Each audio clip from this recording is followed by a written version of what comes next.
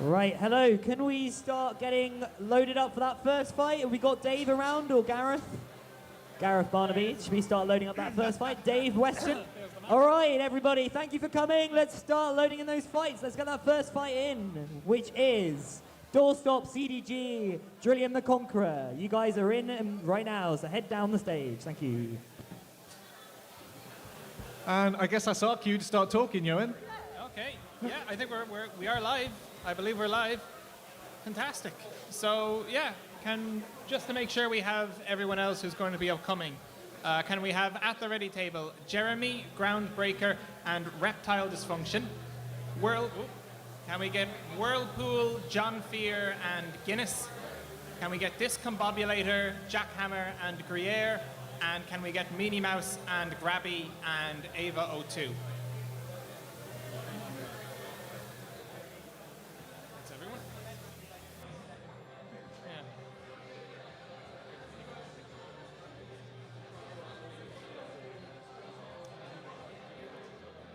You have to get pretty close to the light.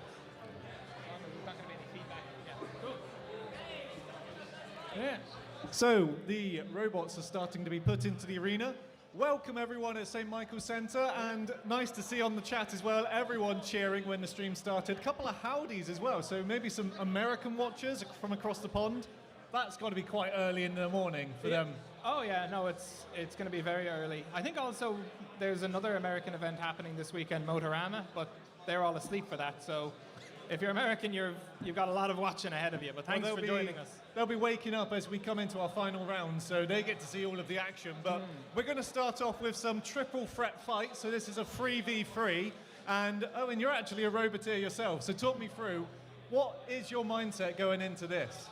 Yeah, so any three-way is always going to be tougher than a 1v1 fight, which most fights are. And it's usually because when you're against one opponent, you've always got a different setup for every fight. If you're going to go against a horizontal spinner, you want a protective wedge. If you're going to go against, a robot that's like a flipper, you want forks that can stay low to the ground. The problem with a three-way, you usually have to pick and choose which one. So this will make it another challenge for these competitors. But I think we're actually loaded up now. I believe in the arena we have Doorstop, we have CDG, and we have Drillium the Conqueror. So CDG, I think, is going to be taking the blue spot. And I'm going to say that's Doorstop in the red zone. And then on the pit is Drillium. Yeah. And this is the first fight. Many, many fights to take place today. 50-odd competitors. Yeah. And St. Michael's Centre is filling up. Sold out crowd today. But yeah. Quick shout out to everyone in the crowd. Let's get some noise. They do exist, we swear. Those on the live stream, people are here. Yeah. And before we do start fighting, good luck to every single competitor here today. And Tom is pleading with me, do not let it go to the judges. Tom is terrified. Terrified of being a judge. Yeah, let's give a quick mention. Our judges for today are Tom, we have Ryan, and we have Ben, and they will be watching very diligently. Their judgments will be firm but fair. So name and shame the judges. There's no hiding now. Your decisions are public. Yeah. Ryan's very used to it. It's water off a duck's back to him. So we are ready for the first fight. The roboteers are getting into position, and I am very, very excited. Yeah. Johan, anything you want to say before we get fighting? Mainly, this is the student bracket. These are all new teams. They're bringing robots in, but even getting them in is an achievement. 2, I'm looking forward to this one. 1, begin. So we are starting up, and immediately there we got CDG going after Doorstop, and I can't actually see anything from Drillium. They look to be stuck a little bit. Yeah, I mean, Doorstop can see where we've already lost a wheel on CDG. That's going to be a big problem for them. And Drillium didn't actually make it into the arena, and, well, we see Doorstop there doing a bit of showboating, celebrating already. Is that the end of the fight? Not necessarily. CDG needs to prove it can get out of its turning circle if it can go a bit further. Possibly, but every time Doorstop touches CDG, the countdown will be restarted. Well, the referee is, and that's a nod from the roboteers. CDG tapping out, and we have our winner, Doorstop. I did not see Drillium get pulled out. Yeah, I think it was just, sometimes when you're arming of a robot, something will go wrong. It's unfortunate, but it happens.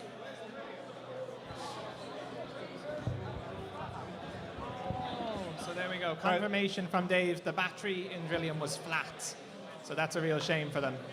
Oh, do you want to quickly come up? Quickly come up. Yeah. We do also have the interview center as well. We do actually. Let's go over to the interview booth. Drillium, come with me. Come with me. We're going to go to the interview booth. Am I interviewing? Yeah. Okay, I'm interviewing. There we go.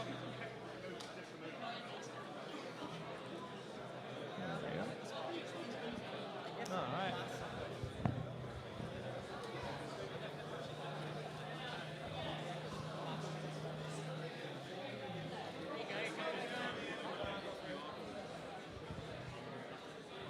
I have a very short lead on my microphone. Thanks, Joe. Cool. Doorstop. Pop it on the table there. Doorstop. You won! Cool.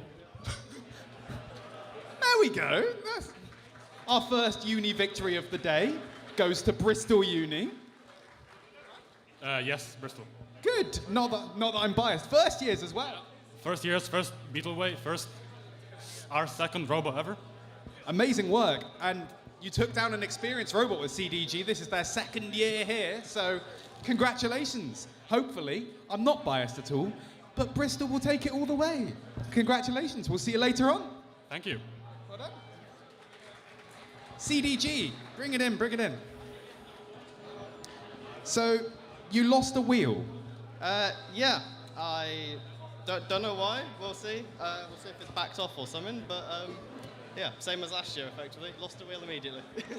You could do with buying some high-quality grub screws, no minimum order quantity at ACU. bbb.gd/ACU. Did you know that? Yeah, I did know that. I wish I had. Well, there you go, everyone. You know where to get your high-quality, high-tensile grub screws, no minimum order quantity. Exactly. CDG, everyone. Hopefully they'll be back and the wheels won't fall off later on. Accu, up there. Go use it. And finally, Drillium the Conqueror.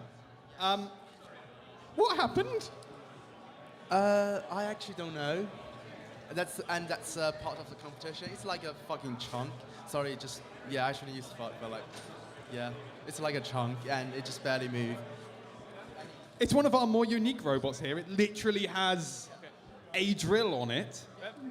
And that's initially my idea, but it's like we cannot lock it, so it's actually cannot spin, and now the robot also cannot move.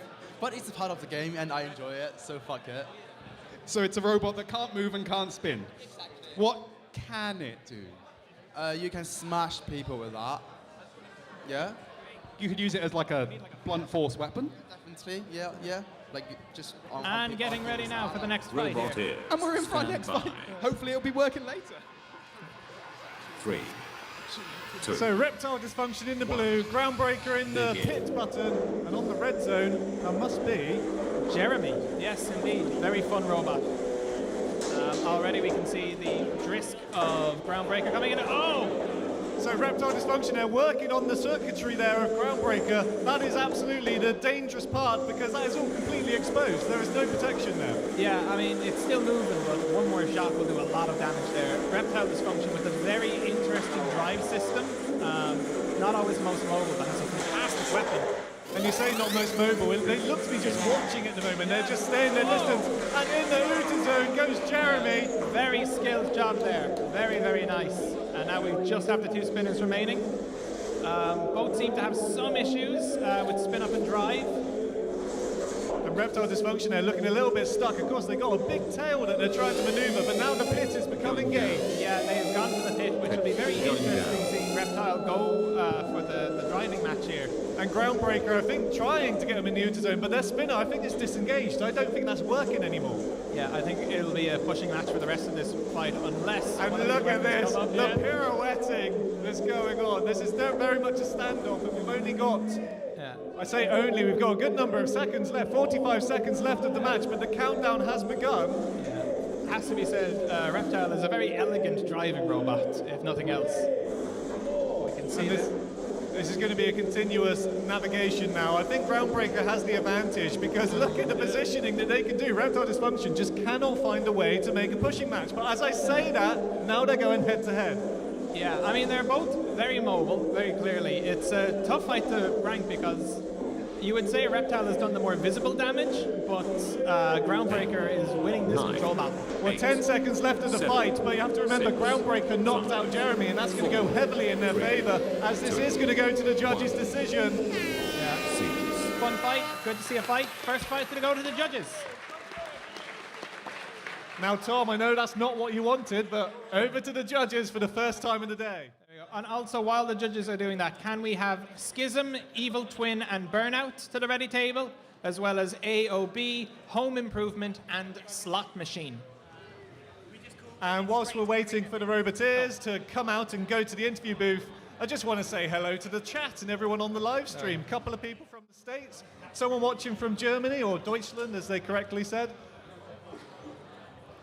And a lot of chanting there. Owen, there's a lot of fans out on social media for you. There's a lot of people cheering you on the comms. So you've got a lot of fans. Hope you're feeling comfortable on the mic. Yeah, that's a good way to start. It's all downhill from here. Absolutely not. Okay. Yeah. Can we have Guinness to the arena? I love the Irish calling. Can I have a pint of Guinness, please? There they are. Cool. There we go. We got him now. It's all right. Yeah. So Roboteers, please make your way to the interview booth. Craig is looking terribly lonely. It's a recurring theme. Oh, dear. Yeah, also, Joe,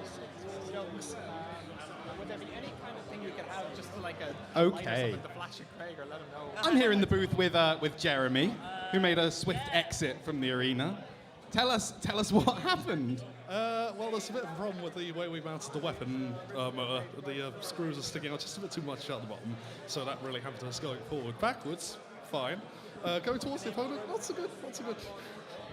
There was something a little bit spinny in the arena that kind of took a bit of a nibble. I did notice some rotation happening. There was a little bit of rotation. To be honest, I expected worse. We expected worse. And it looks fixable. It's pretty fixable, right? Yeah, just stick the wheels on, maybe change the front out, and we'll be good, I think. It's good news for everyone. Jeremy will return. Jeremy, everyone. University of Hertfordshire. Someone else? Do we have the judge's decision? We do, Craig. Oh, should we put them both on the table and make it an ominous thing? Sneck. So are you ready for the decision? I think we're ready. Well, it was unanimous, which means all of the judges agreed in favour of Groundbreaker. Groundbreaker. Yeah, let's hear for Groundbreaker. One of the new Cardiff Uni robots, right? Yeah, it's my first time building a robot, and I was not expecting it to go that well first fight. Well, congratulations. It doesn't look like it's come out unscathed, though. There's a little bit of damage on the back. Let's show the camera. The rear seems to have exposed itself. Yes, all the lovely circuitries on display. When we were packing it, there was in the first draft there was the RX was in between these two motors. So I'm very glad that it's not there anymore, because that would have been probably a competition ender. Was that some snake damage? Yeah, that was. In fact, you can even see on the back panel. There's a little bit of red paint from the vert. Ellie, is this? It did damage. It did damage. It did thing. It turned. It turned more than like an equator a second. Like, it did thing. It hit thing. Yeah, just about. The snake did things. It may not have won, but it definitely did things. And those maneuvers, it was stunning. I'm so excited to see these two robots later on. Congratulations to the both of you for taking it to the judges, and Groundbreaker for winning. We will see you later on. Groundbreaker and Reptile Dysfunction, everyone. And Craig, just to let you know, the live stream, loving your interviews. You're getting a lot of shout outs. Oh no. Keep it up as always. Right. So, for those in the audience who might not be aware, we're not actually saying goodbye to any of our losers yet. This is not the knockouts. Losers of the fights will go to the redemption rounds. Yeah, that's right. So the redemption fights are one-on-one battles that you have. If you win your first round, you don't have to do those, which is the big advantage. And it also means you take less damage. There are some advantages to the redemptions. Mainly you get more time in the arena, which can be very useful if a lot of roboteers are rusty. But generally you do want to win your fights. Now, we have another fight coming up here. We have Whirlpool, John Fear, and Guinness. Whirlpool being the overhead spinner, John Fear being the green disc, and I believe Guinness is the lifter. The red one? Yes. Funnily enough, not really having any of the colours known of with Guinness. Exactly what I was thinking, and not to stereotype, but as an Irishman, you would be very familiar. I mean, I have drank in a Guinness in the past. It does feel like black and white are the main colours associated. I had to give you some teasing because the live stream was also doing the same. So yes, John Fur is on the pit button. Blue is Whirlpool, and that leaves Guinness on the red zone. 3, 2, 1. Begin. All right, fight starting up. We're seeing the spin. And look at that already. Whirlpool getting absolutely fired up. Slowly making their way over. Stop spinning. This is going to be a concern. And they're really struggling to get any traction and slowly moving over to Guinness, but Whirlpool's spinner looks to be too tall. Yeah, well, it's gotten a hit there. John Fear is not moving. And the count referee is counting down, so it is between Guinness and Whirlpool now. Oh, that is a shame for John Fear. So John is officially out. They will be back in the redemptions, but Whirlpool really struggling. That spinner is way too tall. Yeah, I mean, it's struggling, but Guinness is not really able to get out of that corner. This is a challenging boat. Oh, I believe it just hit the link. It just sniped the link. There we go. Very efficient job from Whirlpool there. Strong win. So I was watching Whirlpool was trimming away at the wheel, was getting rid of that tread, and yeah, to have the emergency link out at the top of the robot. Can you talk us through what does that mean? So every robot has, according to the rules, every robot needs to have a removable link, a part of the robot that you can unplug to instantly shut the robot down, make it safe to handle. Now, there are a few rules. The main rules about a link is that you need to be able to access it without the use of tools. So some roboteers will have it under a flap or some kind of a system where you can just open it by hand. A lot of roboteers will often have it sticking out somewhere, but the problem is you've put a giant flashing weak point basically on your robot. Not flashing, but everything close to that. If you hit the link, you're basically gone. Becomes a major target, doesn't Yeah, it? so I think a little unfortunate that not a lot of overheads would be hitting as high as Whirlpool, but that is the risk you run with any kind of removable link, and Guinness has lost the fight due to it, unfortunately. But they will be back. They will be back, but as we mentioned, both John and Guinness really struggling for traction, really struggling to move around the arena. Is that something they can work on? To a degree. I mean, a lot of wheels you will try to... We have wheels made of rubber, we have wheels made of foam, and sometimes the foam wheels are a lot more durable. They can take hits, but oftentimes they can struggle a bit with grip. There's all sorts of things that go into grip, like the drive power you have, where your weight is on your robot. John's issue seemed to be more of an electronic issue. The weapon spun up and then died, and then the drive was twitching. And if you see a drive twitching, that's generally a sign of something going wrong electrically. And you mentioned grip. That isn't bare metal on the arena floor there. There is actually a good amount of grippy paint. But I think we should go over to Craig for some interviews. Indeed, yes. We're here with Whirlpool from the University of Chichester, the victors of that fight. The most precise shot of the day. Congratulations. Yes, I wasn't expecting that to happen at all. Last time I saw this robot online, it looked slightly less potent. It definitely didn't have this massive bar on it. So, expecting some big damage from it today? Yeah, we were definitely very last minute.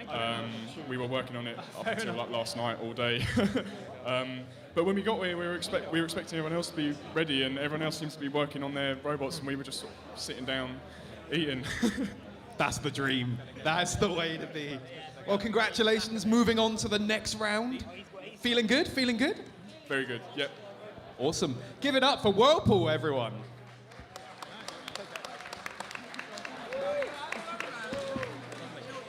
We have no one else. I'm alone. Yeah, I'll try to do a quick call out once Craig's done with this interview. There you go. Just very quickly, can we get Ogre Baked, Inertia B4, and Wedge Against the Machine up to the ready table, as well as Snake Bite Abracadabra, and Attitude Adjuster. Oh, I need to make sure all these...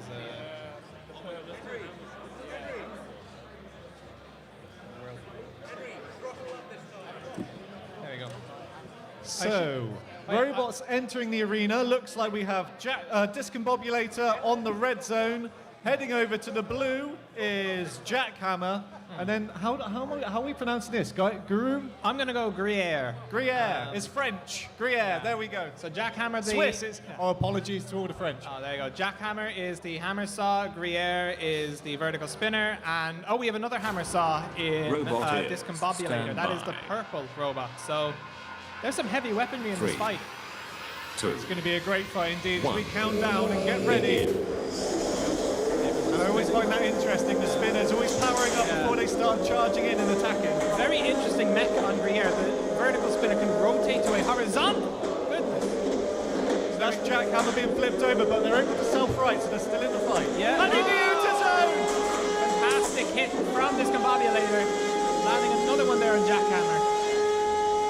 So that is Guru out of the fight, and look at that maneuverability there by Discombobulator running around Jackhammer. Jackhammer turned over once again. Yeah, Jackhammer is self-riding, but you would have to say Discombobulator has the control fight at this. Although it does seem, no, the spinner is still working. Jackhammer going for hit. Going down. Control might be the only way to win this one. Going down. So there was a moment of silence there, and look at Discombobulator going for a suplex-style hit, and they're getting very close to the pit. Yeah, that was a very close one. I think that was Jackhammer's chance. I think he might have missed it there. Another nasty hit from Discombobulator. So the maneuverability of Jackhammer really not there, and Discombobulator running circles trying to get the damage in. They're looking for the pit. There's a minute left in the fight, so a lot can happen. Yeah, I mean, there's such a huge amount of weight on Discombobulator. It's not a normal hammer saws you usually see verts. This is more like a hammer drum. Which, sorry to interrupt, but it looks like they are entangled right now. They look stuck, and there we go. They've been able to disentangle each other. Yeah. Oh no! Into the pit! Discombobulator! Oh, what a shame! The fight was. There was 30 seconds to go. Oh, you have to say that's an upset. That is an upset for I would say Discombobulator. So. They were running circles around Jackhammer. Yeah, I mean, in credit to Jackhammer, it survived all of the hit, and a lot of robot combat is just being able to take hits, being able to dish them out. But yeah, Discombobulator will have another chance in the redemptions, but that one is going to sting. You've been an experienced roboteer with Babrog. You've been in situations like that where you clearly, in terms of the judge's decision, have the lead, but you want to keep getting the fight done. You want to see the fight finish naturally. Discombobulator there, do you think they just got a little bit too eager, ran out of patience? I think in every fight, if you have the option to knock out an opponent, you want to knock them out, either via pitting or via knocking them out. It was clearly trying to use the hammer function instead of running it as a vertical spinner, which was landing hits. Maybe a little over-eager, but ultimately I can't shame them too much for actually trying to go for the KO there. No, absolutely. It's what we want to see as spectators. It's what we want to see as robots doing maximum carnage to each other. Yeah. But in terms of the competition, I don't know, maybe working on their control. But they're going into the redemption round. That's great for us because we're going to see that robot go up against another competitor. Exactly. And I would just like to say, all of these fights that we've been seeing so far, this is the student bracket. So what makes Brawl special from several of the other BBB events is that we have a student bracket on board who will be fighting, and it not only encourages more students to come in, but it does give us a different sort of perspective on robot fighting.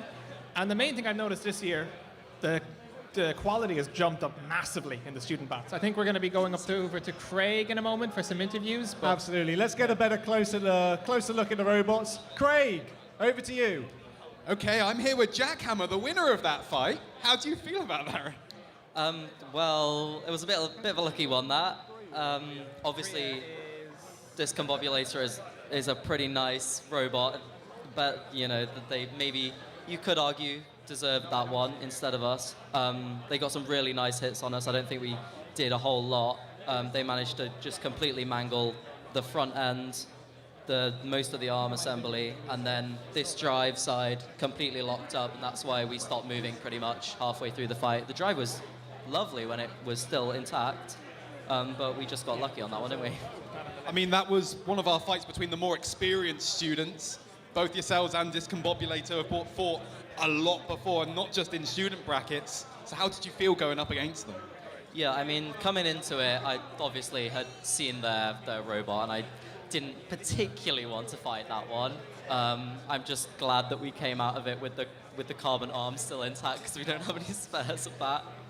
Well, well done, Cardiff University. 2 for 2, everyone. Jackhammer. Bring Discombobulator in here, quick. Because you guys were working on this so hard this morning to get that spinner working, and it was doing the thing, and then... I mean, it's nice that it did what it's supposed to do. It span, it got some good hits, it swung the arm, and that's just life when you end up bouncing yourself straight into the pit. And I'm not particularly sad about showing what it can do and, you know, being aggressive, so... It's definitely going to be a feared robot moving into those redemption rounds, right? I mean, I like to think so. Hopefully you can get some more good hits and have some more fun. Heck yeah, biggest hits of the day, I'd argue, so far, everyone, right? Discombobulator, we'll see you later on. Give them a cheer, everyone. Yeah, just very quick. Can we have Fission, Electromechanical Combat Device, and Panda, and Digestive, Mother Loader, and the Mangler up to the ready table? The Mangler? The Mangler, not by Rory Mangles. No, this is an original Mangle here. What naming convention do you typically use on your robots? I mean, all of mine are sort of Irish, I would say. I mean, Barrow is Irish for hug. Those are my grappler robots. Lame was the Irish for jump, and that was my spring robots, spring flippers. And Babrogue is just more like a baby Barrogue. But every robot here will have a naming convention. And they really can give a lot of personality. One of my favorites is Morgan, who has Team Forgotten Gods, and all of his robots are just, you know, all of these old, you know, mythological names like Yam and, oh goodness me, Dolos. But Yam, it can be two things. It can be a vegetable and a god. There we go. Yeah. Okay, well, loading into the arena. Thank you for that, Ewan. Yeah. Loading into the arena, we have Grabby in the red zone. They have their own fan squad. Very nice. They've booked out a number of tickets here, so we've got lots of cheers for Grabby. Then we have Meanie Mouse up against the pit button and Eva 02 in the blue zone. And if you want a sign of how strong the student bracket is this year, Eva 02 was a semi-finalist at the Champs in October.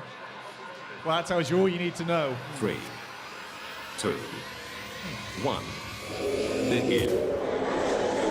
Getting up immediately, Grabby instantly getting the approval of the audience. Meanie Mouse and Eva wrangling with each other, getting a nasty hit. So that's Eva up into the air by Meanie Mouse and Grabby staying a little bit out of it, just waiting to attack from the back, and in they go onto Eva. Yeah, going in, staying aggressive, which is what you want to do as a control box. Very scary time for Eva, whether to actually bring down the weapon into that drum. And I'm not sure if Meanie and Eva purposely fighting each other, but they're definitely targeting each other. And Grabby is actually being able to get a bit aggressive because of that.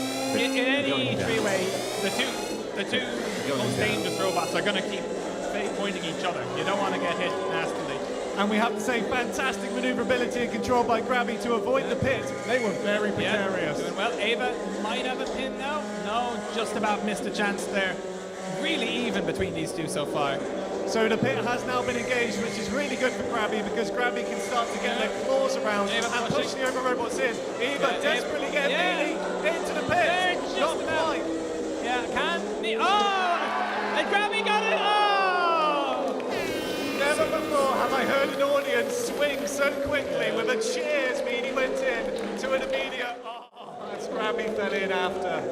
I mean, the good part is that Grabby technically got a KO there. So they're not out, as we keep saying, they're going to go through to the redemption rounds. But thinking back to when they were stuck and the pit came down, that was fantastic control by Grabby. They did such an amazing job to avoid being eliminated right there and then. Yeah, but I mean, very good performance from Grabby. Meanie Mouse as well, I think that was a hard fight to be given. Meanie Mouse is a good robot as well. Eva with a very, very decent win there, I would say. So you mentioned that they got very close to winning at the champs, and so how far do you think Eva can make it through to this competition? I don't know. In the Subterranean Showdown, its first event, it came top 4. This event at the champs, it's come top 4. So we'll see what kind of impact it'll have the third time round. I think it can do very well, at least top 8 or top 4. It's so well driven. It's really actually, it's going to be too harsh for me to say, do you have a favorite at this point? We haven't seen all of the robots yet, but there's been some fantastic contenders. And I'm very, very excited to watch the redemption rounds. I think they're going to be fantastic. Yeah. So Roboteers, if you can make your way over to Craig for some interviews. And I think we're going to be talking to Grabby first. There you go. Grabby's coming in. Let's get that wonderful machine down on here. Amy, were you driving that one? You realise you just KO'd Will Owen, the driver of Mighty Mouse? I think that's pretty great. Is that the first time you've knocked someone out? Yeah. There we go. That's what we want to hear. Into the redemption rounds. Do you reckon you're going to knock him out as well? Yeah. Hell yeah. Give it up for Grabby, everyone. Well done, guys. Anyone else? Will.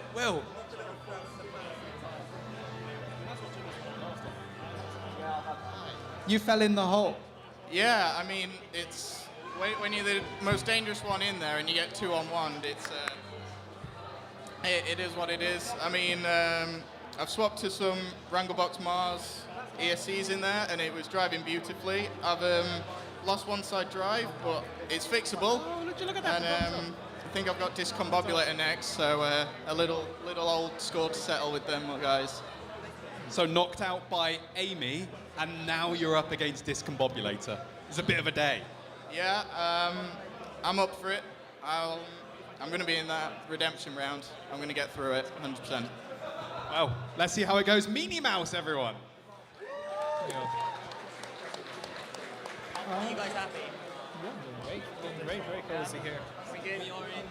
So just monitoring the chat, someone's asked when is the next BBB event, and we're already getting those types of questions.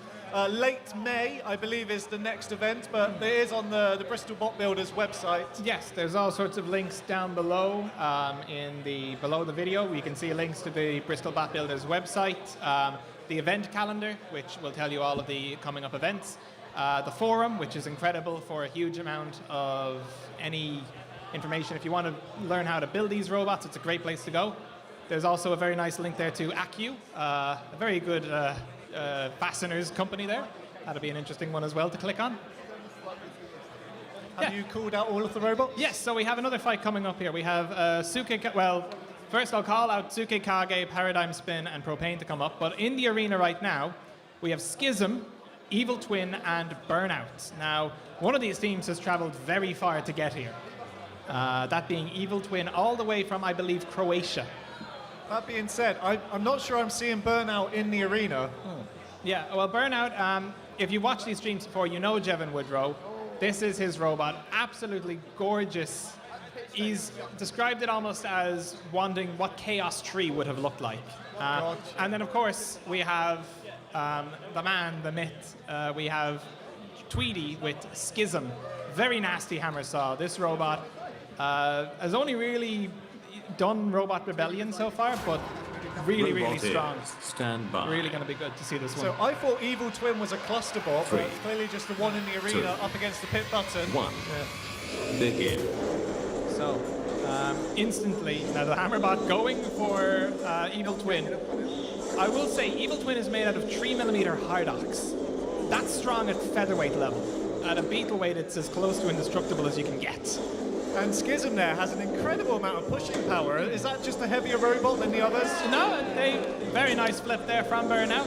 I think Schism is still at the full weight limit. It just has really strong drive and magnets, I believe, as well. Do you have more weight under you? Better pushing power. So that's making advantage of the steel floor that we have in the arena. And now we've got a free robot pile-up. Yeah, we can see there Schism stacking there. Burnout getting free from the wall. And getting another flip in on Schism. Yeah, and we can see the lifter on Evil Twin as well. Going Very down. efficient. And now the pit is being dropped. Going down. Getting very close to the Uta zone is Schism, but Burnout not being able to get the flip that they need. And now we're seeing Evil Twin stuck, I think, against the arena wall. Another hit there. Burnout is potentially struggling to self-ride. Oh. And Burnout is slowly walking themselves over to the pit. They cannot get enough of momentum to flip themselves. And Evil Twin is in the pit. Oh, I think. Oh, and we can see Schism very much putting pressure. Although that has actually allowed Burnout to self-ride. I think that might have been a bit of sportsmanship there. Well, no, I don't think so. Schism definitely go for the pit as they get very close. Burnout just. Oh, nasty hit there in the pit. Beautiful. So from our angle there, that impact from the hammer of Schism that actually did quite a bit of damage on Burnout. I didn't think it would be that impactful. Yeah, no, I mean it is a pretty powerful weapon on Schism. It's not quite at the same level of a lot of vertical spinners, but the advantage with the hammer saw is that most robots will have all of their armor around the sides. A hammer allows you to go hit the top plate, hit the bottom plates, the parts that are less armored, and often have more vulnerable parts like links and power switches and such. And I think that's absolutely correct for Burnout, because you can see it had the clear perspex where the circuitry was all being housed. So very much a weapon designed to attack the brains of the robot, the heart of the robot. Yeah, I mean, it has to be said, Burnout was doing very well. The only problem there was the self-riding. It's sort of a shame, because if I'm imagining people are fans of Chaos 2 here, that was a very, very similar maneuver to what Chaos 2 often ended up doing in its later years. And I'm looking at what David's pulling out of the pit there. There's a lot of parts being retrieved. As a roboteer, how much can you salvage when you've faced a fight like that and you've got destruction on your robot? I mean, it depends on what has been damaged. A lot of armor panels on robots nowadays will be designed to be easily replaceable. They're some of the easier parts to replace. Drive motors, ESCs, can be a little harder. They involve wiring. And if it's anything structural like bulkheads with the weapon, they can be really bad. But again, a lot of it depends. Some robots can just be swapped in super simple. Some robots, it can be terminal damage. Well done for staying professional during the encroachment we're having by the judges on the commentary cam. But roboteers, please make your way over to the interview booth. We want to see the destruction. Looks like we're going to be talking to Schism. Jack Tweedy. Jack Tweedy. Jack Tweedy. Jack Tweedy, you hit that thing unnecessarily, may I just say. I had permission. He is nodding. Yeah, Jevon gave me full permission. I do want to mention, though, that there is a young fan that's sort of struggling at the moment. I would like to dedicate that win to Funky Keith. That's very sweet. Very sweet. I'm sure he'll appreciate it. Who was the third? Indeed, indeed. So Schism, moving forward. You feeling good about that? Was it doing exactly what you expected? Yeah, except it broke its own arm on that last hit. Oh no. I have spares. He has spares, everyone. Everything's going to be fine. Schism. That's its name now. Burnout, we need to see this damage. Let's get that some gourmet damage down there. Ooh. He piped me. And the pipe. My pipe. How could he? Pipes. Oh, well, now we've had a look at that gourmet damage around the back. Let's just make a point of looking at this absolutely stunning machine. I've had a lot of troubles with this, but it's been good fun, and I'm using today as sort of a learning opportunity, because not every event has to be winnable. It just has to be getting good data, and that was great data for me. I had a lot of fun. I did let Jack hit me in the back. I want to get that on record. Jack had full permission. We had a bit of an understanding beforehand that I immediately...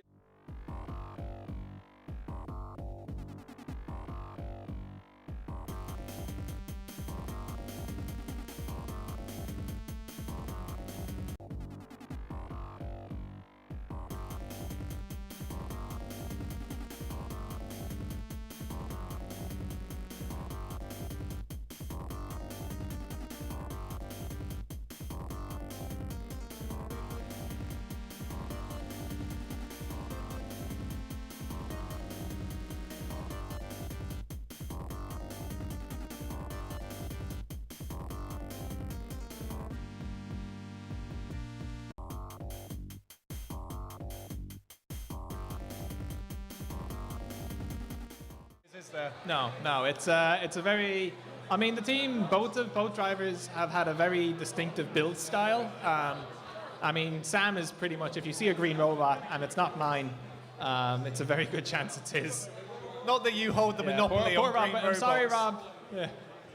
But you tried to hold the green monopoly on robots. So Ogre Baked has made their way over to the pit area. I think they'll navigate to the blue potentially once we get the fight underway. Yeah, sorry for those on the stream. We had a bit of technical difficulties, but I think we are back up and running. Fingers crossed. Yeah. Also, just another shout out. I've seen some comments coming in from France as well. So we've got a real international presence watching this series of fights. Yeah, no, that's really good. I mean, I've definitely noticed these UK events have been going on for a while, and there's always been one or two international competitors coming over, but there has been much larger of an uptake. And in general, the European scene has been climbing, it's been growing. Like, you do have events not just in the UK, you have events in France, in Germany, in the Netherlands, in Italy now, I believe, as well, and several other smaller weight classes in Scandinavia, and I'm definitely missing a few places, but it's international. Anyway. If you want to be a roboteer, there's pretty much a place for you to come and compete. So, we are looking ready for the fight. Ogre Baked up against the pit. Yeah, and we have Inertia XL Inertia B4, a vertical spinner by Will Thomas, and we have Wedge against the machine. So Wedge on the red zone and Inertia on the blue. Yeah, just for reference, Wedge against the machine and Evil Twin both arrived Robot together, is but they are stand competing by. as separate entries. 3, 2, 1. Begin. So some quite smaller robots here, and because they are a cluster box, just because one robot gets out doesn't mean they're both out. But Inertia already struggling to gain control. The power of their vertical spinner. Yeah, Ogre Baked is staying very stable, but they have lost one half of the cluster, it seems. That's going to be a big issue. Well, do you think maybe they can use the other robot to bring them back in? Are they actually under power, or are they just stuck on the wall? I think they're stuck, but the count out has happened, and these robots are counted out separately. A belt has gone there. I think Ogre Baked has lost its weapon belts. So you can hear things powering down now, getting a lot quieter. But Inertia, actually Wedge is doing a fantastic job to get under Inertia. It has, so it seems Ogre Baked is gone now, but Inertia seems to be stuck under Wedge against the machine, which has wedged against the machine. We can see free now. So that was a pin maneuver, I think, there, as they maneuvered themselves fantastically in line with the referee's count out. Can't do more than 10 seconds, but Wedge is now being spun around by that vertical spinner of Inertia. And there was a nasty hit. I think that may have gotten the lifter. I think it's done. Inertia looking very strong there.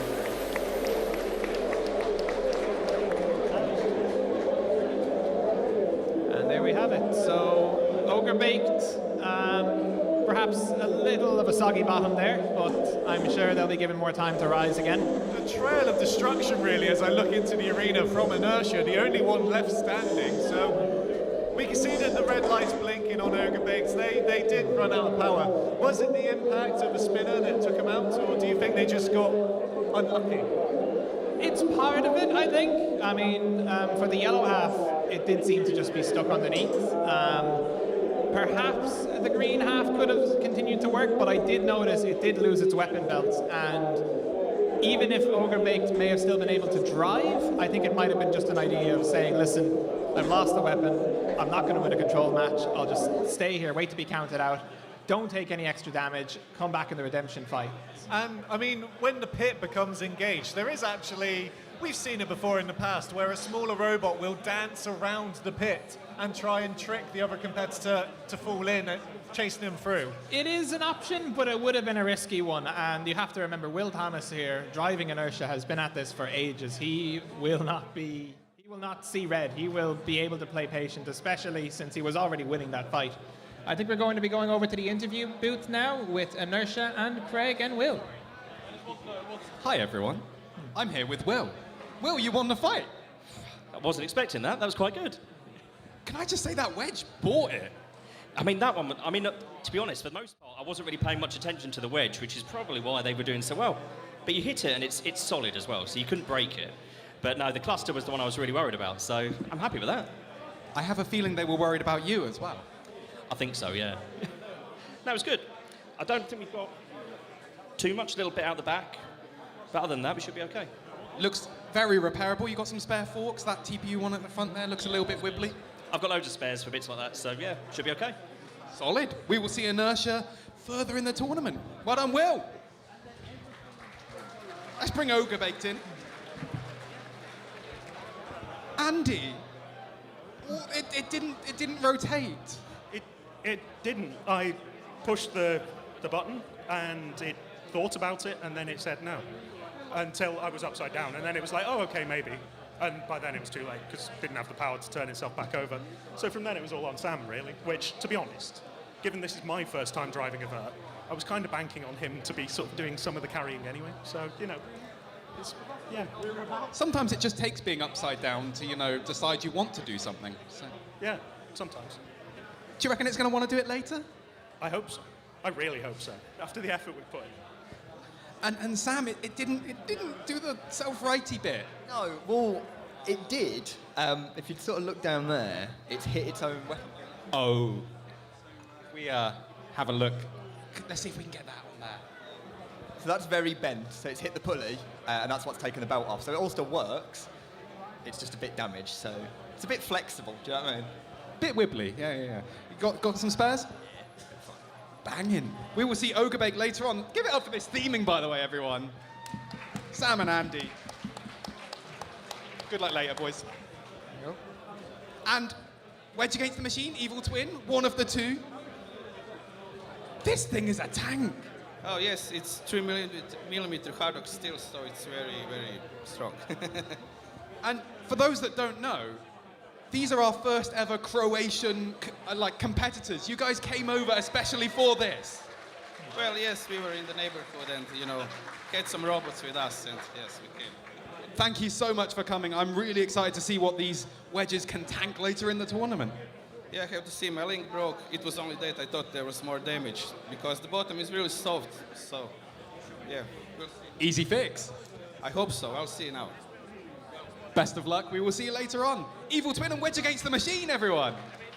Okay. Fantastic stuff. And can we just get AOB, Home Improvement, and Slot Machine to the ready table?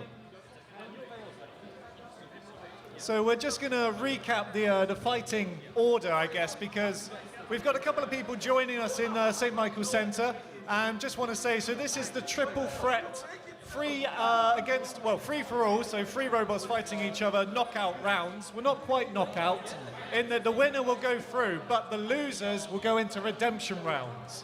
Yes, indeed. So it's harder to win a three-way fight, but if you do win it, it does mean you have one less fight to have in the tournament. You have less damage you're taking on, typically. And it's just a great load off of your back, honestly. We have the box seemingly arming up now. We've got a new team coming. Well, we have 3 more entrants in here now. And at this point in the day, the robots should be pretty much ready to go straight into the arena. They've not had a fight yet, so they should be ready to go in, although a couple of roboteers have been building their robots literally this morning. Yeah, you often sometimes find that it's actually the redemption fights where a lot of the bugs have been ironed out in many of these machines. So a lot of robots just get nervous, really is the only way to describe it, but it's very easy to get nervous in this fight. Some very nasty weapons here. Attitude adjuster, looking very different from when I've last seen it, but looking very, very scary as a hammer saw. So attitude adjuster is up against the pit button. In the red zone is Abracadabra, and Snakebite is in the blue. Do you have a winner? 3. It's hard to from record. Attitude adjuster is the 1. favorite, but both of the other 2 robots are very, very competent control bots. An upset is very possible here. So Snakebite and Abracadabra potentially wanting to work together, but Snakebite trying to get in on this fight. Currently it's Abracadabra, and now we're seeing attitude just again flipped over. Good maneuverability by Abra. Yeah, I mean, Attitude will have a big weapon, but that will mean it'll be a lot more unstable. And these are the kind of robots to take advantage of that, as we can see with Grabra. Very, very nice pin. It literally looked like they were passing it between the 2 robots. Snakebite offloading to Abracadabra. They are stopping Attitude Adjuster from getting into this fight. Yeah. You'll in these fights where there's 1 control bot and 2 control bots, 1 spinner, the control bots will usually team up against the spinner, and they're not making it easy for Attitude Adjuster here. So I'm looking like, it looks like Abracadabra's got a bit of protection, a bit of that armor coming off the post up there. Yeah, that's just designed to take any hits from the hammer saw, stop anything from getting into the really vulnerable internals. But something's hanging off there. And again, we're seeing Abracadabra doing a lot of the grabbing. They're getting ever closer to the pit. That's really what the control bots are wanting to utilize. And it does seem like Attitude Adjuster is struggling with drive on one side. This is a very precarious situation for every robot here. Snakebite nearly getting a push and a KO by a pitting.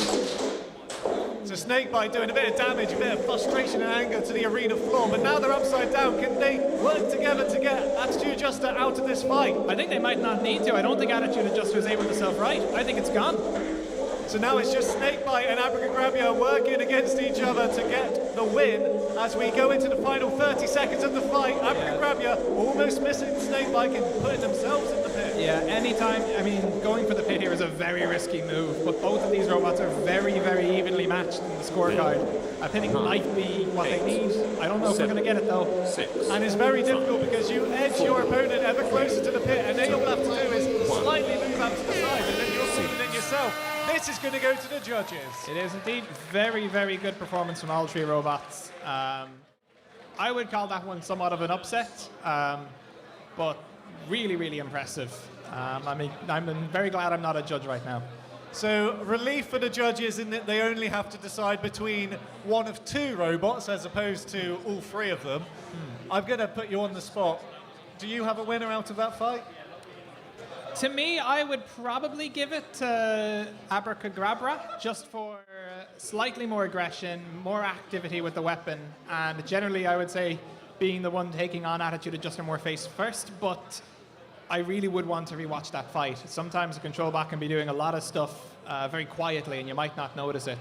Well, I'm going to do the same thing to the chat. If you're watching online, please put it into the chat. Who do you think is the winner out of that fight? And I want to ask as many people as possible, because when it's down to two control bots like that, it's actually quite difficult. What are the judges looking for?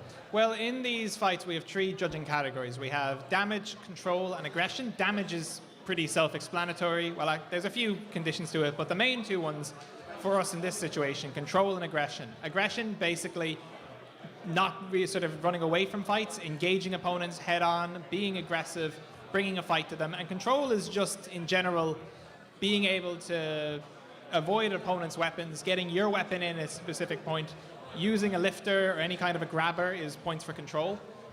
So it's that kind of thing where you want to be aggressive, but you also don't want to be running face first into something. And those are the two categories that judges will look at. I would say Abra did seem to have a little more damage, but that was from Attitude Adjuster, and Attitude isn't winning this one, so that's another complication. Well, if I can ask them to head over to the interview booth. Yeah. There'll be some quick interviews as we have a fight loading up fairly soon. Have we had a judges on that yet? Not yet, they're still deliberating. I'm here with Becca from Abracadabra. How was that for you? You were worried, right? I was really worried about Attitude Adjuster, and he's messed up my front end a little bit. So maybe I was rightly scared. But yeah, intense fight, and more of a control fight than I was expecting. Yeah. Were those forks stuck in the air, or was that a choice? So the metal strip that is meant to be sort of leading wedge edge got jammed underneath her forks. So unfortunately, yeah, still totally functional, just a little bit of unfortunate. Yeah. Very fair. But collectively, you took down the big scary. Scott is now furiously working away on it. Bless him. How do you think that went? Do you reckon you've got it? I couldn't call it, to be honest. That was really tight, really tight. If the crocodile does win it, totally fair, I think. So, yeah. Snakebite absolutely bought it in that fight. Do we have a judges yet? Are they still going? They do have a judges. Go for it. You guys go. Cracking fight all round. So we have a unanimous decision in favour of Abracadabra. Becca.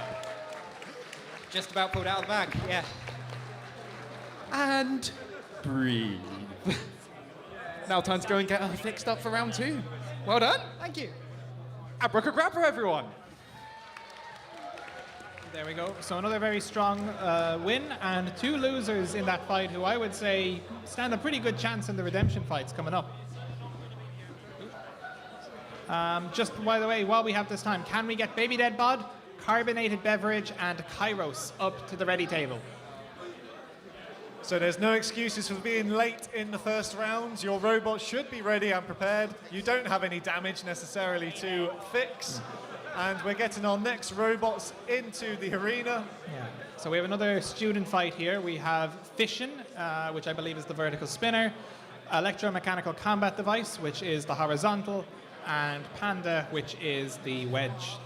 I don't want to say that I fear for Panda's extinction, but I'm looking at their competition, and this is not a good bracket for them to be fighting in. I mean, for any control bot, the nightmare scenario is fighting both a vertical spinner and a horizontal, because you can't really armor for both of them. How many googly eyes do you think Panda brought to this event? I would hope at least 8. Enough for each fight. Stand by. So Fission is in the pit button, red is Panda, 3, and on the blue is 2, Electromechanical 1. Combat Device. That'll be one name to say over and over. We can see there, Electromechanical Combat Device and Panda already going on against each other. Oh, 2 wheels already gone from Fission. So no wheels on that wagon, they are immobilized, and Panda is only able to pirouette. They haven't really moved out of that red zone. And meanwhile, Electromechanical Combat Device has lost its spinning weapon. This could be, it still has drive. This is a very unfortunate fight in some situations. So this is down to a control. The pit button is now enabled, and we see there Electromechanical is actually able to hit it. Yeah, I mean, it's going down. If Electromechanical has the pushing power, it can win this one. I would say normally Panda would be better suited for this, but it is currently not driving too well. Well, they're both rumbling around that arena floor, and Panda doing their damnedest to get into the right position, but really this is difficult. Will the judges look favourably on whoever activates the pit button, or is that really null and void? I would say going for the pit shows aggression and control. Going head-on against another spinning weapon will show aggressiveness. Driving in something outside of a circle is also generally a point for control. Which is something that both of these robots are now struggling to do. They're not moving out of that red zone. I would say that Electromechanical, I think, has been better at maneuvering themselves to try and push Panda. I would say so. I mean, Panda is... So for mobility, you need to escape out of your circumference when turning, and Panda is just barely circumferencing at the moment. So potentially one wheel taller than the other, or another wheel grounding out, just not getting the purchase they need for that forward movement. Meanwhile, Electromechanical is actually maneuvering forward and backwards. Yeah, which is aggression by the rules 9, of the judges, 8, certainly. 7. Well, this is going to go to the judges as we have the final 5 seconds of the fight. 3, 2, Very dramatic Vision getting knocked out of the fight in the early stages, but now we go to the judges. Indeed, yes. So we'll see. We can see them diligently working away. I'm sure we'll have a replay of the highlights. And just looking at Fizz in there, so the wheels were the thing that came off pretty much instantly. Would you have any words of advice? I mean, I'll say wheels are deceptively one of the hardest parts of these robots. Getting a wheel that you can take on and off, but also doesn't come off in a fight is a big challenge. So getting good hubs for them, getting a way of attaching the wheel. A lot of these wheels will use grub screws, but because of the sizes of these robots, these grub screws are generally pretty tiny. They're about maybe M3, M4. So most of them come in M3. I would highly suggest upgrading to M4 grub screws, and we have a certain supplier of grub screws right here, bbb.gd/acu. Very good supply. No minimum order quantity, I hear. I believe Craig is telling me something. I think we might have an interview in a moment. So just to re-explain that, so for those on the live stream, we do actually have a sponsor for this event. We have Acu, who have very graciously sponsored this event, and we do have a link where if you follow through that link, it will favourably benefit us, and potentially we'll get repeat sponsorship. So give us a bit of love, help us out, and also do check out their range of products, because they do have a fantastic variety of fasteners.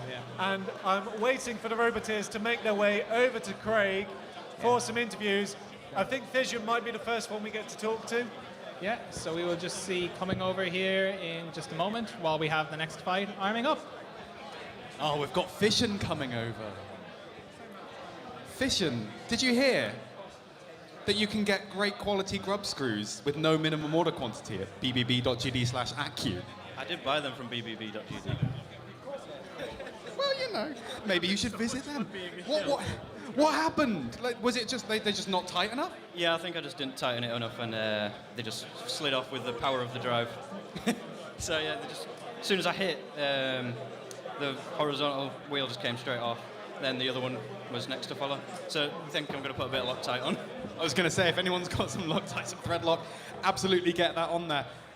Really cool robot to see. I love the texture on this. Is it just like a CNC HDP thing?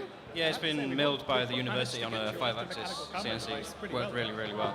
It looks amazing. I love the look of it. Shame on the wheel, so I think next fight, definitely Loctite, super glue, whatever.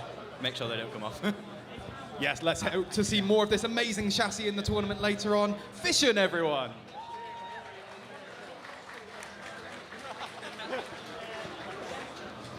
Who have we got? Electromechanical combat device. It's a bit of a mouthful, isn't it? But this is the robot I hated most when doing spreadsheet work for this tournament. Well, sorry about that. It's better than last year's name. James and Dan's robot. It is better than James and Dan's robot. And it spanned for a bit? For a little bit, yeah. I think it must have got caught on something, knocking the wheel off one of the other ones. So It knocked a wheel off. It knocked a wheel off, so that's pretty good. we'll have a look at it afterwards, and it should be an easy enough fix. Damage done, and hopefully future wins for another Bristol team. Let's go, Bristol. Electromechanical combat device, everyone. Electromechanical combat device. Electromechanical combat device. Summon it in the mirror behind me. Panda! You got it into the arena! Yes, we did! These guys were still building it outside while Tech Checks were finishing. Not proud to admit, but yes. So, well, big up actually getting it into the arena and taking it as far as you did. How do you feel about it? Betrayed. Yes. It has a lot of potential. The wheel's just loose. So next fight you can definitely expect something much more. And as expected, nothing will go through this front, in my opinion. It's 20 mm HDPE. I don't expect anything getting through that front. It might just blow up, but it's not going to break through our armor. So. It's a thick boy. Oh yeah, like a panda. It's lazy, slow, but powerful. Heck yeah, we're here for it. Panda, everyone! So, great fight. We have a unanimous decision. The winner was Electromechanical Combat Device. So I had it perfect. Electromechanical Combat Device has won that fight, and we will see Panda and Fission in the losers, a redemption fight. It's nicer to say. So in the red zone, Mother Loader, Digestive against the Pit Button, and that leaves the Mangler in the blue zone. This is going to be chaotic. And Mother Loader there in the red square as well with the hammer robot. The Mangler with the amazing saw, and Digestive with a very nasty vertical spinning. Ooh, already landing a hit. So Mother Loader losing some of their signage there, and that's a lot of damage. Oh. The Mangler, I think, is out, and the Mother Loader going up into the arena room. Very nasty hits from Digestive, but Mother Loader did manage to get it up into the air. And Digestive was beautifully positioned to get Mother Loader into the out zone, but they didn't have the spinner up to speed, they couldn't get enough traction. Mother Loader is basically going to try to destabilize Digestive if it can. That weapon has so much impact, it will, you see it lifting up when it turns, the gyroscopic force is lifted up. Mother Loader should be able to take advantage of that. But Mother Loader has now lost one of their tracks, and that is going to seriously hamper their drive. Up into the arena roof again we go. Yeah, Mother Loader is looking a little sad now at this point. I think there's a lot of people wanting the pin there. We might even get a pin chant going from the arena. That's a win for Digestive. Very, very nice. Can we just get Cult, Bert the Vert, and Toucan, as well as Killjoy, Happy Camper, and EMP up to the ready table? So let's talk about about that fight because we now have a replay up on our live stream footage, and you can see there, Digestive, they were doing a lot of damage and just running into the back of the Mangler. That really put the Mangler out of action. Yeah, one hit from Digestive turned the Mangler into the Mangled. And you can see there, again, landing hit after Mother Loader. Really durable robot Mother Loader, it has to be said. And all it takes is just destabilizing one of these vertical spinners. They can fly out of the arena. So Harry was doing the right strategy there. But yeah, unfortunately for Harry, ran out of drive basically, and Digestive looked pretty unscathed from all of that, it has to be said. Well, we've already mentioned about the drive being probably one of the most challenging elements of a robot. The weaponry is one thing, but the one thing you cannot afford to lose is that ability to maneuver yourself around the arena. And it's really cool seeing something different, seeing the tracks of Mother Loader, but they do run that risk of falling off. And we're going to go now over to Craig to talk to the Mangler. Wonderful. Yeah, we've got a little bit of damage to show you guys on the Mangler. Yeah, just we'll rotate that into the main camera there. Ooh, ooh, ooh, ooh. Pick a camera. Yeah, some gourmet damage. Delicious damage. Wood completely cut through. I use wood as a weight-saving measure. I don't know if I'd recommend that going forward. We'll see how friendly the pits will be for getting this in for the next fight. The Mangler, of course, the son of everyone's favourite chain-based expletive robot. Will it be fixed later?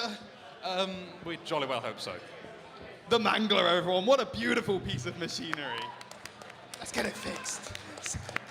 Anyone that can get it fixed, please help get it fixed. Good luck, Harry. The track stayed on a fair amount of time. Yeah, until the very end.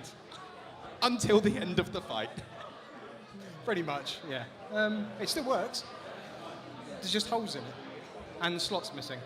And one of the tracks fell off. But other than that, yeah, completely flawless. Rob's worked out how to vert. He has, I wish he hadn't. Yeah, it's a little bit scary. Mother Loader, though, what a beautiful robot. It's, oh goodness, oh wow. Yeah, it's got some holes in it that were no longer there. That's a nice slice out of the bottom there. Yeah, he's really worked out how to do things. Is this going to be workable for later? Yes. Yes. We're going with yes. Mother Loader, everyone. What a fantastic piece of roboteering.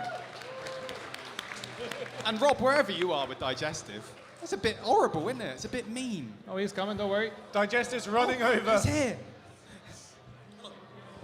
I made a robot. It worked. Oh my god. Yeah, it did actually. It turns out when you make a ground scraping wedge, it scrapes the ground. So raising the wedge up basically unleashed the beast. So, I'm all happy. It's a bit mean, isn't it? Just a little.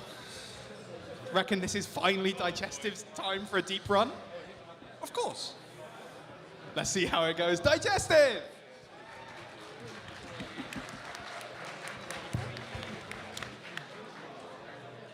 Very, very nice. So we have 3 robots also entering in, some pretty hard hitters in this one. So we have a control robot, Tsukikage. We have a drum or an egg beater robot in Propane, and a very rare thing to see in Beetleweight combat robot, a full body spinner, Paradigm Spin. There's a couple of cheers for Paradigm Spin. They know what's coming. This robot is pure, utter chaos. There is no such thing as control with this robot. It is sheer aggression. Yeah. So the issue with any kind of full body spinner, the advantage is that, you know, every part of you is dangerous. The disadvantage is that it's incredibly hard to know which way you're facing if you're a circle. Well, they do have the, don't know quite what to call it, but the handle on the top that gives it some form of direction. But yeah, it gives it an idea. It also helps to self-right. The robot can use the momentum from the weapon and that arm to rotate itself around. And Propane as well has a second flywheel in that spinning mechanism, which should give it more stability. Robot really is. interesting engineering on Stand that one. by. 3, So Tusky Cage in the red, One. Paradigm Spin against the Begin. Button, and Propane in the blue. That looked a little bit like a jump start to me, I'm not sure. Instantly the two spinners going over, and so the referee seems to think everything's fine. Oh, a nasty hit there for Paradigm Spin. Ooh. So, Propane going underneath there as they almost got them into the Hooter zone. Paradigm Spin getting up to speed and now getting out of control. Yeah, I mean, this is a small arena for Beetleweights. Very hard. That is the link gone out. Paradigm Spin's gone, unfortunately. And I've never seen that amount of destruction done to Paradigm Spin by another robot. Normally it's destroying itself, and now we've got a pushing match between Propane and Tusky Cage. Yeah, now Tsukikage is actually being pretty smart. It's keeping its face in Propane's weapon, stopping it from spinning up, which, after what we've seen, is a very good idea.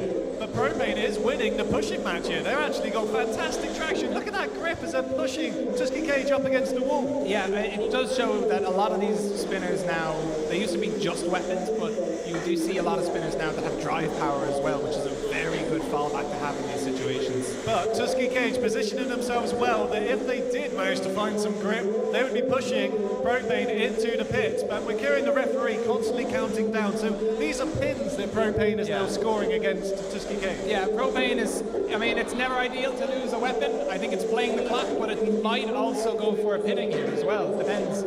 See if they did robot chicken here. Propane, I thought, was a little bit stuck there. They were just waiting for Tusky Cage, and now we're seeing the spinner come back up to speed. We're going to get some more damage in this fight. I don't think anyone expected that weapon to still be working. This is not good for Tsukikage. But it is also, Propane is playing with fire here, I think, a bit. They are getting ever closer to that pit, and they're trying to flip and spin their way over, but they keep falling underneath. Every time they flip Tusky Cage up into the air, that puts Propane running underneath. Yeah, I mean, it's remained aggressive. It didn't have to remain this aggressive, but it's going to go very well for the judges, I think. That is what you would call a Propane nightmare. And I love that even though Paradigm Spin was out of the fight, as soon as they fell into the pit, there was still a cheer from the crowd. I love that stuff. Yeah, I think there's always a bit of, a bit of comedy to be found from, almost a Looney Tunes-esque way of just the floor opening up from under you. But yeah, no, Paradigm Spin, it did look like it was more the link came out, as opposed to any major damage. The advantage of that meaning that Paradigm Spin might not have to do a huge amount of repairs for the redemption. I guess that is the one element that, as a Roboteer, you do need to consider. How much repair work do I need to do if I remain in this fight? Is it worth just going to the redemption round and have a one-on-one battle? Yeah, and it'll be interesting as well. Tsukikage seemed to take the hits of there relatively well. I don't think anything broke on it. Propane was interesting in that the weapon wasn't spinning for half of the match, but that might have actually been an intentional ploy there from Andy. So very, very interesting, very, very strong win, I would say. And I do read the chat, so Tusky Kaki? Yeah. I'm learning how to pronounce it. I'm going to have to talk here to, I'm going to have to talk to the builder there, Alex. I believe it might be Tsukikage. I'm going to challenge Caleb. You're in the chat. Can you phonetically spell it out for us, and hopefully that will help embed in our memory on how to pronounce it. Tsukikage. So, Roboteers, please make your way over to Craig. We want to see what damage has been done on your robots. Yes, indeed, as we are already arming up as well. Okay, we're here with Alex. Can you pronounce your robot's name? Tsukikage. Tsukikage, there we go. Okay. How did that go for Tsukikage? Well, I'm going to say it went a hell of a lot better than I expected it to, because, as soon as I heard that I got two of the most vicious spinners in the entire competition, I was like, oh, God, I'm going to die. But then the defensive work actually held up, and my new attachments did as well. I mean, big thanks to David and Ari as well, because I wouldn't have been able to do it without you guys. And so I actually outlasted one of them, and hopefully I shouldn't have too much repair work left to do. And you took it to the judges? I really wasn't expecting that. I thought it was going to end up in the pit or out of the arena or spread evenly across the floor or something like that. But yeah, I mean, I'm super happy with how that went. Even if I probably have lost, but yeah, we'll see how it goes. We will see how it goes. Let's bring Andy in as well with Propane. Get the both of you in here, because I'm sure the judges will have something to say shortly. Andy, how was that for you? It wasn't too bad. I did have one issue, which is quite a funny one actually. So the belt has kind of come off the pulley and melted into the frame. Don't know if you can you see that? Oh, no, I can't see that. There you go. So I've not seen that one before. It's kind of started melting its way through the frame. Was that what kind of stopped it earlier in the fight? Yeah, so I think it was probably a hit off Mark at some point. But yeah, can't complain too much. Yeah. Still a stunning machine. Got the kind of counter spinner in there to kind of keep it nice and level on the gyro. It's a very cool machine for those who haven't seen it before. Have we got the judges on this? We do, but their mic isn't on. I believe we have a judge's decision coming in. Hold on. Do we have any? Okay, I'm going to make the announcement here. We're having some mic issues. It was a unanimous decision. And yeah, although aggression and control were tight, I have been told to clarify that. The winner is Propane. Congratulations to Propane. Nice done, dude. I can't believe I survived that. Well done to the both of you for taking it that far. And we'll see you both later in the tournament. Well done.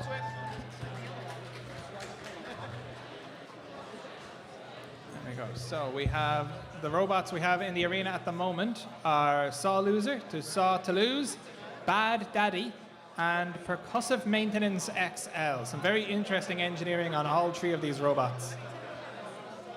Too sore to lose. Yeah. So I'm loving the names, but they do make them longer every year, I swear. Yeah, I feel it's despite us, honestly. Well, I feel sorry for Craig having to deal with the Excel spreadsheets. They don't fit in the standard cell size. Yeah, formatting, you never appreciate formatting in these sheets until it's too late.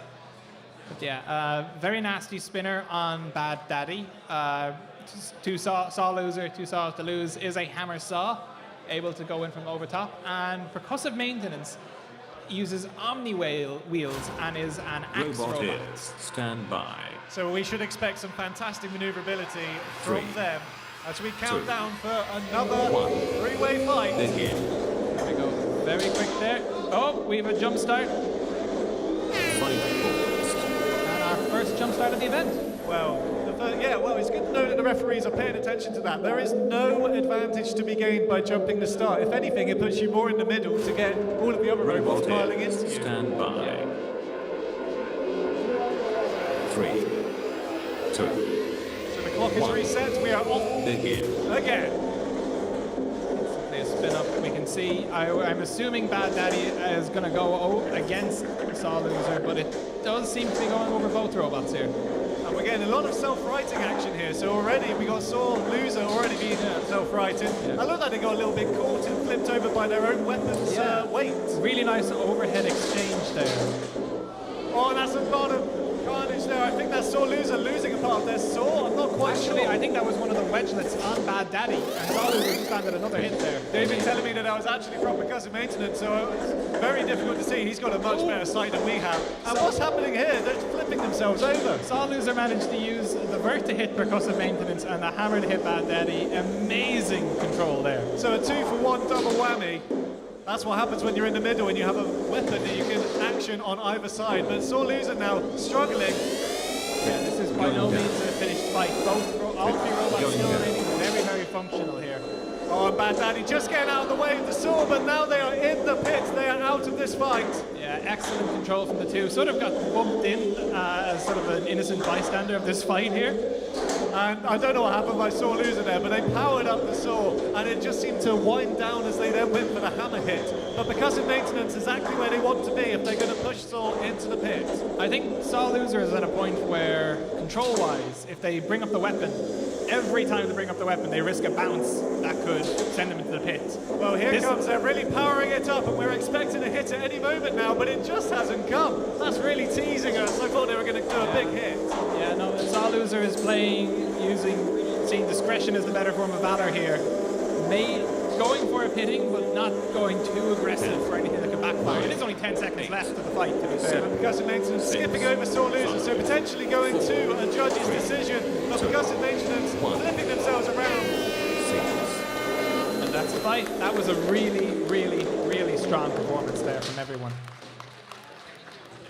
So the Omni wheels there, Percussive Maintenance, didn't necessarily come into the fight. They didn't have to outmaneuver Saw when being pushed towards the pit too much. Yeah, I mean, No, go ahead. Well, I was just going to say, but they were up in the air quite a bit, and when they were self-righting themselves, it almost seemed like they were over self-righting.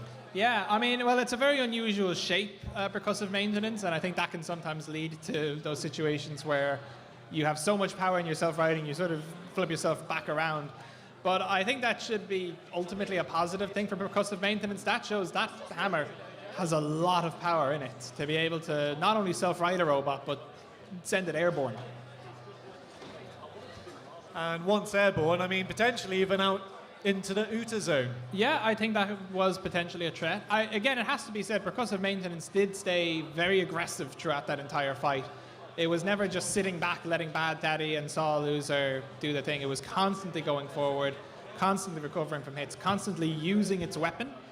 Now, the issue for them with the judges is that Saw Loser was doing a lot of the very same stuff. So I don't think it's a 100% set in stone decision, but I think Saw Loser came out of that fight the stronger of the two, at the very least. Well, let's see if we can get the Roboteers to make their way over to Craig for some interviews. We want to see the robots up close. Percussive maintenance now making their way over to While Craig. he does that, can we have CDG and John Fear up to the ready table? So, here with Thomas and Percussive Maintenance XL. Hung in there the whole fight, dealing out some hits. How was that for you? So I lost one of my wheels quite early on, so I was not as active as I'd like to have been in that. But it was a very good first start, I think. Everything kept on working apart from that wheel. Self-rights, finally. About time. Considering the deadly power of some of those in there, were you a little bit worried going in? Oh, yeah, definitely. But it looks like it's not taking too much damage apart from that wheel. There's a couple of nicks on the armor, but it'll do. The big old TPU skirt held up. Very nice. So, do you reckon you've done enough to take it? Or is that mean man there with that yellow thing gonna... I think it might be sore losing. We will see. Let's bring Alex in. We'll have both of you here. Why not? Because, you know, it's going to the judges. We do have a decision, Craig. We do have a decision. We do have a decision. Tom, would you like to come on over and explain the judges? Look, Mum, I'm on TV. Woo. The winner is Cherub. No. We have a unanimous decision. It's a very good fight in favor of Sore Loser. Sore Loser. Alex. I was too close to the microphone. How was that for you? You won. Yeah, that was really good. I couldn't really see a lot in that corner, but yeah, it performed really well. Really happy with that. Was it a little bit worrying going in against Bad Daddy? Oh yeah. The beater on that is really pretty fearsome, and yeah, I mean Tom and Dave are seasoned veterans by this point. It's like two seasoned veterans against one old guy. Oh yes. You guys are seasoned veterans of the Beetleweight scene at this point. Well, yeah, I suppose so. Yeah, yeah. But maybe not Robot Wars.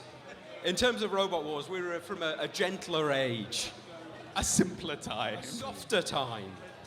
Well, Sore Loser takes the victory, and we will see you in round 2. Thomas, we will see you in the Redemptions very soon. Best of luck, guys.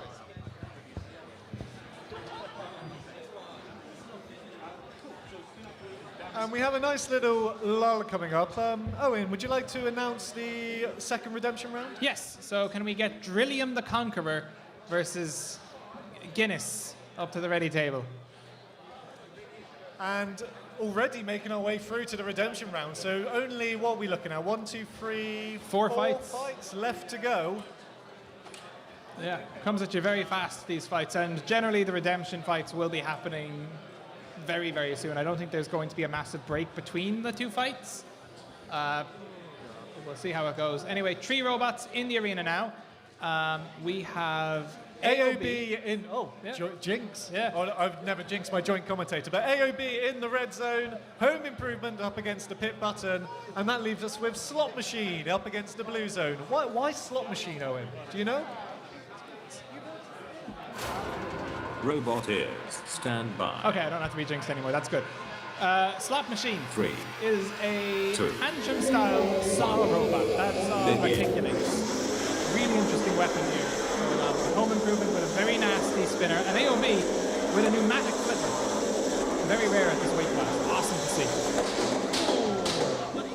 So that's what happens when the spinner starts to hit the arena floor. It makes an awful amount of noise. AOB looking out of action. Maybe their flipper getting them back into contention.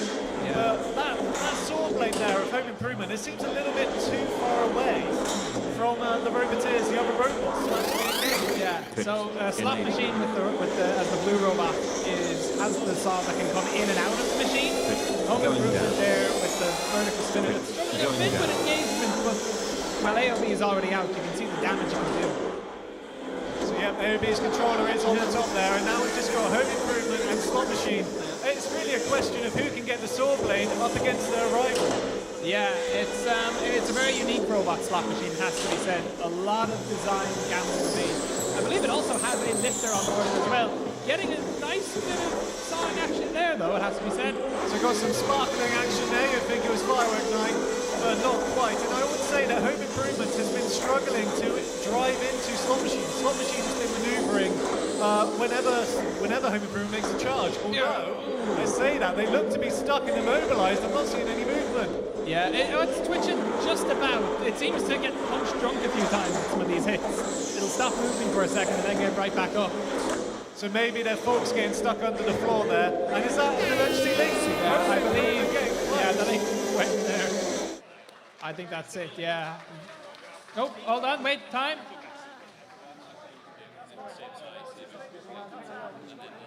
Oh. So this is going to be a referee decision then, because the pit master, the arena master, thought that was the emergency link. That is not. Both robots are still in this fight, and there was only roughly 15 seconds left on the clock. Yeah, so we're going to have to... This one might be a bit of a complicated issue, if only for the fact if Slot Machine would have been counted out in that time, then it would be a simple KO win for Home Improvement. However, if not, and if the fight was normal... So just to say for those on the live stream and the audience, so that was a false finish. They are going to put 15 seconds back on the clock, and the fight is going to be a 15-second all or nothing. Robot is basically giving by. Slot Machine a chance to self-ride if it is able to. 3. So the robots are not repositioned. This is where they were when the cease was called. And now it's up to Home Improvement. Can they get over there and spin up their weapons, do some damage? I don't think they have to. Slot Machine is sort of twitching, but...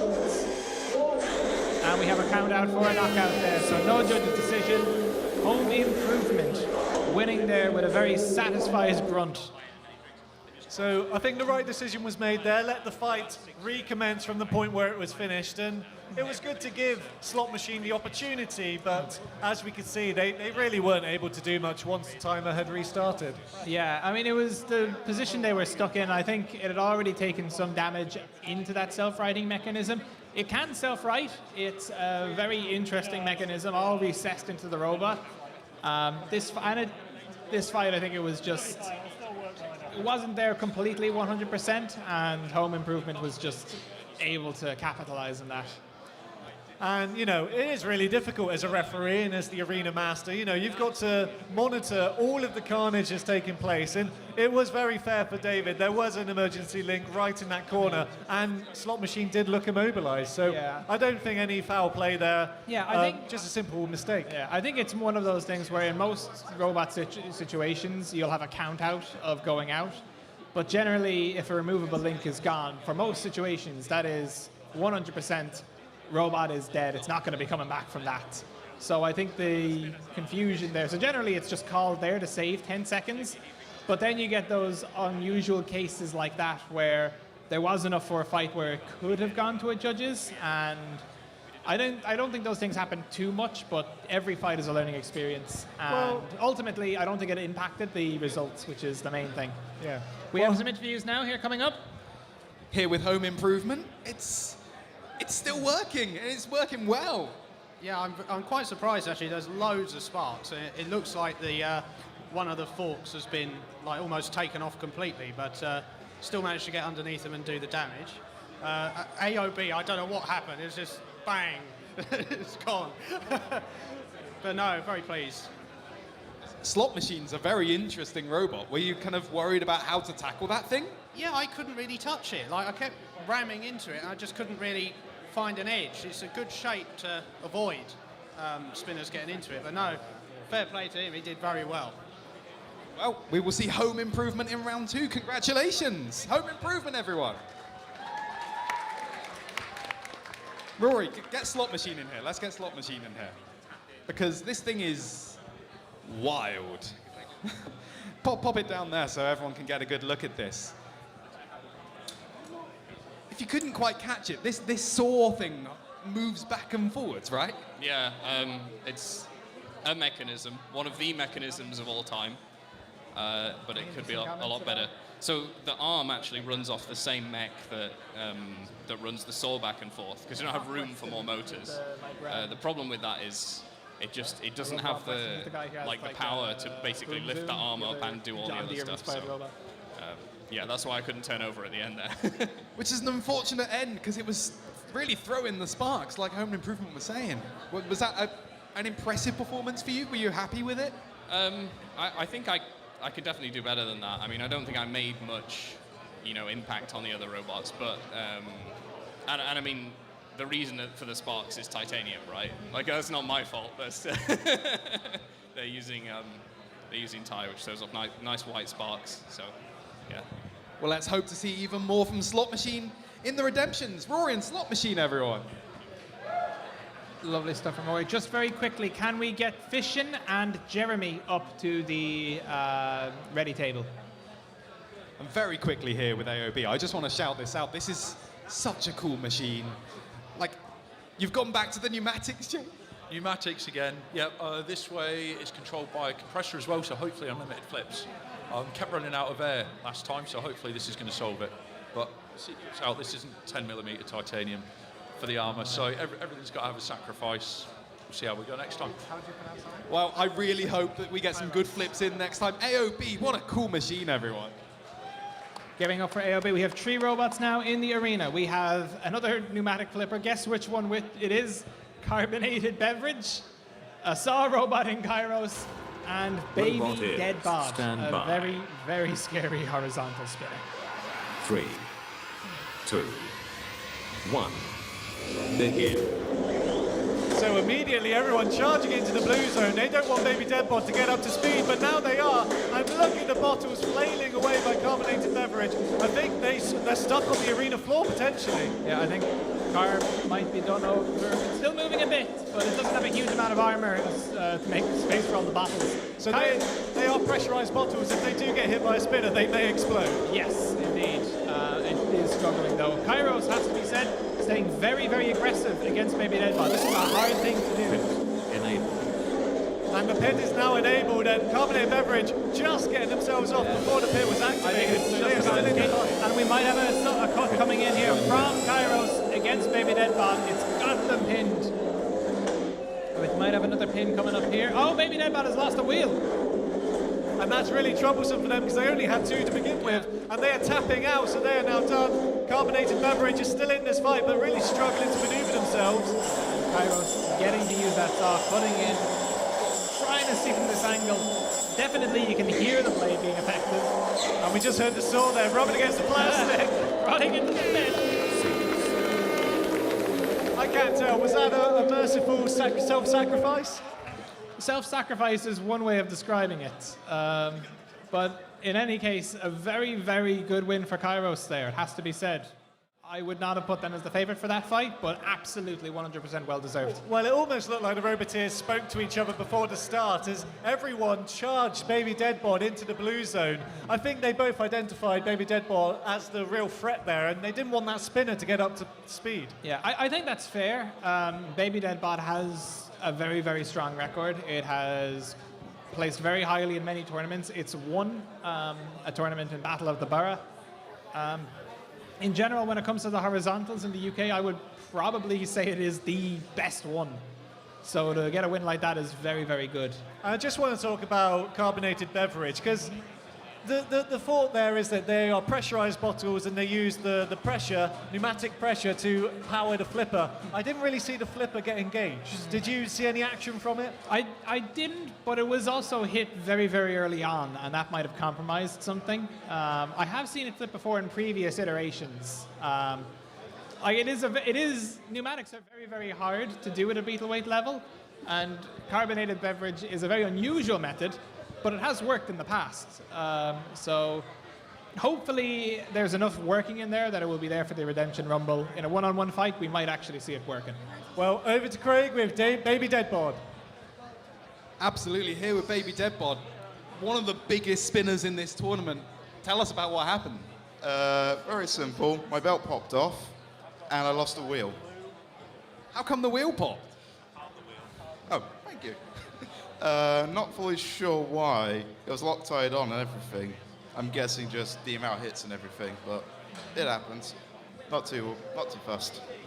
How are you feeling kind of going into that as the big spinner against a saw and some bottles of pop? Very fudging nervous. Ready? Well, I really hope you can get it fixed and get some massive hits in the redemptions. It's Baby Deadbod everywhere. There you go.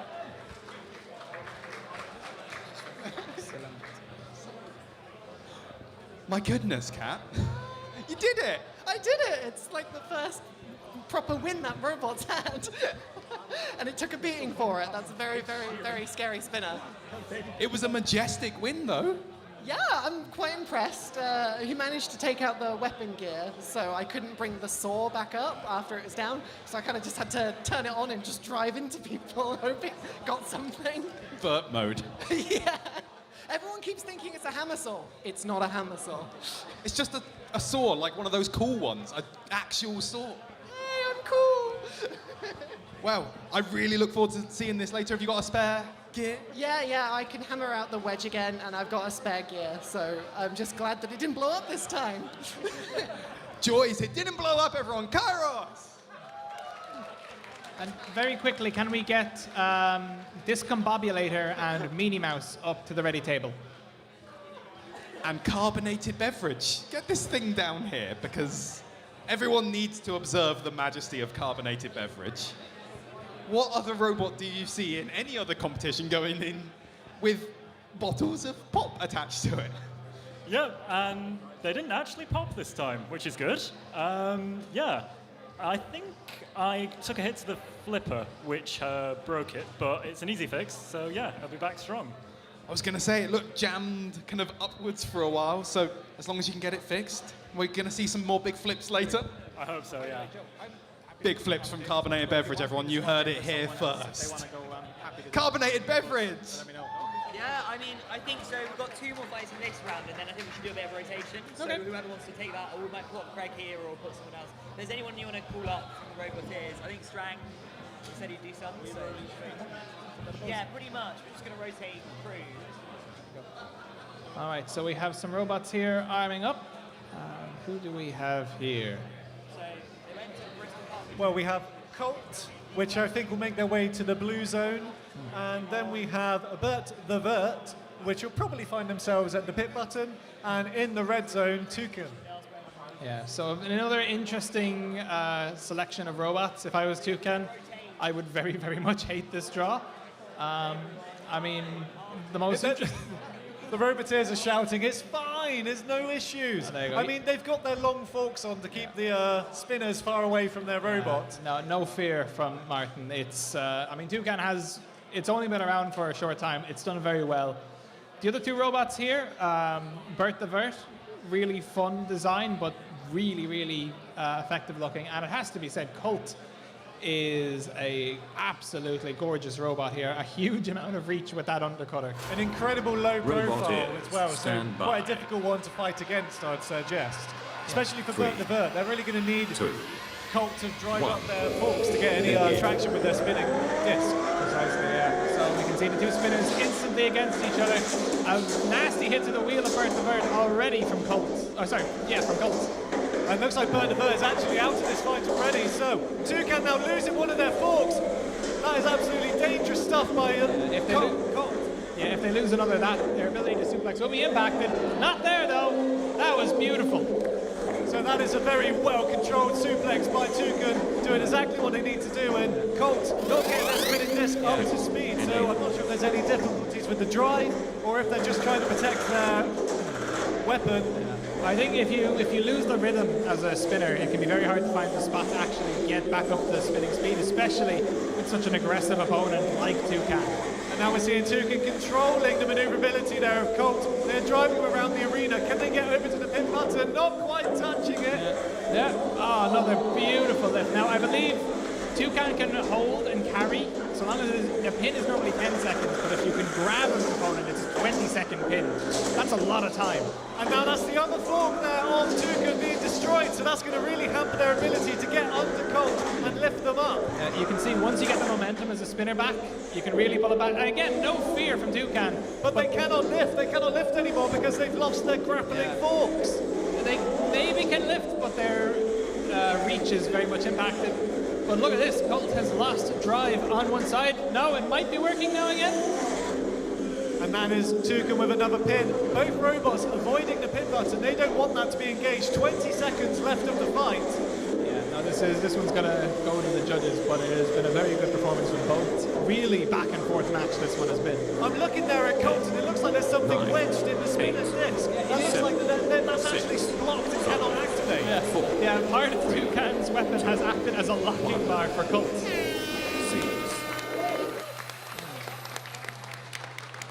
So yeah, just to reiterate, the spinning weapon of Colt was immobilized by something being wedged underneath that body. So just getting confirmation there from David, it's the crossbar from Toucan's body. Yeah, no, that is... It's hard to say if that will count as aggression and control for Toucan in that specific incident, but it has to be said, Toucan remained aggressive, it remained in control for a lot of that, but it did also take damage, and it does have to be said, Colt was able to do damage, and it wasn't running away from every single... There were moments when the momentum really was with it. This is a very, very hard fight for the judges to call. And I am looking at the back of Toucan. There does seem to be an incredible amount of shredded carnage on their wheels. Obviously, there was a bit where Colt was able to position themselves at the back of Toucan, but Toucan then pirouetted, and that's when we started to see some suplex coming through. And there was fantastic control, the lift and the hold. For those not watching, or for those who aren't regular watchers of these robot fights, being able to grapple and lift your opponent is really difficult. It's difficult to control your robot. Yeah, so they actually score really highly with the judges. Yeah, I mean, I'm biased. Like, that grabbing and lifting robots is my entire thing. What to do is get as many effective grabs as we can see. Can we get a camera here to see? Look at that, right in there. We'll get it into the interview booth, and Craig will get a better look at it. Craig will give us the information. Also, can we get the Discombobulator and Meanie Mouse up to the table? First off, let's get Bert the Vert in. That was a brief one. What happened? Fucking wheels. Just the wheels. I need new wheels. It needs new wheels. It was the wrong thing to come up against if you wanted to protect your wheels, perhaps. Maybe. Yeah, it still works. Maybe. Got some spares though? Yeah, and we have different wheels, so it will be fine. Maybe. Everything's going to be fine. I'm Bert the Vert. We'll return in the redemptions. Bert the Vert. I'm going to interrupt everyone just congratulating these two on their wonderful tussle to bring them in here. It wouldn't have, but you're not loads of bits off. You can see the bar from Toucan that's just been jammed into Colt. I think that's entanglement, and that's it goes to the judges, right? How was that, Joe? Well, he's got some like hardened steel pins, and it's somehow managed to find its way between the bar itself and one of my shoulder bolts that keeps the wedge on, which is incredible. But I'm really happy it works. I've been making this for about 6 months now. Lots of design, redesign again, and lots of people have helped with this one, so I think I'll say it now. Thank you to Jack Franklin, the champ, for doing a lot of work on this for me. He did the wheels. It's his weapon stack out of Chili Daddy. So yeah, big up to Jack. But yeah, glad it works. Martin, are you glad it works? Yes, that was so much fun. It's why we come here, right? I've got a few repairs to make, but, you know, he probably should have stopped hitting me if he didn't want to get his weapon jammed. Should have known it was coming. Should have known it was coming. Yeah, he should have stopped hitting himself or something. But no, that was so much fun. Well, thank you very much, Joe. And yeah, we'll see how it goes. How do you boys think it's gone? Which way do you think it's going to swing? I wouldn't like to say. I think that would be, yeah. Well, we have a decision, and this one really challenged the judges. Tom really expressed that this is a split decision, and it is split by 1 point. 1 point? It is based on control, and it went to Tuka. Woo! So congrats to Martin. Joe, I think you've proved yourself as a robot to be feared in the redemption matches. Yeah, I'm happy it works. Big up Colt, everyone. Good luck to my next round opponent. And Martin, it's time to fix it. Yeah, I mean, we've got some spares. I think it'll take a while. As long as there's no more horizontal spinners in the tournament, we'll be all right. Absolutely none here. Excellent. Fantastic. Toucan, everyone. There we go. Unbelievable performance there. Arming up in the box, we now have the final 3 robots of the first round battles. So this is the final three-way fight of the competitive element. We will have some whiteboards later on today. And for those who don't know, whiteboards are pure chaos for any roboteer who wants to offer up their robot to the destructive gods. Yeah. So from what I can see in the arena, we have Killjoy, which is a drum robot, I believe a beater. We have Happy Camper, which is a mallet. We've already got some. We got a real Happy Camper fan here. It has to be said. And we have EMP version 3 here, so which is a electric flipper. So EMP, I think, in the red zone. Yeah. Killjoy in the blue, and Happy Camper up against Robot the pit button. stand by. Really nice color scheme from all 3 robots here, it has to be said. I was going to say they beautifully aligned themselves. 1. Begin. Right, fight beginning, EMP immediately going for Happy Camper and already beating it. Oh. And then Killjoy coming in, ruining the joy there for. Oh, there you go. EMP himself riding so fast, staying aggressive. Killjoy currently upside down, which means it will struggle to engage with the weapon as effectively. So mind your ears, everyone, because that drum disc is spinning up high and it's grinding against the arena floor. And we're seeing EMP staying away, but charging right in there with their flipper. No fear from EMP here. I mean, they want to continue to score aggression, but they don't want to flip Killjoy the right way. Going down. Oh! Beautiful control. Have you ever seen a 2P land on its side? We are watching it right now. Killjoy is being counted out. Is there enough acceleration on that spinner to get it moved? No, it is not. This is what is referred to in robot combats as the thing. It did the thing! Yeah. The one position you don't want to be as a spinner. Very unfortunate for Killjoy. Dominant performance from EMP there. I was going to say, as you said it, the chat erupts with the thing. It did the thing. I mean, with that spinning drum, do those motors have enough torque to be able to you know, unsettle the robot and self-right? It depends on the weapon, really, because whenever you're making any kind of a spinning mechanism, you're always dealing with a trade-off between torque and speed. So vertical spinning weapons in particular, they will want to be able to hit the highest speeds possible to engage. But that often means that they don't have a huge amount of force or a huge amount of torque to be able to start the weapon. You can get both, but it is very hard. And if you can only go for one, usually you'll want to go for the better weapon effectiveness. Like those situations that Killjoy would be in are in theory very rare, especially if your weapon's working. But you can see very rare does not mean impossible. And EMP took full advantage of that. Yeah, positioning yourself to spin up the weapon and get it up to speed is by far more effective than you know, a stationary movement of your motor, and there's no gearboxes on these spinning weapons. Exactly, yeah. These are pure belt driven from the motor straight to a weapon, compared to a drive, which would usually have a gearbox. And having a gearbox, you know, adds a huge amount. That allows these robots to drive.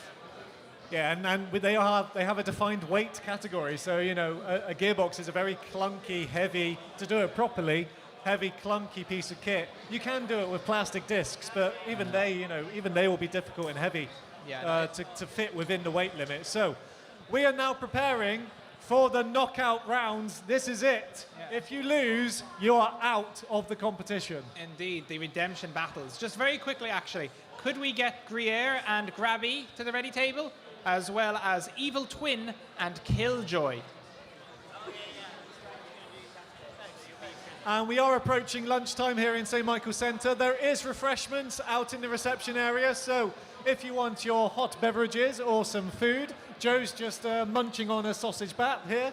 If you do want some food and refreshments, there is some outside. Strang's not ready to commentate yet, so he's got to do some other stuff. That's fair. So we need someone else because I can't do it. I'm great. Not available. We're in the students. Should I make a call? Make a quick call to McThomas if there's anyone for commentary? Yeah. Any Roboteers want to come and do some battle? There we go. Just a small question to many of the Roboteers. If there is anyone here who would like to give their hand at commentary for a few fights, come over to the comm box. I see some people waving immediately.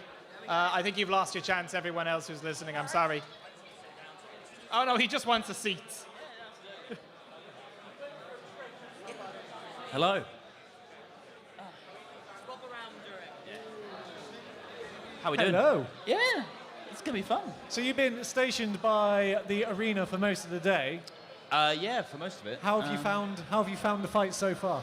Well, I've been holding the stick as a really big responsibility. But no, it's been fun. There's been a couple of surprises, I think, personally. One of them going into the box now is CDG. Looked pretty good in its first fight, but then its wheel fell off and it span the wrong way, so everything kind of exploded. And I'm a bit disappointed. Well, disappointed, but in some respects, it's quite good for robots going into the redemption round because it means that we get to see them again and in one-on-one action up against John Fitt. Robot here. And it will be better. Stand by. He's fixed it, apparently. Well, we will see. 3, So, we are now into the 2, first of the knockout rounds. 1. CDG in the red, John Fitt in the blue.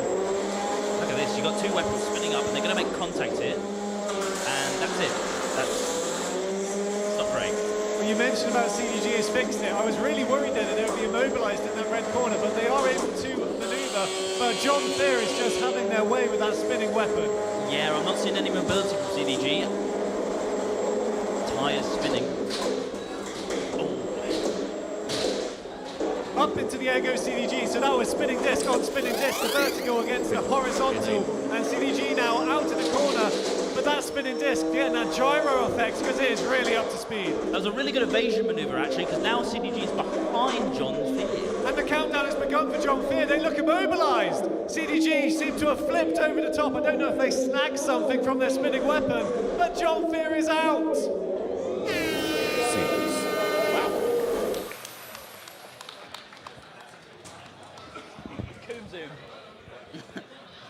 So you mentioned about an upset for CDG to be in the redemption round, but realistically, looking at that battle, John Fitt seemed to be much more in control. Yeah, I've got to agree with that. The early doors, it was looking great for John Fitt, but just how it went. I think it had some traction problems, might not have been able to maneuver around, and might have gotten high-centered.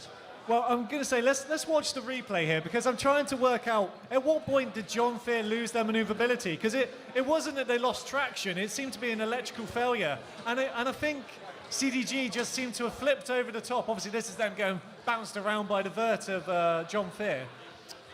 But something happened and John Fitt became immobilized. I'm trying to work out what it was. Roughly there is what happened. Man, I think it's something that the interview box is going to have to cover, because we're going to have to talk to the Roboteers because, yeah, realistically, we could not see any sort of damage. Roboteers, please make your way once you have got your robot over to Owen, who has maneuvered himself into the interview booth. I really want to get a better look at John Fitt. Yeah, it'd be nice to know. can't understand what happened there. So over they go to Owen. Owen in the commentary interview booth. X. Yeah. I think it was so. John Fear. Horrifically unfortunate there, it has to be said. It was doing better than the first fight. It was looking in control, and then it seemed like a very similar failure. Do you have any idea of what it could be? Our fuse blew somehow, so it stopped working, unfortunately. Can you just maybe bring the fuse over to the camera here, if we can see it there? So if you can see just about, yeah, there we have it. So these robots have a fuse wire. If it goes over a certain amperage, the wire will blow. It is a safety feature, but in this situation, it may have been a little too small. Do you have any idea? Do you think you'll be able to get another fuse in for any whiteboards later on? Yeah, we've got some spare stuff. We can put it back in, hopefully make it work again. That's good. I mean, it seemed to be doing very well up until then. Give it up, John Fear. Oh, there it is. Down there. Unfortunate. It was really a good-looking robot, actually. It looked really well put together. And now CDG. It seemed to work better already in this fight compared to the last one. What were the major changes? Well, major changes, cranking the wheel hubs on so they don't fall off, for one, and re-putting on the locking screw on the gear, just so, make sure it doesn't die when it hits something again. The Manchester. I'm gonna rip into Theo other than being so intermittent prepared. shutting on and off, which caused me a few issues at the start, working I'm gonna let relatively everyone know well. how much So, prepared a he few is. nice He's always on battle top of it. scars He never put might tape not on be able his to see robot that at very all. well, but Right here along the edge here. The drill See one. the camera? Drillium. Maybe to that camera there, actually, we can see. Just be aware. It might be a bit too close in. Yeah, we'll probably keep it back here. But anyway, listen, we look forward to seeing you in the next coming up fights. So CGD, they are not out of the fight. They are going through to the knockouts. They have salvaged themselves. They are redeemed from the redemption round. Yeah, truly redemption here. But John Fear, unfortunate loss, I would say. I think just a few small things to work out, and I think they're... Robot ears, stand So by. in the red corner is Guinness and Drillium 3, in 2, the blue. 1, begin. There we go, we're off. So I think this is going to be a much more of a maneuverability, a control fight. Drillium, although it has a drill in it, is not really much of a weapon. No drill bit, actually, if you'll notice, so it's basically useless. So that was quite a bit of honesty there. So Guinness now pinning Drillium up against the side, so the countdown has begun by the referee. That's going to be valuable points to the judges if it goes to that decision. Yeah, I think the lack of ground game from Drillium is really going to hurt it in this control fight. Well, it is 4 wheels against 2 as well, which is an interesting dynamic here, because you can see Guinness, I think, just has superior traction. Yeah, it's way more pushing power on. I think cast wheels at the front, it's looking like a funky rubber setup there, with Drillium just on the foamies. And I'm waiting to see if any of the robots do hit the button. I don't think it's been activated just yet, but Drillium kind of hovering in that zone, or seems like they're trying to use their body as the weapon by rotating on the spot. Yeah, I think they're having some control problems here. Looking a bit shrunken. Unable to put it in the right direction here, but it's another good pin. So Rob has been counting the referee, and that's a lot of counting. He's going to get tired by the end of this. Guinness disengaging though in time for the referee's count. And Drillium getting ever closer to the pit. They're trying to lure Guinness in as they start to head closer and closer to that dangerous zone. And is this now Drillium with a pin? No, Guinness firing right back out of the corner.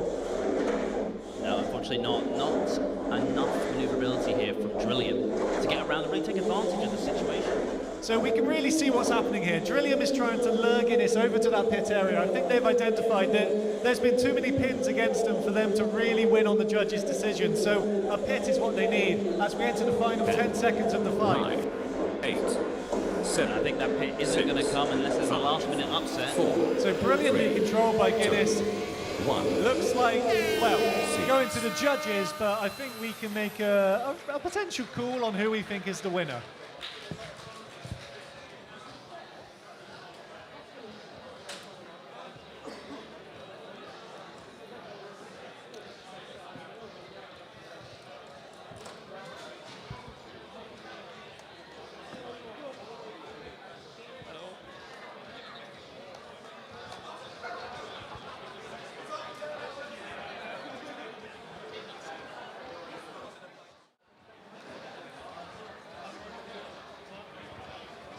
I've just tried to prod the judges for a quick decision, and Tom, quite rightly, has referred back, no, we must do it properly. They must record the Oh, I scores. see. They must discuss. So we will give them the time to do so. But Roboteers, please make your way over to Owen in the interview booth. We want to talk to you about that fight. All right. And can we ask Ogre Baked versus Baby Deadbot to make your way up to the ready tables for Redemption 9? Over to Owen. Right. So, That's gonna be a good this one. was the first fight for Drillium the Conqueror here this time. Yes. I noticed that there is no drill in Drillium the Conqueror, so can we describe the design process of the robot here a little bit? We had technical difficulties. And somehow we just retarded, basically. There we go. Is there any potential of seeing Drillium back in any later fight, or will this be it for a crowd favorite? Just keep watching, yeah? You will get the answer later. That's very good to hear. Any more thoughts? We hope if there's a gladiator or any whiteboards, I want to take this up against a spinner, see what it can do or what it can do to it. By the way, we went through our acrylic, looks great. Thank you. Very cool. Thank you very much, Drillium the Conqueror. There you go. Yep. My goodness, my Guinness. Talk us through that fight. So the lifter didn't really lift up the other bot, so I kind of just kept going for pins, play the 10 seconds, release it, and then it came to a point where we didn't want to risk the pit, so yeah. Yeah, just keep it chill, play it safe, get the win. Awesome. Well, if you do get the win, what do you think will change with the robot going forward? I noticed it's lost a wheel. Do you think any strategy changes? Any design decisions you've decided to change at the event? Anything like that? We were happy that the wheel Robot really came is off after stand the by. fight rather than Here we during go. the We're fight, so next fight in. 3. Very good. Two. Thank you very much, Guinness. We have Fission in the blue corner and Begin. Jeremy in the blue. So the vertical spinner of Fission. Last time the wheels fell off Fission, and we're seeing there Jeremy struggling to get traction. But they are both mobile and in this fight, as we're seeing some fantastic shunting action from Fission. Well, it's a wheelie world out there, Gav. Oh, it's not looking good there. Lack of traction and mobility from Jeremy. Well, we're seeing the spinning wheels spinning in Fission now getting one of the wheels cut off of the body of Jeremy. Poor Jeremy, he is desperately trying to maneuver around this arena. And is that the stuck on the arena floor? I'm not sure, but the countdown has begun. Countdown is happening, and I don't think Jeremy's got enough traction to get himself out of there. So I didn't really realise Fission actually has a little lifting action to their spinning disc as well, which is very cool to see. Wow. But Jeremy, unfortunately, being counted out of the fight. Jeremy, out of the competition. I think that's a real shame. It's just that traction issue. I think a lot of competitors we're seeing having that issue. And it's one of them ones where you can't really fix that in an event. You just kind of have to do your best to get over it. I think in terms of a hot fix, the best you could probably do is run and grab some elastic bands and try and increase the diameter of your wheels. I think that's the only thing that Jeremy could have done in that situation. But they would struggle to do that because they have 4 wheels and they need to be aware of the gap between the wheels. So they are limited on the maximum diameter that they can have. Yeah, you don't want your wheels touching each other. That wouldn't make a very drivable robot. No, and then they'd be grinding against each other. But we're going to go to Owen with Fission. There we go. Okay, so Fission, that looked a lot better in this fight than the last one. Can you tell us what you did differently with the wheels this time? I screwed them on. There you go. That makes a big difference. Yeah, so it seemed like the robot was landing hits. It was being aggressive. It was taking off wheels. What do you see for the robot going forward in this competition? Hopefully getting a bit more ground game, getting underneath people and trying to get them up into the disc and hopefully get some actual flips. All right, it looks very good. I didn't realize this robot actually had a flipper. I'm very excited to see that. I look forward to seeing you in the next fight. Thank you. Okay, so just to confirm, because I don't think I did, Guinness was the winner of the last fight. There you go. So Guinness has won that last fight. Now let's get a peep at Jeremy here. How would you assess that fight going for yourself? Not particularly well, I wouldn't say. clearly we need more ground clearance and traction. We had one wheel spinning the wrong direction, which really didn't help. Fair enough. Do you think you can get the wheel issue solved for the next upcoming fight? How long is that going to be? But generally, whiteboards can be a few hours from now. So if you want to get a sandwich or something like that, that's very, very, honestly recommended. Okay, it's possible we could maybe do it. Maybe. There you go. Okay, Jeremy, maybe getting a sandwich. Thank you very much. Back to you, Gav. Thank you, Owen. So a call out to Roboteers for the redemption rounds. Can we have Gruyere versus Grabber, or Grabby, sorry. Then Slot Machine versus Bert the Vert.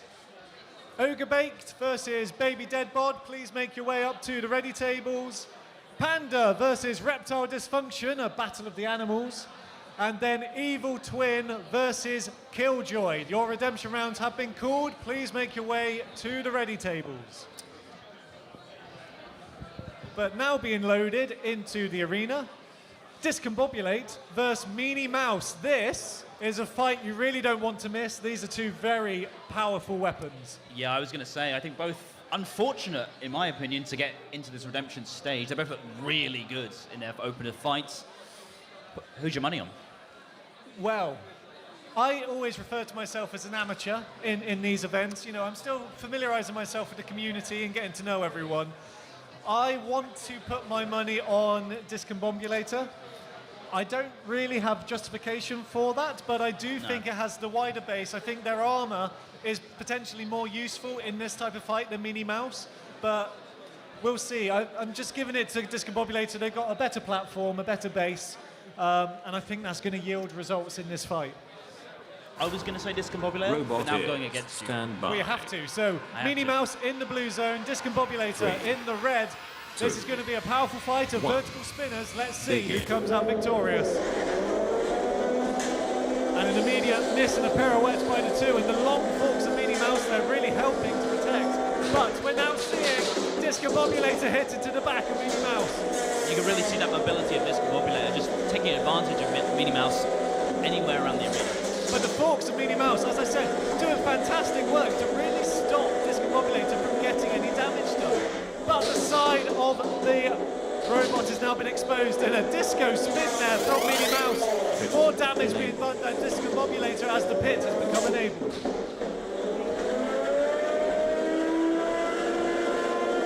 So Minnie Mouse desperate to get some damage in this fight. They are looking relatively disabled because of that damage done to their wheel. And now we're hearing the grinding drum, and that is a tap out from Minnie Mouse. Yeah, I don't think they had enough torque in that hub moment to self-right them, so I think they were dead in the water. So what we saw there is Discombobulator managed to get to the wheels of Minnie Mouse. They ground away the wheels, and that just meant that there was no traction left, which is such a shame for Minnie Mouse because they came into this fight with the perfect setup. They had those long forks, and they really did help to protect against Discombobulator, but as soon as Discombobulator got to the sides or the back, that was it. Well, I think it goes to show the mobility of Discombobulator, really just absolute advantage in this fight. Just outflanked, outcircled Minnie Mouse wherever. And it's really impressive, actually, because for Minnie Mouse, they should be able to pirouette and protect themselves, but unfortunately weren't able to do so. We'll go over to Owen with Discombobulator. So we are here with Discombobulator. We don't normally see a robot with two dominant performances interviewing this early, but that looked very, very scary. How did that fight feel for yourselves? It's nice to see it hit hard. That's what it's designed to do. So we were pretty scared going up against Will. I've fought him many times in Antweights, and he's a really good driver. So happy to come out with a win. Do you think that the robot suffered any damage at all, or anything that would want to be checked over going forward into the competition at all? Well, you want to be as thorough as possible, but it looks like we avoided most of the hits. He's got big forks at the front, which seem to be keeping his weapon away a lot of the time. So I think we're good going forward. Very, very impressive. And any other thoughts going forward into the competition for yourself? Not particularly, no. That was 100% on the motor, and that felt really good that time. Last time we were holding back a little bit, but full send every time. Well, it's definitely a scary robot working at full power. We look forward to seeing you in the next few fights.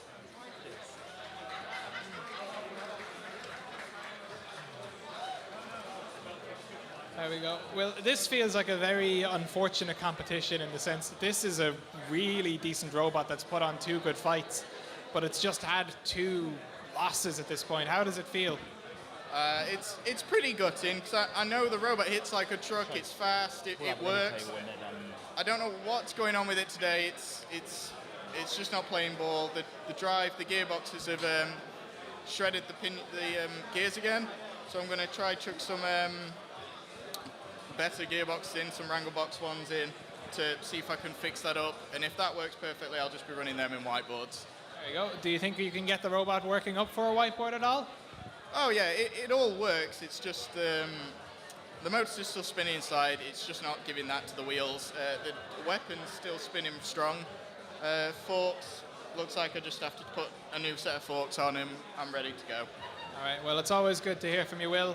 Good luck with any future fights. That's Ogre Bait coming to the ready. Give it up for Will. Meanie Mouse. Just a quick call to the ready table. Can we have Slot Machine versus and Bert the Vert? Ogre Bait to Baby Deadbod, but I think they're coming up. Panda and Reptile Dysfunction. Evil Twin versus Killjoy. And Attitude. They're already coming up. And Attitude Adjuster and Percussive Maintenance XL. Come on, Thomas, please come to that table. I see you over there. So, Roboteers, your names have been called. Please come up to the ready tables because we want to make sure we stay to time for this event. And, well, we need you at the ready tables for us to do that. We also want to see you fight. We do. We need entertainment. We do, absolutely. Yeah, we need something to talk about. So, I mean, we are passing the lunchtime mark. So, we are now firmly in the head-to-head knockout stages. And have you seen anyone who you would consider a clear runaway winner for this competition? Oh, I don't know. I think it's pretty stacked. My favourites at the moment have been Disc and Bobulator. Really liked it. And then and that last fight was pretty much devastating for Meanie Mouse. It really was great control by Discombobulator. And I think, what else? I've liked Andy Russell's robot. I can't remember the name of it. I completely forgot it. Propane, there you go. So Andy, if you're out there, loving the machine, it's looking good. Well, being loaded into the arena as we speak is Grabby. Always pause for the cheer. I think they could do louder, personally. I think they could, potentially, but we'll wait for the fight to go. Save your throats until the fight action, because that's when we want to hear the cheering. And they are up against Gruyere. Or Gruyere. Gruyere. I don't know, I'm not... Gruyere. Cheese, is it a cheese? I mean... I am but a simple beyond farmer. me. I don't know, yeah, I don't know. Surely you know more than me, right? If farmers, I don't know. We don't do cheese, no? not a dairy farm. Wow. Anyway, let's stick to the action. Let's stick to the reason why we're here. So, Grabby in the red zone. Yeah, that's more like it. And That's Gruyere more like it. in the blue. And we are ready for the fight. Roboteers, stand by. So this is going to be 3, all about control and 2, maneuverability for Grabby. 1. Let's see what Gruyere can do. And they're a bit cagey at the start here. And the spinning there, the spinning disc is not activating, and that's a brilliant grab by Grabby, putting them right over into the corner. They're trying to get a pin, but I think Gruyere has a bit too much traction on the arena floor. Well, I think the shape of Gruyere is really uncomfortable for Grabby to grab hold of. It's a slanted sides all around. I think it's raising the wheels off slightly. And that's another good grab that we're seeing there. Another great grab, getting over that spinning disc. I haven't seen that spinning disc engage once this fight. Enable. So potentially we've got some great sportsmanship here where it's just going to be a control fight. Or will we start to see that spinning disc get engaged in the latter stages of the battle? But Grabby on the wrong side, positioning Gruyere to where they want them and seesawing their way over to the pit. We're getting closer and closer. And into the pit!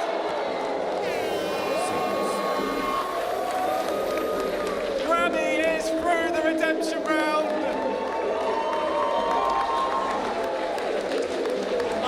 I think we have a clear audience favourite here.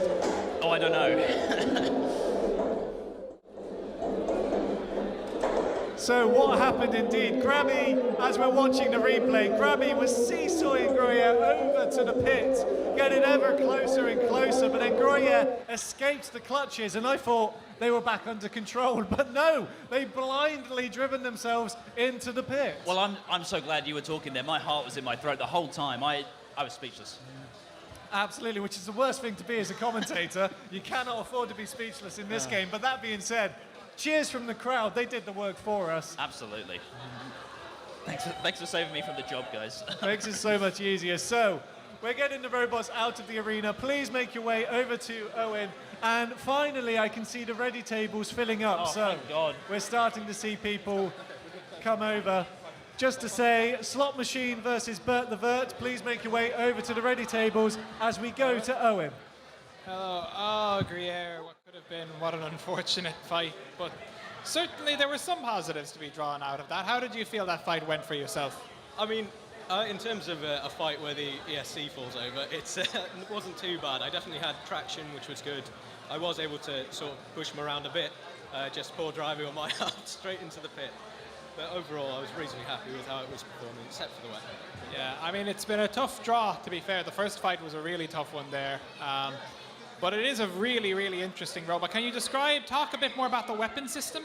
Yeah, so it's a vertical spinner, but it's on a gimbal. So, yeah, so... Go on, camera. So the whole thing will rotate, and that cancels out any gyroscopic effects it gets. So it's intended to give it a bit more maneuverability, but not much good when it doesn't spin. Well, a very, very clever design. Unfortunate to see you go out, but we look forward to seeing you later on today. Take care. There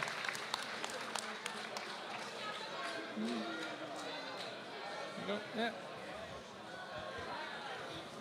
Maybe. Hello there. Well, 2 fights, 2 pittings. A lot of people really seem to be following you guys. What is Grabby's secret? We don't really know. Well, there's a suspect where, well, he's just fueled on his vengeance for others. Well, it seems to be doing very well so far. How far do you think you can go? Do you think you can even win this competition? What does the crowd think, actually? Yeah, a bit loud. There you go. Feeling good? Yeah. Awesome. Looking forward to the next fight? Definitely. All right, we look forward to it. Grabby, everybody.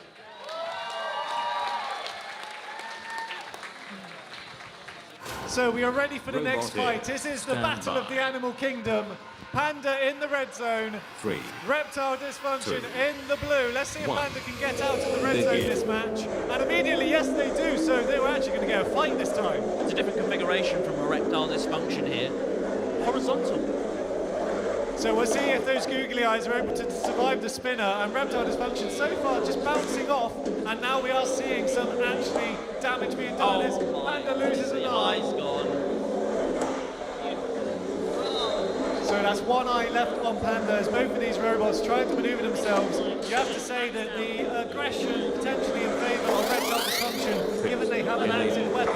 But let's not count Panda out, as some great manoeuvrability could give them the win. Well, it might be a death by 1,000 cuts here from erectile dysfunction. Small weapon, but always aggressive. And let's see if Reptile can blind Panda as one eye is still left. I think if that was me for a moral victory, that's what you're looking to achieve. And we're waiting, they're just trying to line each other up as Panda exposes the rear section of the robot.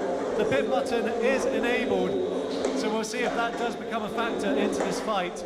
But Reptile pushing Panda away from that button as much as they can. And it is a pirouette between the two.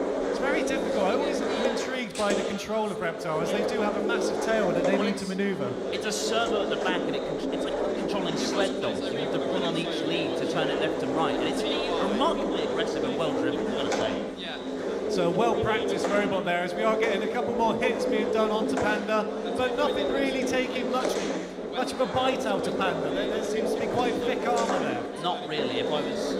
This is the sad part of nature documentary where they attack them prey, and I think we're seeing that in the arena. I was going to say, yeah, so Panda looking ever more immobilised, but We're into the final 10 seconds of the fight. Will Reptile get any more damage done? So far, Anai has lost the Panda, and that is the end of the fight. So not really too much, you know, to say not really too much happening in that fight. We can watch the replay now on the screen, but for you, who do you think is potentially going to take the judge's decision? Well, I think it's going to be the aggression of Reptile Dysfunction for me. Just always pushing the fight forward. I think that was critical to success.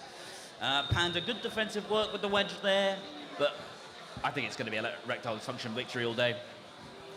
And it's going to be interesting to see how much damage was actually done into the sides of Panda, because, as you said, Reptile was constantly chipping away at the sides of Panda, but the material that they're using, I'm not sure if it's ABS, but it just seemed to absorb all of those hits. Yeah, you've got a big, I think 20 mil thick. It looks quite large, larger than the standard stuff, HDPE, and it's just, you're not going to go through that, especially with the small disc on the snake there. So I think death by 1,000 cuts, but it goes to the judges. Yeah. Absolutely. Well, let's see those 1,000 cuts as we go over to Owen with Panda. So, here we go. Are we here? So, Panda, really strong robot. Drive not so strong. How did you see that fight? Like you can see, our front is very strong, but like it wasn't like our wheels wasn't like work really well. Also, our opponent's design was amazing, like a snake, and yeah, I like this Amino like match. I loved it. It seems fun. How many spare eyes do you have?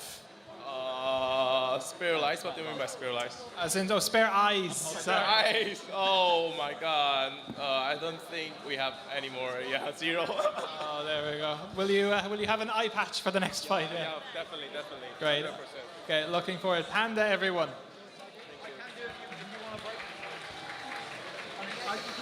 There we go. Yeah.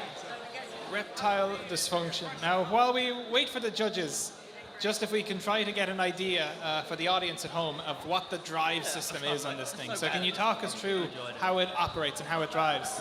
So it is a really, really strange robot. The front two wheels do nothing. These two are the only drive wheels. They only go forwards and backwards. And at the back, there is a servo. I'll see if I can show it to the camera. There is a... Yeah, we can see that there. Servo at the back, and this pulls 2 cords along the side, which basically mean the whole thing can sort of pivot. It's very strange, and it drives. It's so much fun to drive. That was the most fun I've ever had in a fight. Yeah, it seemed to be very effective.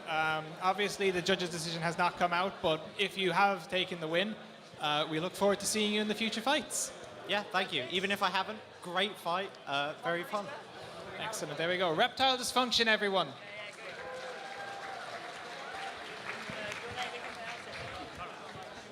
We do indeed have a judge's Robot decision on is that, and it stand was by. for Reptile Dysfunction. Reptile Dysfunction won that 3, match. 2. Now we're in with Ogre Bait 1. and Baby Deadbot. Begin. I'm excited for this one. All big hitters, just like that. And straight out of the gate, like you say, massive hits. Baby Deadbot. Wow. The boys from Ogre Bait look upset. Understandably so. That was brutal. Baby Deadbot with a swift and decisive victory there. We said it earlier, it's a massive spinner on that thing. Hit. Big spinner on all of them, I think. They're Big all spinner on all of them. All incredible roboteers, and wow, I'm speechless. That first hit on the green Ogre Baked was massive. I didn't see it. It all so quick. So quick.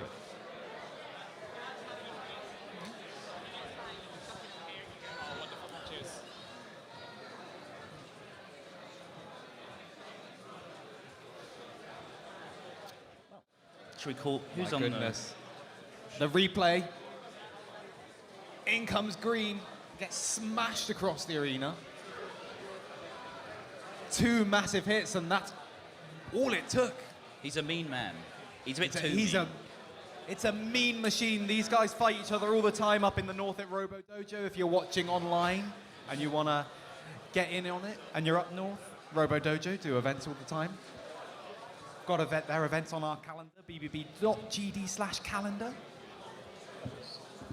And we've got Andy in the booth with Owen. Well, that was... baking is usually a bit of a slow process. That was rather fast. 9. Can you describe what happened with the hits? We got hit, and it just went flying. That was possibly the worst case scenario draw for what we wanted with these, was a big horizontal, and we got the biggest horizontal that probably is at the competition. We fight it quite a lot.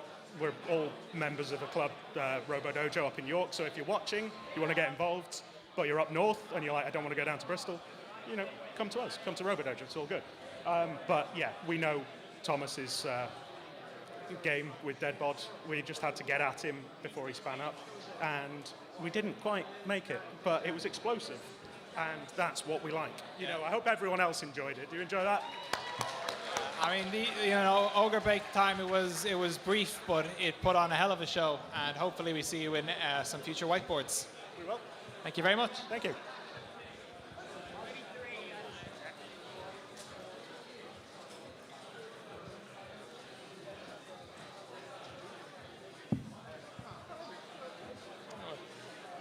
That thing hits pretty hard.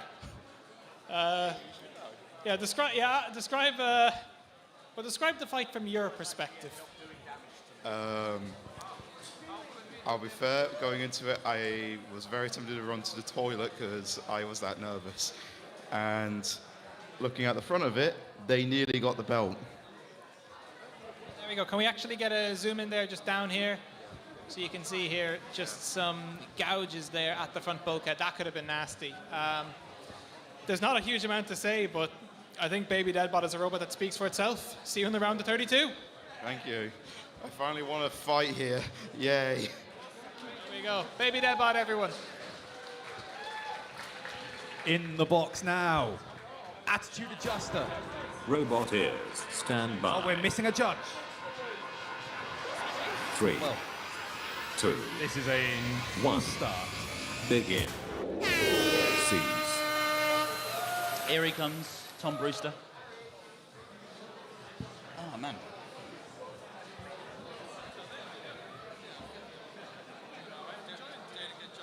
We're fully staffed Robot again, ears, everyone. stand by. Attitude adjuster in the red. 3, Percussive maintenance in the blue. 1. Battle of the overhead weapon. Begin.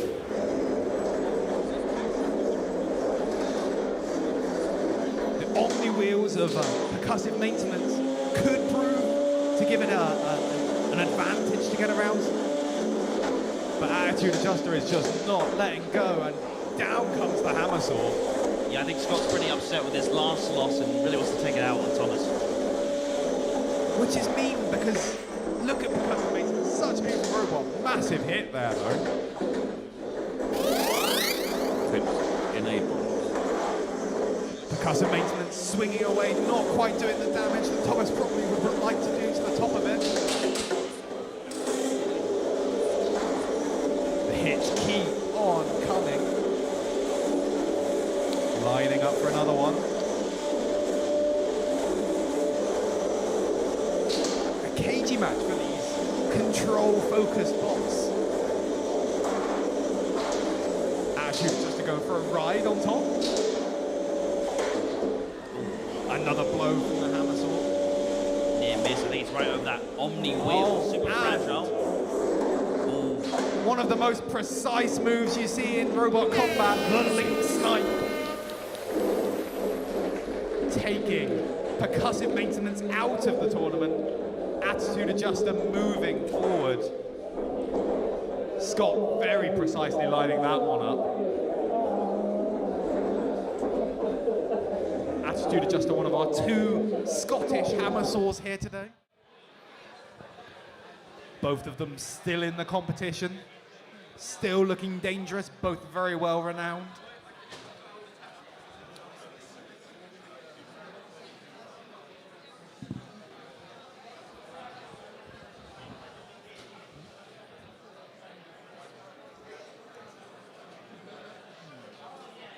real pushing match. Scott keeping him in the corner there, bringing that blade down, and eventually getting the link snipe. There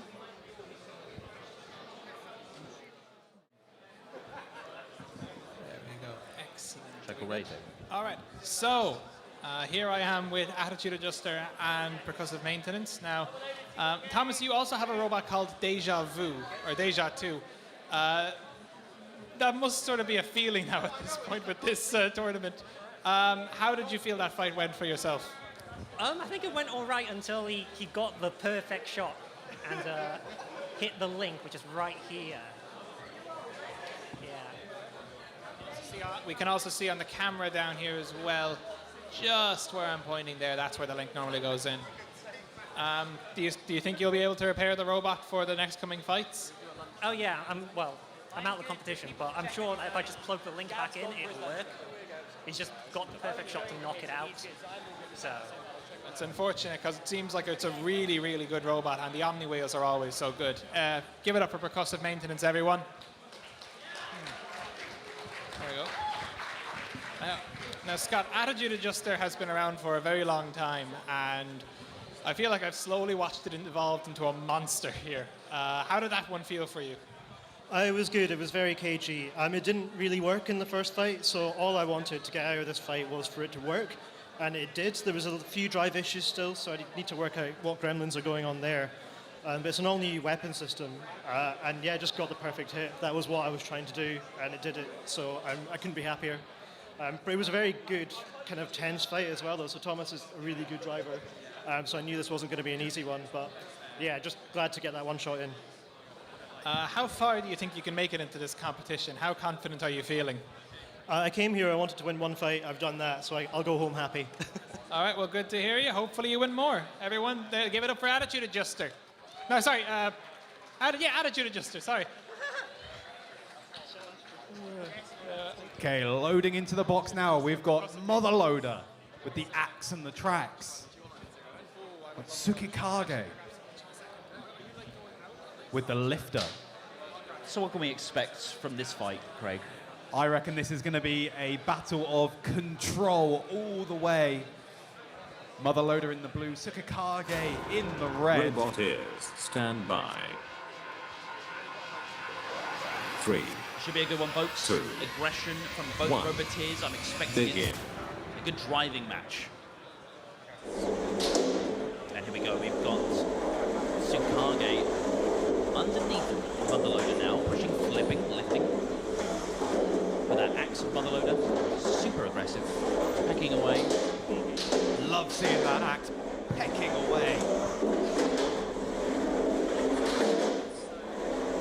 Harry, as always, bringing the fire. Tsukikage trying to line up for the perfect lift. It's available, I reckon that's going to play a part.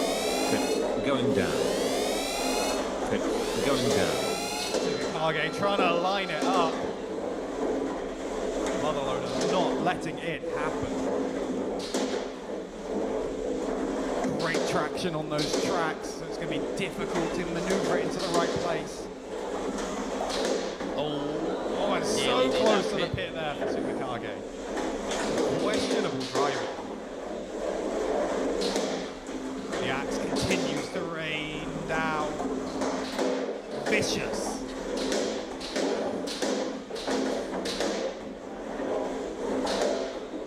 Of all the weapons here, this is probably the one that is most likely to hurt your toe.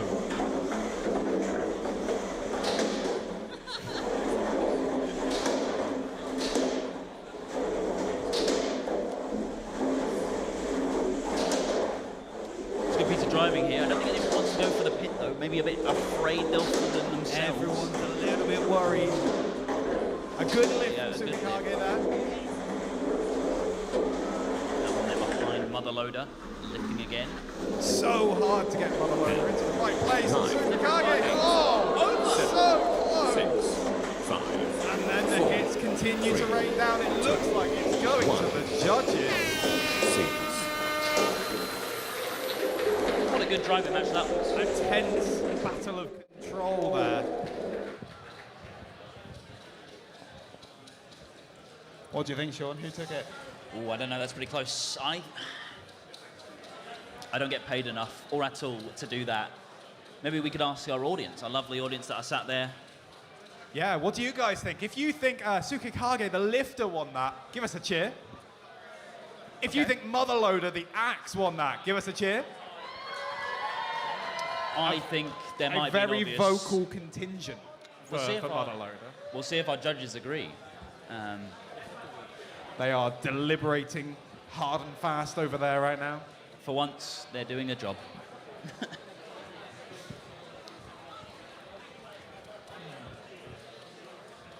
It's going to be a close one either way. Up to the ready table, can we get Snakebite and Colt, please? Ooh. You're not against each other, we just need you both to the ready table. Snakebite and Colt, thank you.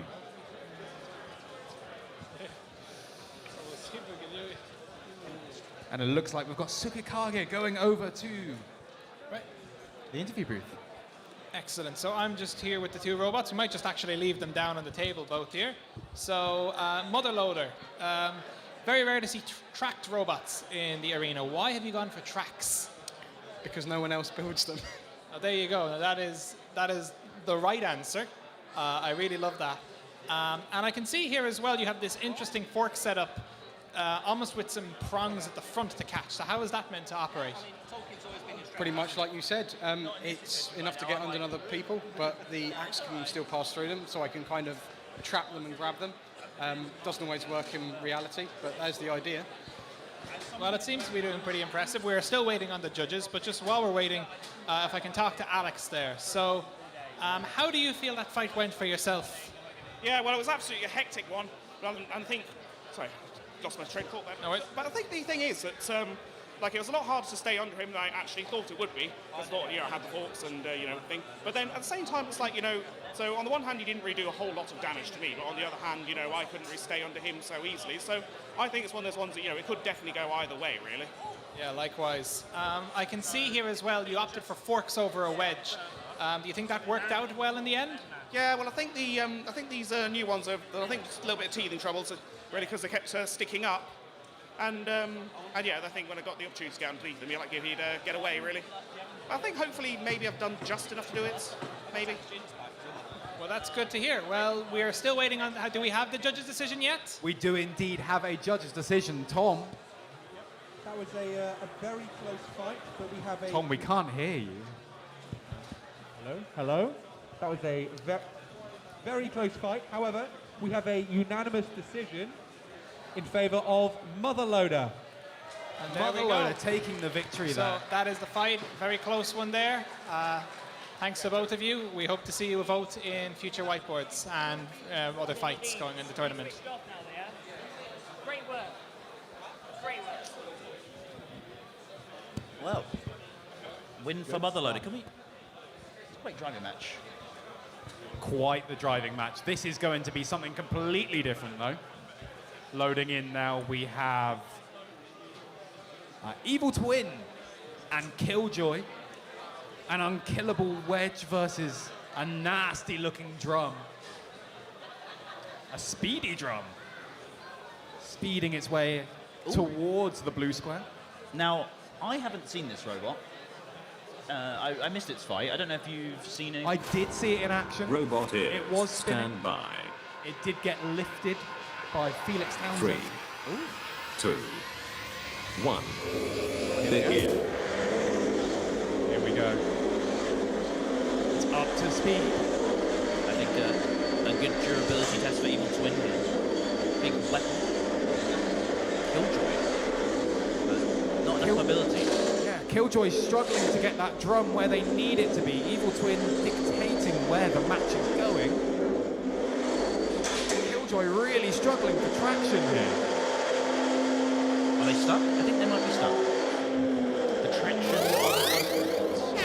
We're going for a pause. At this competition, you get one unstick per fight. So if the robots get stuck on each other, we will free them, as Dave is doing right now. Valiant effort. After that, if another one happens, it goes straight to the judges to decide on all of the action that happened up to that point.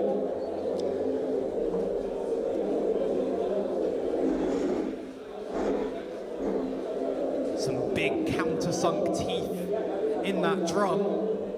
I bet you could get some wonderful bolts like that from Akyu. Oh, hot start. 3, 2, 1. Begin. We're pausing again. There was a bit of an early start from Evil Twin there. Well, I think this fight goes to show the importance of traction. And as someone who, I mean, you remember Subterranean, I did not move a millimetre. You struggled a little. I struggled a lot, Craig. Life really does that to me, what can I say? But yeah, the importance of traction here, I think, it's a key point. If your robot can't drive, you're going to lose the fight. And we're going to see if that lack of traction is going to come by and bite Killjoy here. Well, I think both robots were struggling. I think I centered it in. Robot is stand by. Evil Twin, the more mobile of the two before the restart. 2, It's all 1. No damage done. Begin. The drum spins up, but Evil Twin straight in there to stop it. The action in the corner. And Killjoy is again stuck. Freed by the Evil Twin. Could be more serious than traction. It might be a whole drive gone down. Is it drive? I'm not Is too it sure. traction? But Killjoy, Evil Twin still pushing forward. And now everyone is stuck in the corner. Well, I suppose so. I'm not sure if this is a double count or a single count. We'll have to get the judges or the ref. It's a cross. Rob gave us the cross. Is it double count out, yeah? I think that's going to the judges as a double KO. Should we show the highlights? Highlights. There were highlights? Highlights? Yeah. Here we go, we got the highlights here. Killjoy with the more active weapon, that big drum spinner. There we go. Giving it a couple of pecks. Evil Twin, by far the more mobile of the two. Well, I think we're going to have to get them down to the interview booth because we'd love to know more. I would love to know what everyone thought of that fight. Well. Next up, it looks like, are we going to have Slot Machine and Bert the Vert? Bert the Vert 2023. Bert the Vert 2023 edition. It is 2024. I would like to let Luca know that. It is, I don't know. It's fine. It'll happen. So Evil Twin and Killjoy out of the arena now. Heading over to Owen in the interview booth. Love to get the lowdown on what happened in that match. We've got Slot Machine and Bert the Vert loading in. There we go. Yeah, now we can talk here now. So, Killjoy, that was... I know had to be a frustrating fight, certainly. What do you feel was the main reason the robot wasn't as mobile as last fight? I honestly don't know. I didn't touch the drive from the last fight. I only worked on the weapon, so I'll have to have a little look. A couple of this wheel is spinning quite freely, so I think it might be the gearbox that has gone. But I'll have to go back to the pit. How's lunch? Fair enough. And if you do win this fight, do you reckon you could fix it in time, or if not, just for any whiteboards? Oh, definitely. There you go. Well, that's good to hear. Hopefully it all goes. It looks like a really, really powerful hitting heavy weapon. How heavy is that drum, may I ask? So the drum is 420 grams, so it's almost a third of the weight of the robot. Very nice, very nice. Well, hopefully we'll see you in the future. Thank you very much. Give it up for Killjoy.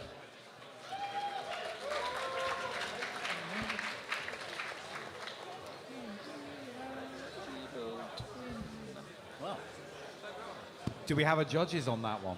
We do. We have a decision. So, we have a unanimous decision in favor of Evil Twin. Evil Twin takes the victory.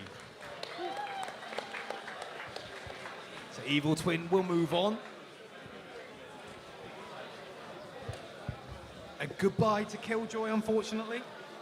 Yeah, it's a real shame. I'd like to see it back. It's got a really nice weapon on it. It's just sorting out that drive. But we do have to see him back. Loading in now, we have Bert the Vert in the red square. Slot Machine in the blue, color coordinated. You love to see it. Robot ears, stand by. Wow, you're absolutely right. 3, 2, 1. Begin. The Vert, the saw blade. Which will make contact first? Oh, that saw blade. The sound on that. Rory bringing that saw into the side of Bert the Vert.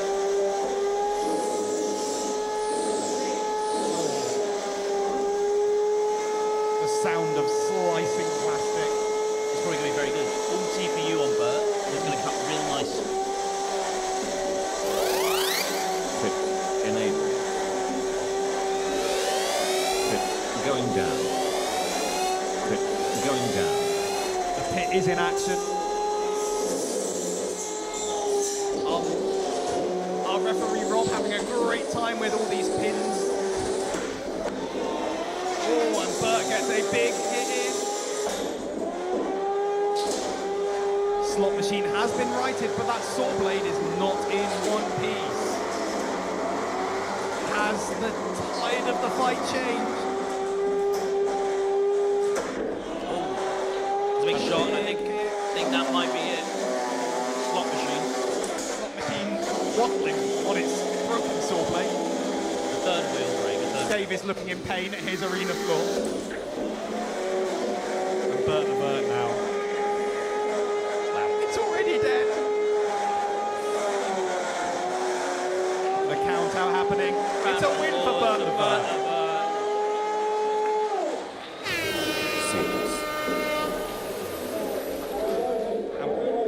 6. So we say goodbye to Slot Machine, one of the most unique robots in this competition, with that wonderful sliding saw mechanism. Really hope we can see it in some whiteboards later.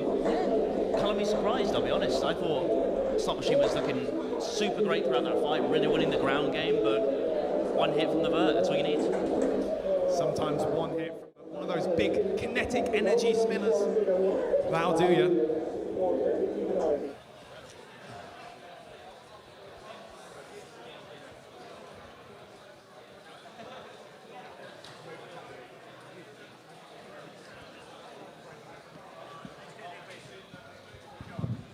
Just a quick thing, have a look at your round of 32 fights. If you have any repeat fights from earlier rounds, please come see me or Jed over there, the one with the long hair. Thank you very much. There we go.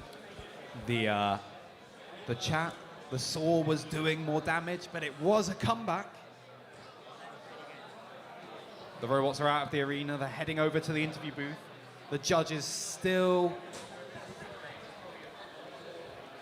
chatting.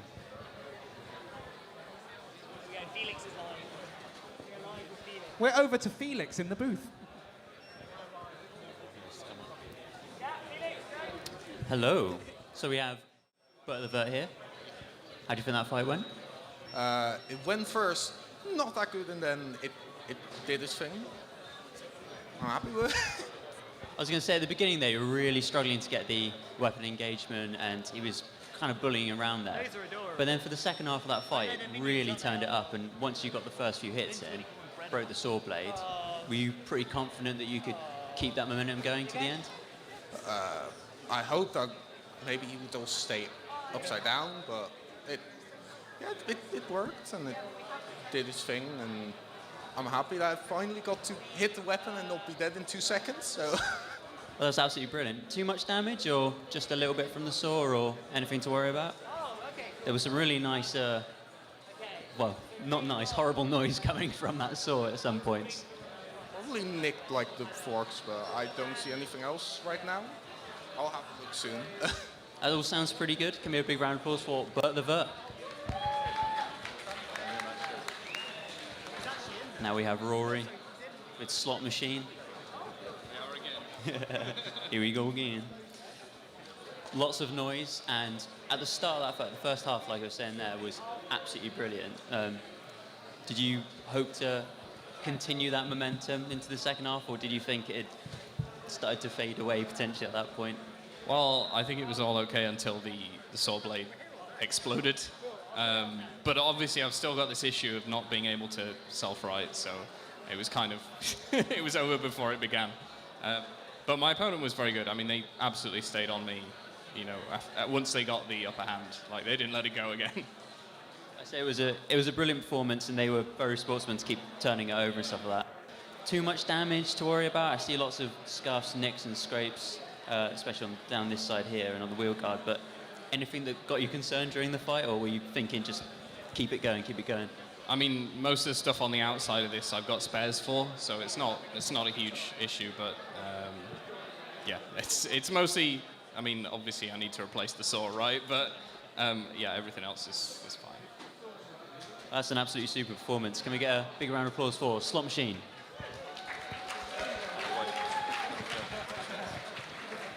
Loading into the box now, we have Bad Daddy and Snakebite. Snakebite, very impressive earlier. I think so. Hello to everyone watching from home. Stuart, Team Croc. Got Simon with his son Keith. Nick, Wranglebox. Wow.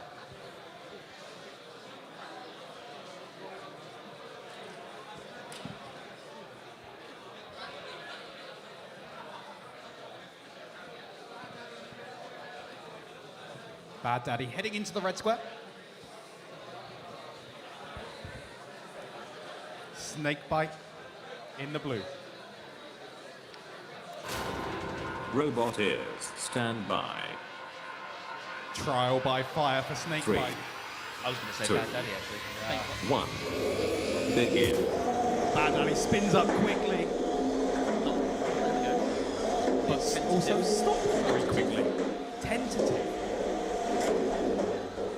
So I think if you're Snakebite now, you really want to get that lifting, grabbing jaw inside the weapon and just really stop it, because, I mean, if you've seen it spin up there, it won't really have much torque. Being on the receiving end of the Bad Daddy beater at Champs, I can tell you that thing is brutal. If they can get it spinning at full speed. Enable. Look at this, good grab here from Snakebite, stopping the weapon. Big grab from Snakebite.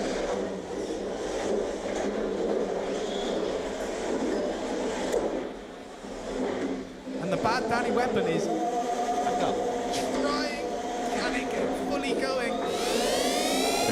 Going down. Is it going to be a battle for the Going pin? down. Snakebite with the grab. It's a great grab, but can they maneuver them towards the pin?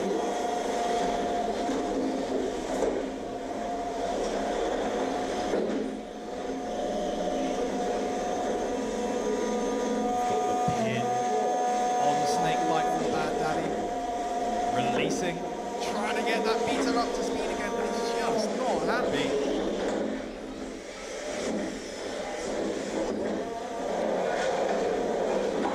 Snakebite getting some good chews, but now is under pressure in the corner.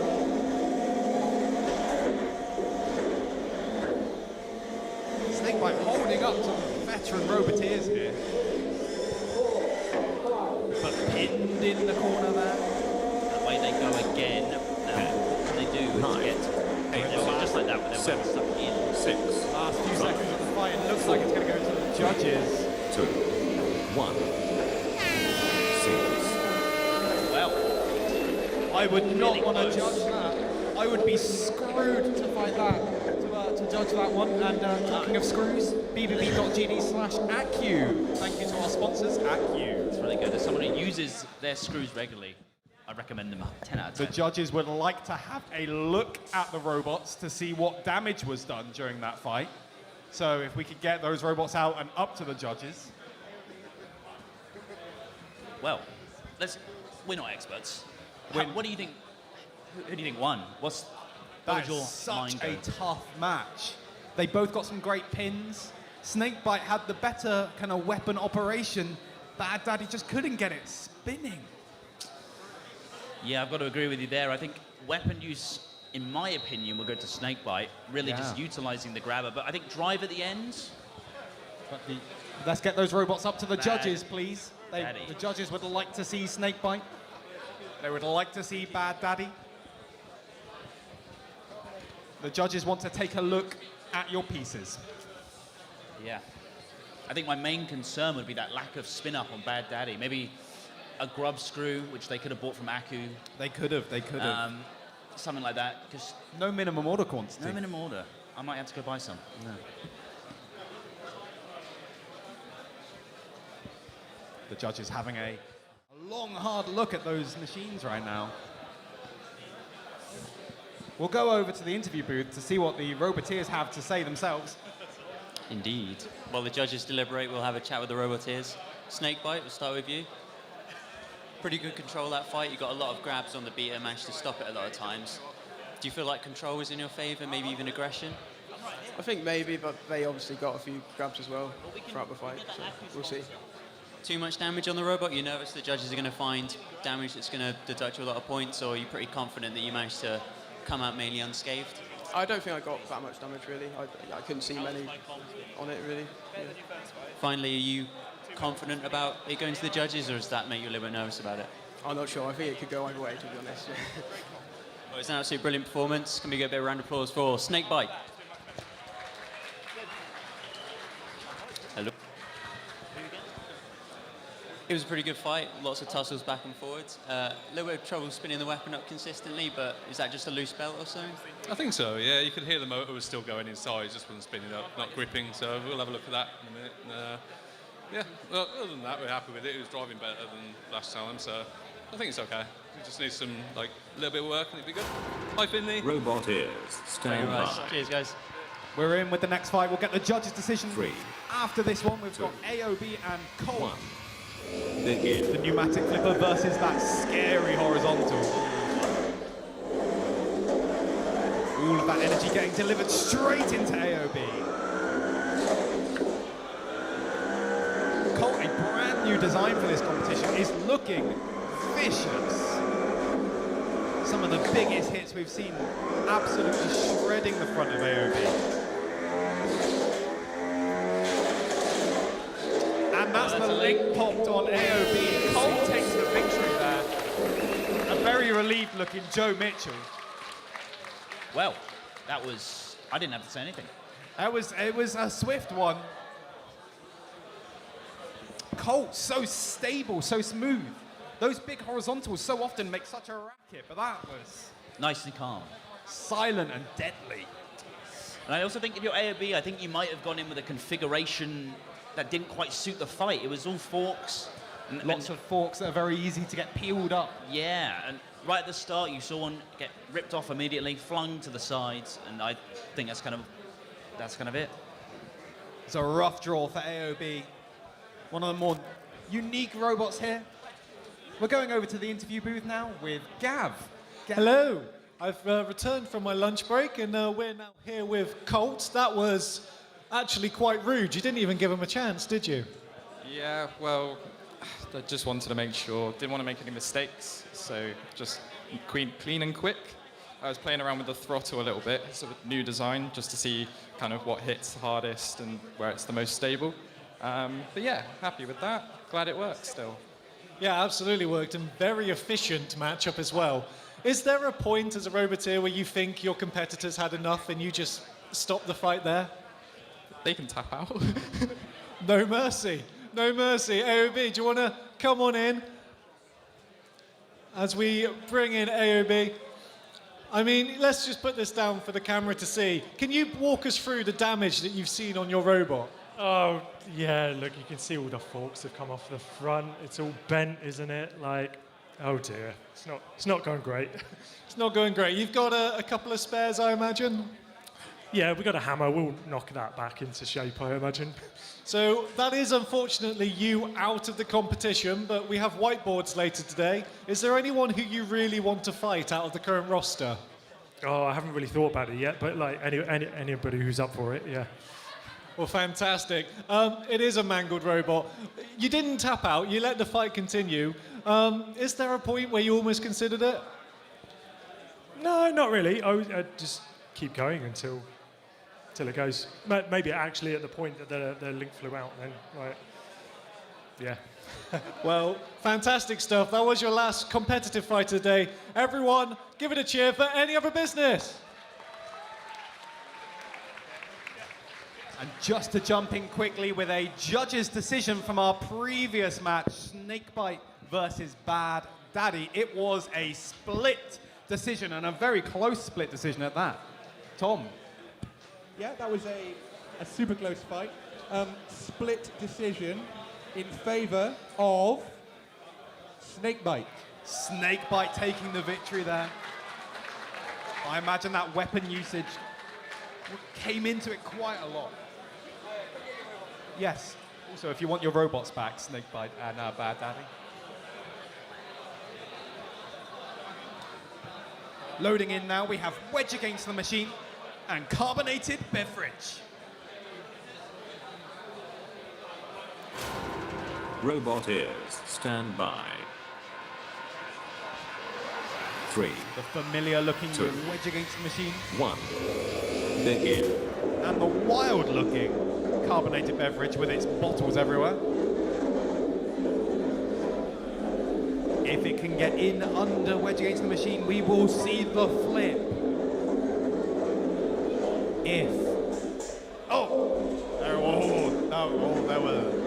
That was definitely a noise from the crowd there. There's a warning shot. Don't come near me or this is what's coming to you. The vicious pet of Carbonated Beverage. The pit is active if anyone presses it. Does it count if the bottle's pushing? Well, apparently not.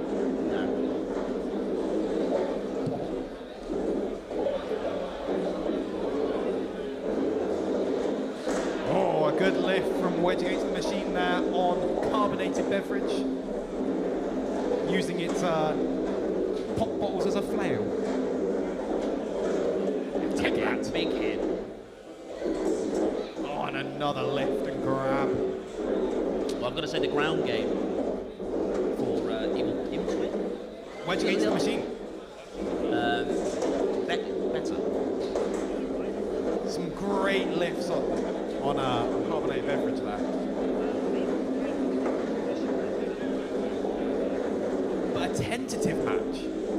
Carbonated Beverage just can't get the ground game on Wedge Against the Machine. And Wedge Against the Machine struggling to deal with the girth of Carbonated Beverage. Thanks for that look, Jody Spencer. 10, 9, 8, 7, 6, 5, 4, 3, 2, 1. Seals. A tentative match going to the judges in the end. See what they think of it. We'll try and get those robots over to the interview booth, see what they thought of that match. Carbonated Beverage having some troubles making it back to the door.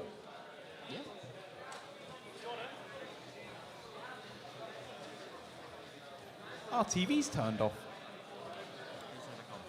How do we turn it on?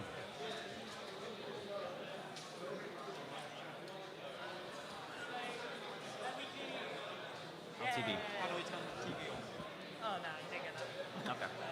So when we do the reserve whiteboard at the end of this round, Ryan has to commentate and everyone else rotates. I need to tell Ryan. Tell Ryan about your match.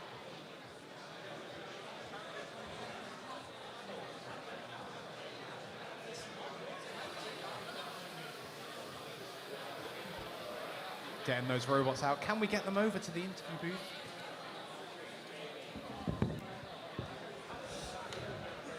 What have you done? I don't know.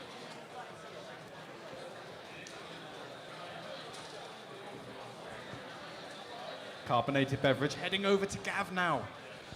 Indeed. So let's have a look at this chaotic robot. I don't know if anyone's pointed out the spikes that you put on the end of the bottles as well. Are they just for aggression?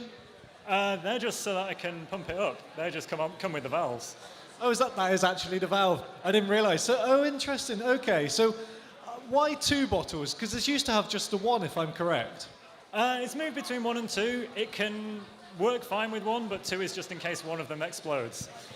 And how often, as a percentage, how often is it that you find one of your bottles blows up? At least 1 most fights. So it's quite a steep ramp on the flipper, and I think you really struggled to get underneath there.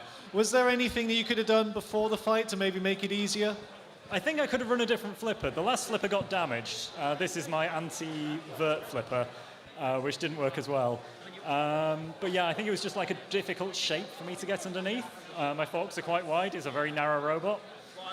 And seemed to be very maneuverable as well, at managing to duck around you and then getting underneath. And pretty much once you're underneath, your wheels, I'm assuming, were off the ground and that's it, no traction? Yeah, that's correct. So just, you're at the mercy then, you're just stuck there? Yeah, I got some good driving in. But yeah, he was definitely had the better ground game. Well, brilliant. Unfortunately, that did go to the judge's decision, but you made it to the end of the round. There is a lot of credibility in that. Who do you think is the likely winner? Likely winner of the whole competition? No, just that fight. Oh, just that fight? Probably him. You reckon? Well, I can see Tom's giving us the eye, so let's see if we can get the decision. So we have a unanimous decision in favour of Wedge against the machine. So for those of you who couldn't hear Tiny Tom's little voice, Wedge against the machine took the round and they won the judge's decision unanimously. Congratulations, Wedge.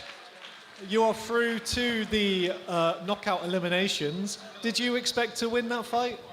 Well, no, I'm surprised I could get underneath him, but okay, I guess my robot is lower. I thought I was a better driver, but I guess I was lucky this time. Yeah, and you didn't get stuck on the floor at all, so is that something that you found quite lucky? Yeah, I don't know. I mean, I took out some magnets, now my robot is too fast, so it's harder to control, but yeah, I'm still learning to drive. Still learning. Well, you're doing a fantastic job. You're through for the next round of knockouts, so congratulations, and I'm going to hand back over to Craig, as I think we're getting ready for the next fight. Just a quick call out, if you see your fight in the next round and it is a repeat fight, you've already fought them today, please do let us know, let Joe know, let Jed know, and we can make sure that doesn't happen. Loading into the box now though, we have some very unique machines in the form of the Mangler, a robot primarily made of wood inside. He said it wasn't, not anymore. Not anymore? Not anymore. It's not wood anymore? Well, mostly. Mostly. There's definitely still some wood in it. Against one of the craziest robots you're going to see today, Paradigm Spin. A robot affectionately known to my mother as the Lampshade. The lampshade. So, Mum, if you're watching this stream like you did Champs, the Lampshade one. Well, if I remember rightly, the Mangler had a big repair job. Quite bad. It got digested. Digested. By digested. Ironic, but... Digested by digestive. Yeah, thumbs up from Rob there. You know what you did. You terrible, terrible man. Terrible. But hey. Yeah, hoodie up. You can... Go on. Get out of here. No. Paradigm Spin in the blue corner. The Mangler, kind of in an area. Rob is ushering it to the red corner. It's waddling. This is telling. Oh, if you put the saw blade down, it kind of moves. It's a third wheel. Well. Thumbs up from both roboteers, and I think... Roboteers, stand by. I have no idea which way this match 3, is going to go. 2, 1, begin. Paradigm straight has to speed the Mangler!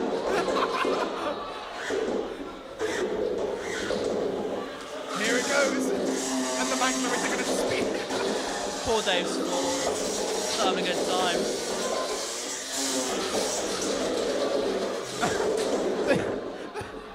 The saw blade is falling off of the Mangler. Paradigm's bouncing around the room. We're having a great day here at BBB Beetle Brawl.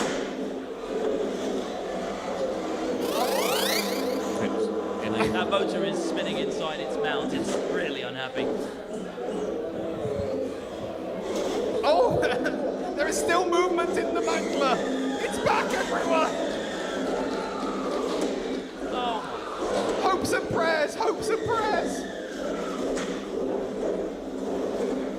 The Mangler has pressed the pit button. Going down. He seems more mobile now than his ever has been.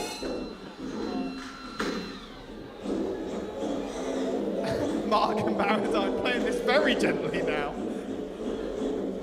The danger with having a pinball robot is falling in the big hole. No. Oh, wow. I think that's gonna call it. Rob counting it. And the Mangler.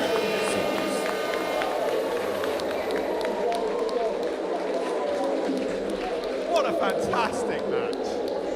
Paradigm Spin moving forward into round 2, fighting his way out of the redemptions, and the Mangler living up to its... was there. Wow.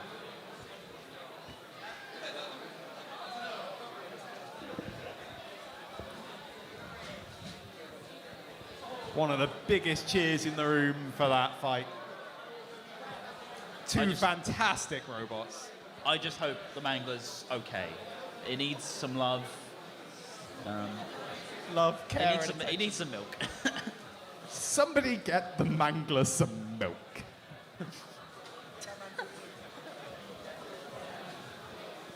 Wow.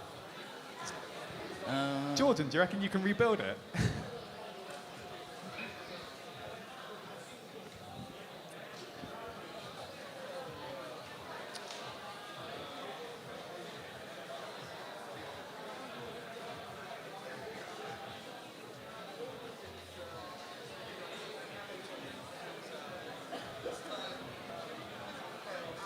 Loading into the arena next, we have Burnout and Happy Camper. Flipper and the Mallet. I would be scared if I was Jevon. Yeah. There's some vicious weaponry going into this one. Can we get a tip speed check on the Mallet? Just want to, yeah. Look, there's no safety cover or anything. It's no. And going over to the interview booth now, we have the delightful Paradigm Spin. Yes, let me save you from the small talk that you have to do on the commentary table. We are here with Paradigm Spin, and firstly, congratulations. Oh, thank you very much. Now, we give this robot a lot of stick for being uncontrollable and just pure chaos, but at the end, you actually gave it a good bit of control, getting the Mangler into the pit. So, how difficult is this to drive? It's hit and miss. Like, sometimes I can drive really slowly with control, and sometimes it's just full throttle or flying through the air, totally out of control. And there's nothing in between. And I guess very limited opportunities to practice safely. Yeah. I have a metal plate at home because there's strong magnets on it, so it drives very differently on metal, but not with the spinner and not with the kind of pinball link. Well, you're out of the redemptions, you're back into the competition. Is there anyone who you're hoping to avoid until the final stages?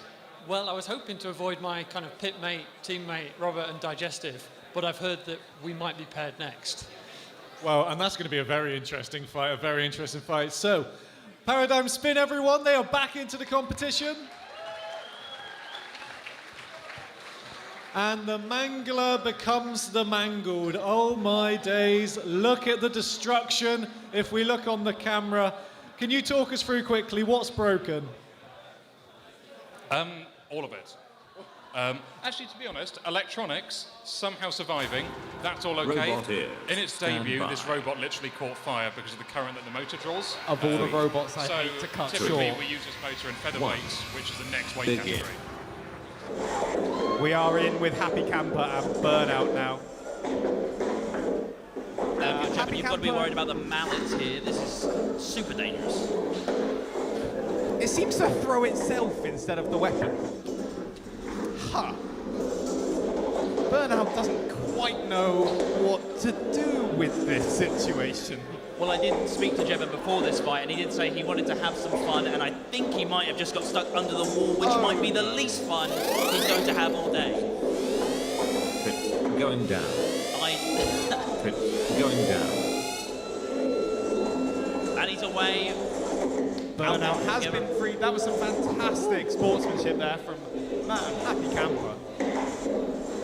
The pit is open indeed. It's anyone's game, really. That mallet is the size of Burnout. Burnout, yeah.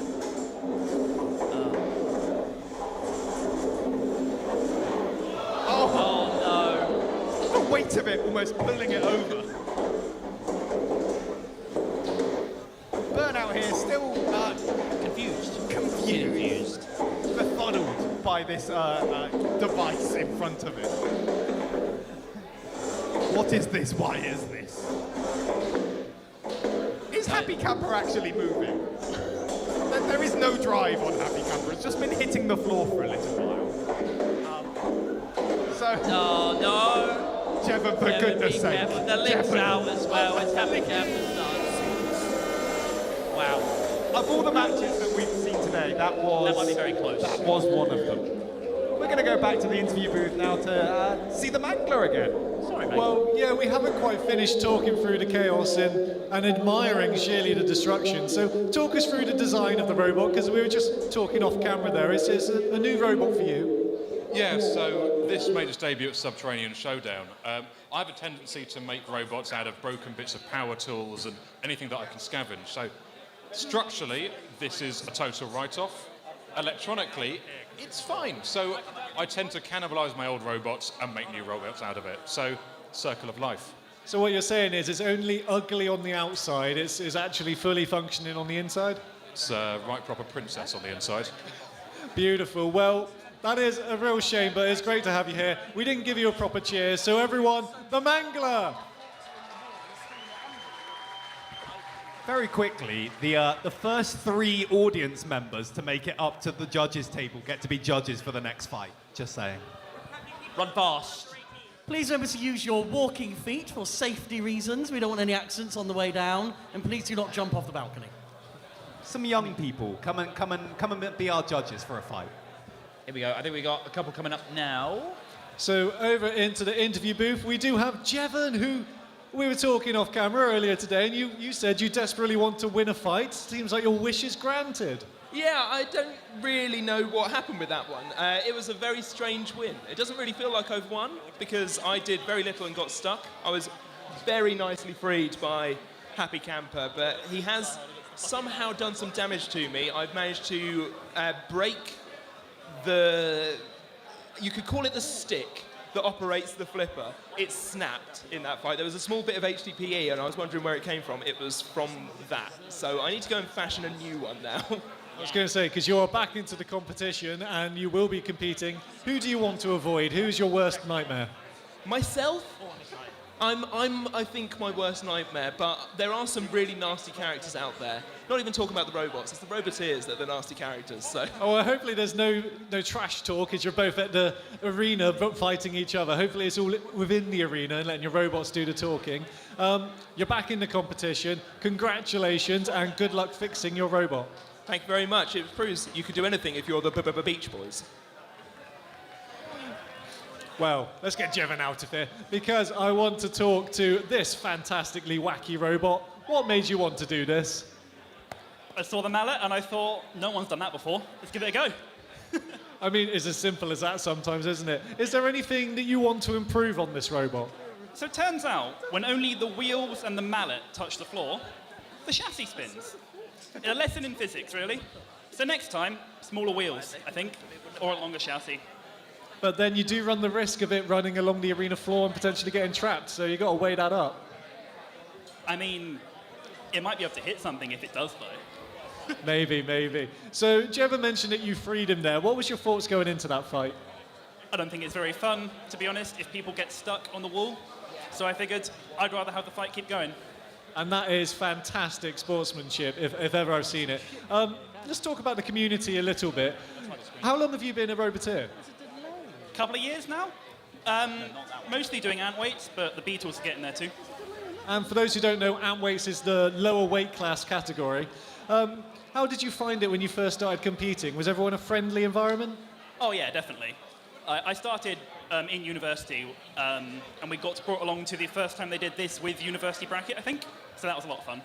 That sounds incredible. Well, everyone, let's give it up, as you are unfortunately out of the competition, but potentially in some whiteboards later today as we hand back to Craig for another fight. Well, we've got a whiteboard now, actually. Yeah, it's time for whiteboards. Now, whiteboards are quite a chaotic situation, so we have had to bring in the best of the best. So, of course, I am commentating the best of the best. And we have a crack team of judges joining us. They will be basing their decisions on whatever criteria they want. You can make it up. We do not care. But yeah, can we give our judges a round of applause? Come on, yeah, guys. We're going to give them a round of applause. They're going to do a great job. We're not... Robot is. Less Stand importantly by. in the arena, we've got the Chili Daddy, we've got Bonkers, we've got Wheelie Big 3, Lad, we've got Yam. 2, We're going to have noises and 1. explosions. That's right, disagree. They're all excellent. Oh, they are all absolutely brilliant robots.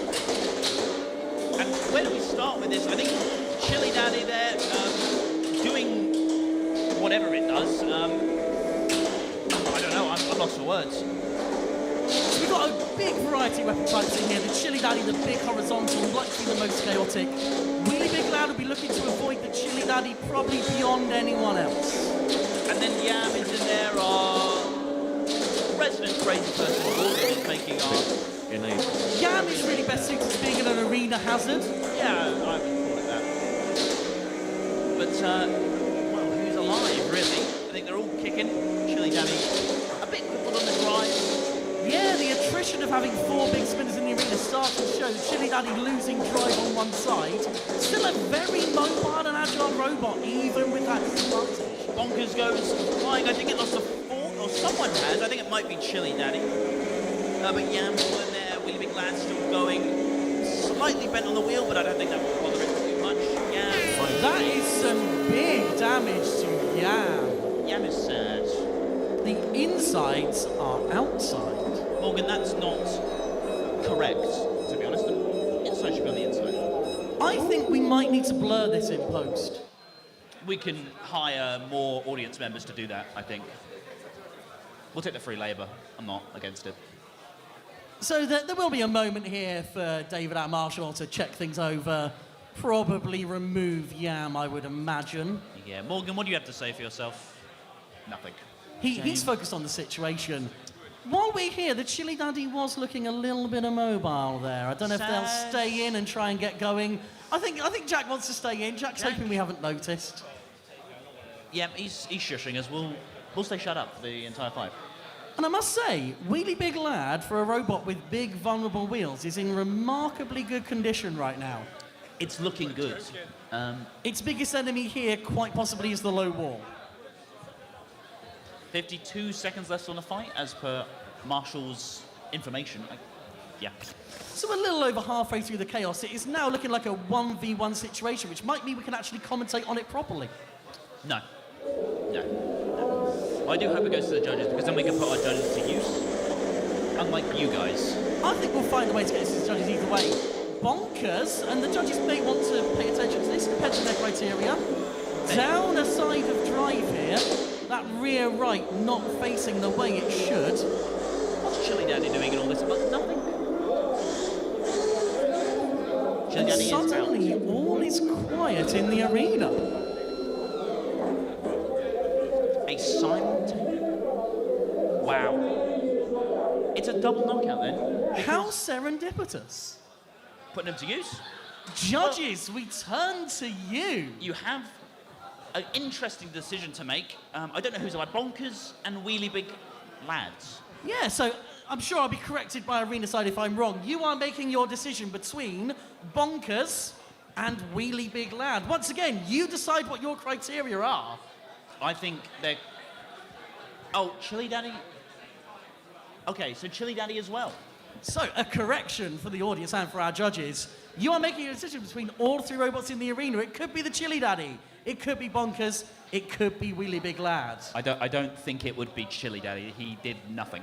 I think, for Jack's sake, I'm sorry. According to the feedback we've had from some Roboteers, we don't care about that. You're right, we don't care, and you can vote whoever you want. Should we ask the audience who they think won this? Not that, just as an opinion, we're not experts. I think we should let the audience think that their opinion matters. Yeah, I like that. So, if you think Wheelie Big Lad, Big Wheeled Red Robot, here we go, give it a cheer. And on the contrast, if you think the Chili Daddy won, Jack, come on, you raise your robot in the sky, come on. Yeah, okay, we got one, we got a couple. God, I don't know how he's gotten away with that. He's gotten votes for doing nothing. And if you think Bonkers won, yeah, okay, so it's a split. It's really close. I think our judges might feel the same.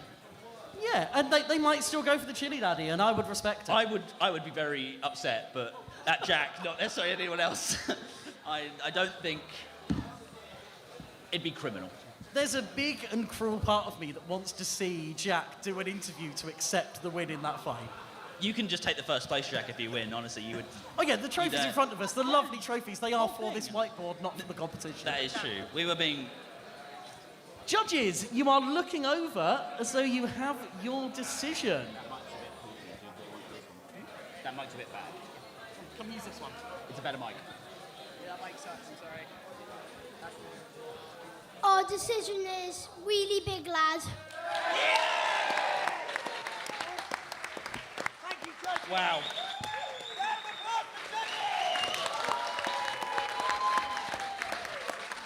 They're much better than the real ones. Yep. Yeah. A popular and correct decision there. I think we may have to bring them down for the grand final later on. I would agree, honestly. They did a great job, and Jack did not win, and that is what... It's a victory for the nation when Jack does not win for doing nothing. Yeah. Jack has had his win now.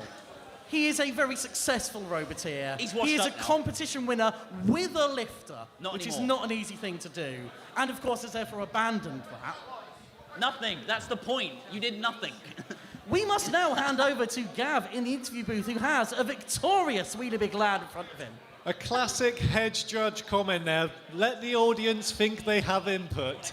Classic, Ryan, classic. So, Wheelie Big Lad, look at this robot. You actually managed to survive the carnage, although they're not unscathed, it's worth saying. There is some damage. Let's start there. What damage has been done to your robot?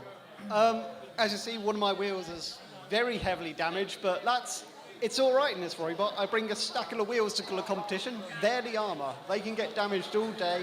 What was really the problem is this little sort of polycarb bit on the end of the spinner got damaged, which meant that I could only drive in reverse, because if I drove forwards, my spinner would hit the floor.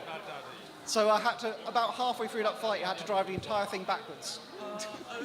Which is obviously quite difficult to reorganize yourself. Drive forwards. It was snake bite. Well, I was going to mention about that, because I know you for your drivability, your boring bot. Normally you focus on maneuverability robots. This is actually an active weapon. This is an active destructive machine. Why the change? It just seemed a whole lot of fun to try that kind of robot. There's a similar robot in America that I saw that looked so much fun to fight with, and thought, I want to give that a go. And so I built my version of it, and yeah, it's a very difficult robot to fight with, but it's very fun. And when you get those hits, it's very rewarding. Like, I got a nice hit on Yam, just sneaked over the spinner and hit the back of it, and yeah. Very, very satisfying indeed. Only in the whiteboards. Any more whiteboards planned for today?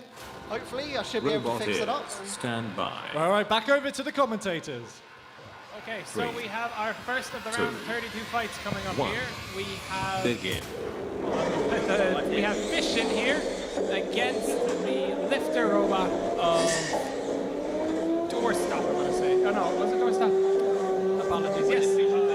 Doorstop. Apologies for this, but we can see it here. Well, a Vision, a lifter, and a vert as well. I discovered that last fight, and I thought it was pretty cool. Yeah, it's a cool design, and it's already won.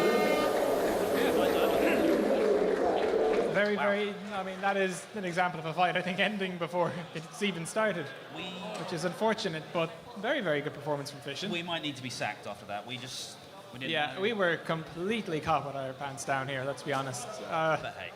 I don't even think they're going to show us a replay of the fight, which, you know, would be nice. But We should ask, because we need it. Yeah. Honestly, we didn't. Here's what. Yeah. How are you today? There we go. I'm doing quite good. I'm enjoying this. Had a bacon and sausage bap for ketchup and HP sauce. Ah, that was really nice. And a cup of tea. You know. Yourself? Pretty good. Pretty good. I'm sitting down, Yeah. which pretty good. It's better than standing up, you know. Yeah, did some shadowing with Dave, just watching how he does his craft, and it's fun. I might have a go later and see what's Oh what. yeah, no, you're doing a good job, I think.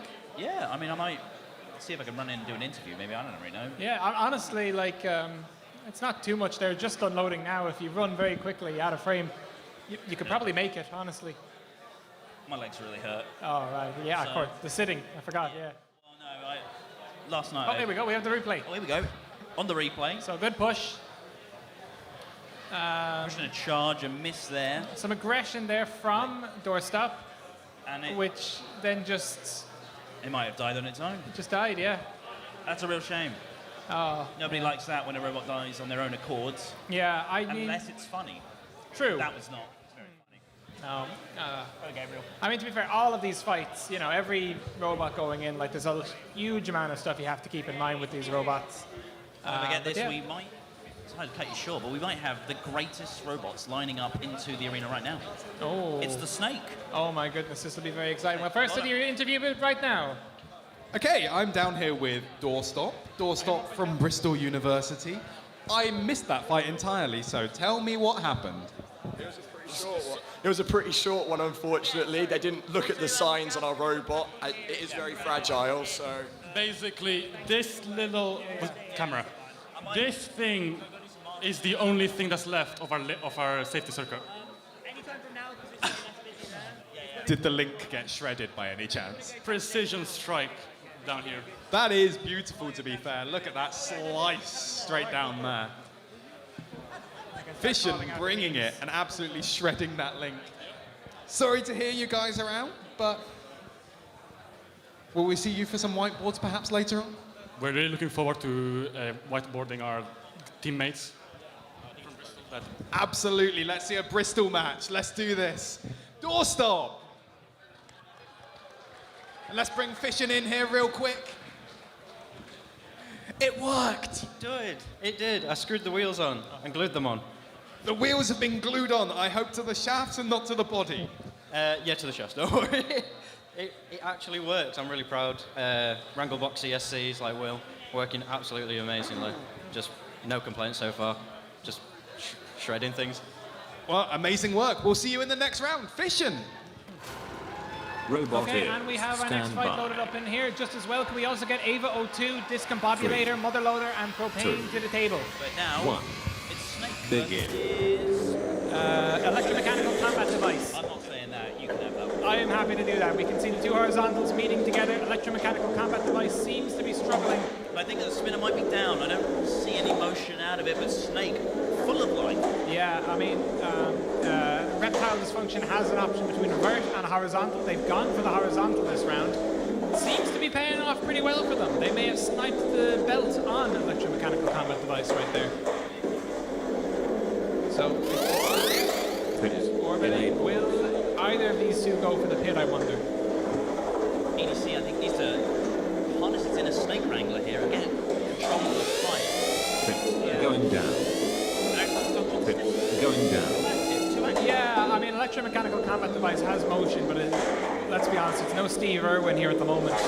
No, not really, but I think maybe the size might be able to shove the Snake around and try and pull it towards that pit. I think that's the only way it has. I mean, one thing that's great about Reptile Dysfunction is it has such wide wheels that even if you can get to the sides, there's so much rubber on the ground it's actually hard to push the robot. So, actually... Always wants to move in a circle, even if you get to the side, it will just drive forward. Yeah, it is a very slippery, hard robot to handle. And I have to say, like, that part of its design really does seem to be paying off here. It's a stalemate here, shoving prowess. Yeah, Reptile Dysfunction does still have a working weapon, but electromechanical combat device can focus pretty much entirely on well, okay. I was going to say focusing on avoiding weaponry, and I believe Reptile Dysfunction has sniped the links of electromechanical combat device. Wow, that impressive. Yeah, no, that was a beautiful hit, using the design of the robot to absolute perfection there. And it is quite sad that to see electromechanical combat device out of the competition. However, I am, in a way, slightly relieved that I no longer have to say the name electromechanical combat device. Yeah, pick a short name, guys, I promise. But no, it's a real shame whenever you have to go out on like a whimper, you don't have to get on with a big bang. It's a real sucky situation. And we really hope that they kind of are able to sort the problems out and iterate on it more.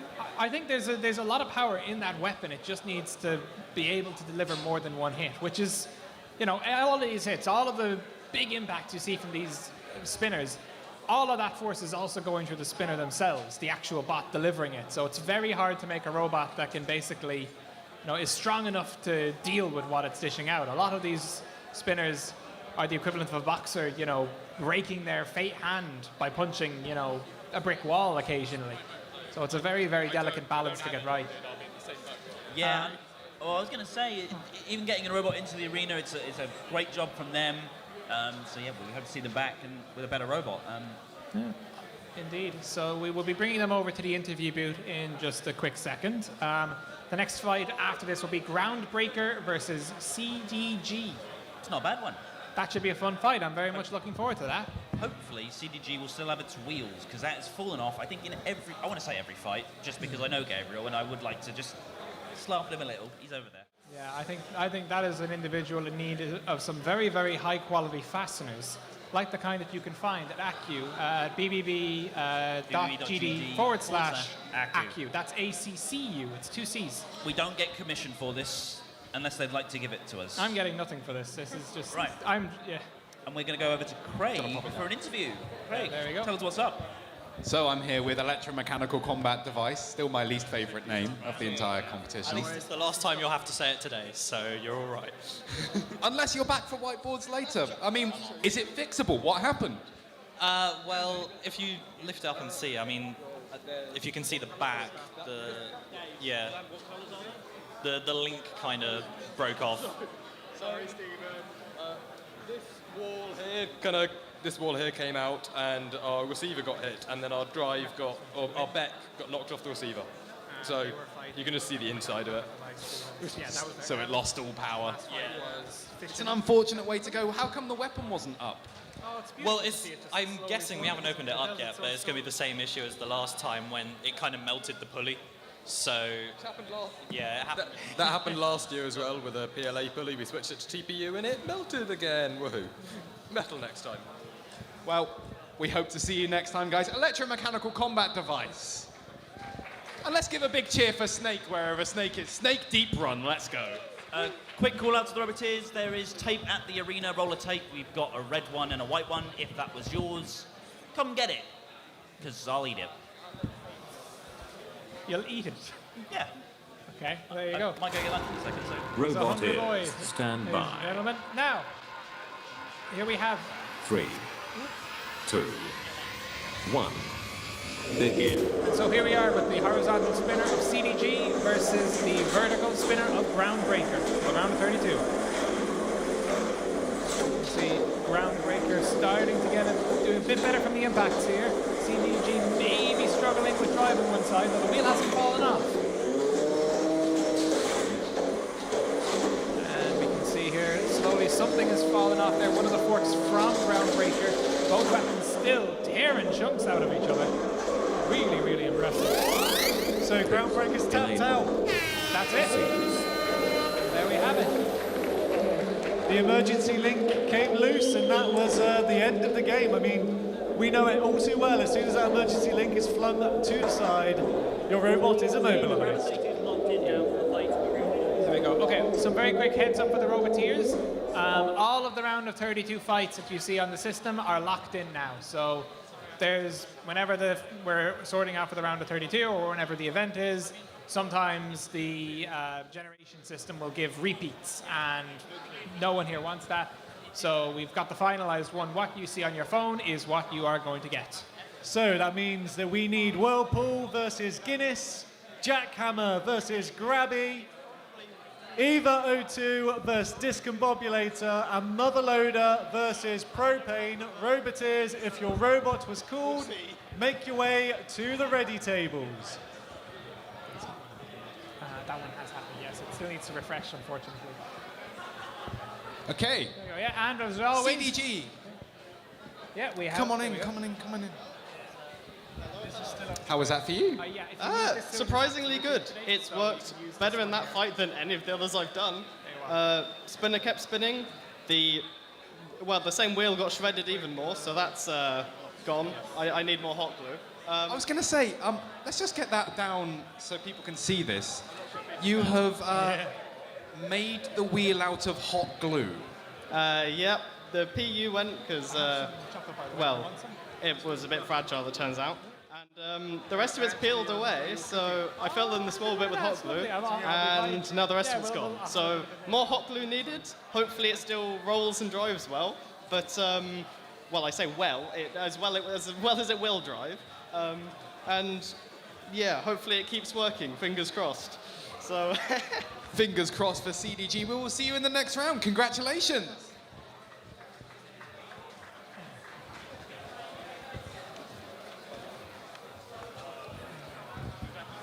I don't believe we have Groundbreaker. Is Groundbreaker anywhere here at all? Craig's ears are burning. Yeah. So do we have Whirlpool and Guinness loading up here, next up in our system. I will say this is refreshing a little slower than normal. It's Rampage is dying, so just dying of death. Okay. It will be these fights, just as you see it. Sorry, we'll call them off. There you go. So we have a bit of downtime here, Gab. What do you think of the fight so far? Have there been any robots that have really jumped out and really surprised you going forward? I have to say that in terms of aggression, Paradigm Spin, I was actually really impressed by the control they showed at the latter stages of their last fight. Colt has been another devastating robot, but I mean, I'm more about how the audience reacts. I'm more about the community, and Grabby is just getting everyone's attention. There we go. Yeah. So I really want to see them go far. I don't know how far they're going to be able to go, but I have my fingers crossed, and I'm going to be cheering them on the whole way. Yeah, no, there's a huge amount of hype up for Grabby. Actually, just to confirm here, some of the fights coming up, we will have Whirlpool versus Guinness is the next one. Right after that, we will have Jackhammer versus Grabby. There we go. And then we have Ava 02 versus Disc Combobulator, and Motherloader versus Propane to kick off the regular brackets. But in the red zone is Guinness, and in the blue, Whirlpool. This is going to be a very interesting matchup. Begin. And we can see Whirlpool Spinner is, I think, a little bit above Guinness, so let's see if Guinness can get underneath. I think sometimes a high spinner, if it can just clip some bits like the top of wheels, that can do a lot of damage in itself.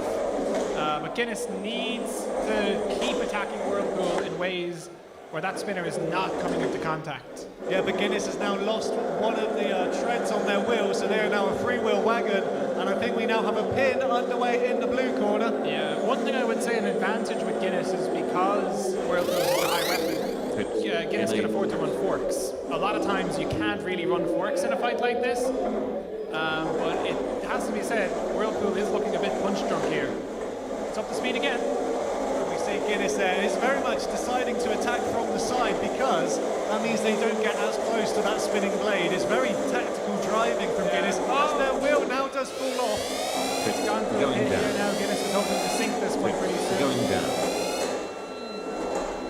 And of course, if any part of Whirlpool touches the bottom of the pit, they are out. With that spinning disc, sometimes you see these types of robots fall in and then jump back out, but if they jump back out, they're still eliminated. Yeah, so you can see there Guinness using the pins, playing the clock. It's giving up a stout defense so far, it has to be said. And they're running the clock down to a degree. I mean, Guinness is a control bot. That is what it's designed to do. Whirlpool just hasn't really got the damage that it relies so heavily on. And now they are angling themselves towards Guinness to try and get that weapon into effect. Yeah, these are two robots that I would say neither are operating at 100%, but they are giving it 100%. This is going to be a very tough one for the judges to call. Neither of them can really take it easy, so to speak. And we're going into the final 10 seconds of the fight. Guinness getting ever closer to the pit. What an amazing comeback there from Guinness. Absolutely slugging it down. So there was an opportunity to go to the judges, but no, we want this done in the arena. And Guinness, fantastic control. Whirlpool just got caught out on the wrong side of the arena, and in they went. Yeah, no, I mean, very, very well played to Guinness. That was a fight that was definitely not a given. It really had to push hard, it had to try, and, you know, it's the cream has settled to the top, you have to say. But as you said, Guinness did not, nice Guinness reference, Guinness did not escape unharmed. They did get damage done to their wheel. They had a bit of a haircut. Yeah. Whirlpool, on the other hand, I don't think any damage was done to Whirlpool. No, well, I mean, I think a lot of whenever you're a spinner against a control bat, you're not really going to be breaking anything, with the exception of potentially drive systems from trying to win a pushing match. It was a good win for Guinness. I don't think the damage is unsalvageable so long as they have some spare wheels, but that is definitely a point to look at going forward to future fights. So I believe we are going to be bringing them over to Craig now in a moment, and just before that, can we get Home Improvement and Cult, Snakebite and Toucan, and Abracadabra and Burnout to the ready tables? Thank you very much. Over to Guinness and Craig. Guinness coming in now, looking a little bit different to how it went into that fight. Yeah. How was that from your guys' perspective? It was kind of, we were up against like a really insane bot, so we were hoping that it took off one of the top bits last time. We were hoping it just didn't take off the whole lifter. But luckily we managed to get some good pins and we got the pin in the end, so it was a bit of luck and it was just a good result in the end. That was a fantastic, opportunistic kind of push into the pit at the very end of the match. Do you reckon it could have gone the other way if it went to the judges? Yeah, I reckon it has the potential to. I think the wheel coming off is definitely some major damage. A slight issue. Yes, very much so. Second column, no damage as well, so it's quite close position anyway. Yeah, Whirlpool still on top form. You guys took the damage, but that's not what matters at the end of the day. You got it in the big hole, and that's the important bit. Congratulations to Guinness, everyone.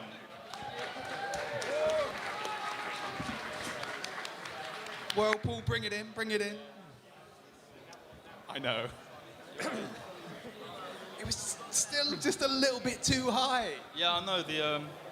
We made it too high at the end, but yeah, I was trying to. Driving wasn't as good as I thought, but yeah, we were trying to get there, but they were pretty good. Good bot. I think it would have been a really interesting one to take to the judges, though, considering the amount of damage you had done, and pins not necessarily the most helpful thing. No, I think we did a lot of damage to ourselves. Robot ears, stand by. Well, thank you for coming today, guys. Whirlpool, everyone. So we have Jackhammer in the blue and Grabby in the red. Begin. A lot of black and yellow in this fight, it has to be said, but which one of them will end up? Oh, I didn't come up with a good metaphor for that one, I'm sorry. But already, first hit for Jackhammer. Jackhammer coming down in with their weapon. So Grabby surviving through the redemption round. Jackhammer didn't do the redemption round, so they've had a bit of opportunity to rest and maybe recharge. And look at the damage being done to Grabby. Yeah, Jackhammer heard all of that cheering earlier on, and it did not care. But what an efficient way of dealing with Grabby. Spirited competitor, but I think this is the end for Grabby, I'm afraid, in the main tournament. Well, that is an official knockout there. Jackhammer wasting no time. The pit button was barely enabled. 30 seconds of the fight, and they, unfortunately, made short work of Grabby. Yeah, I mean, you know, Jackhammer, I think, we haven't really seen its full potential at this event so far. Do you think there's still something left to be shown? I mean, I think it showed a bit more. Like, it was doing great against Discombobulator in its first fights, and this fight it showed how strong it could be. So, I mean, it's going to be one of the favorites in the student bracket, so yeah, I'm sure Craig will talk to them more, but meanwhile, you know, congratulations, Jackhammer, you monster. Well, I'm looking at the reactions of Grabby, and that tells me all I need to know about the damage that was done. Monster is probably absolutely fair to call Jackhammer. There is no mercy in robot fighting.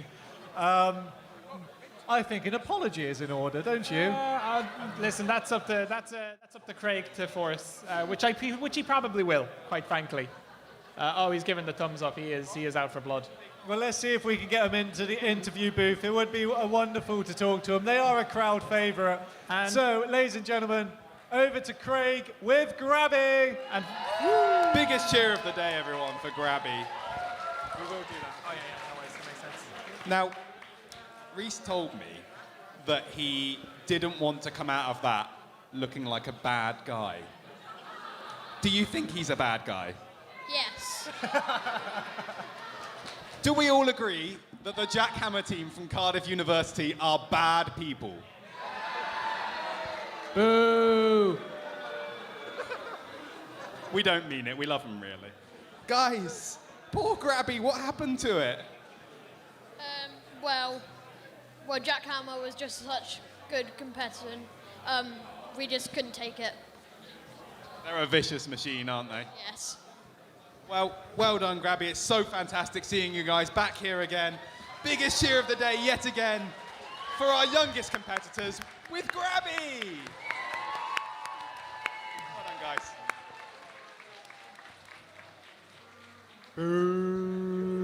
No. Let him say his piece. Oh, my piece. Sorry, guys. It's the first time it's worked, like ever.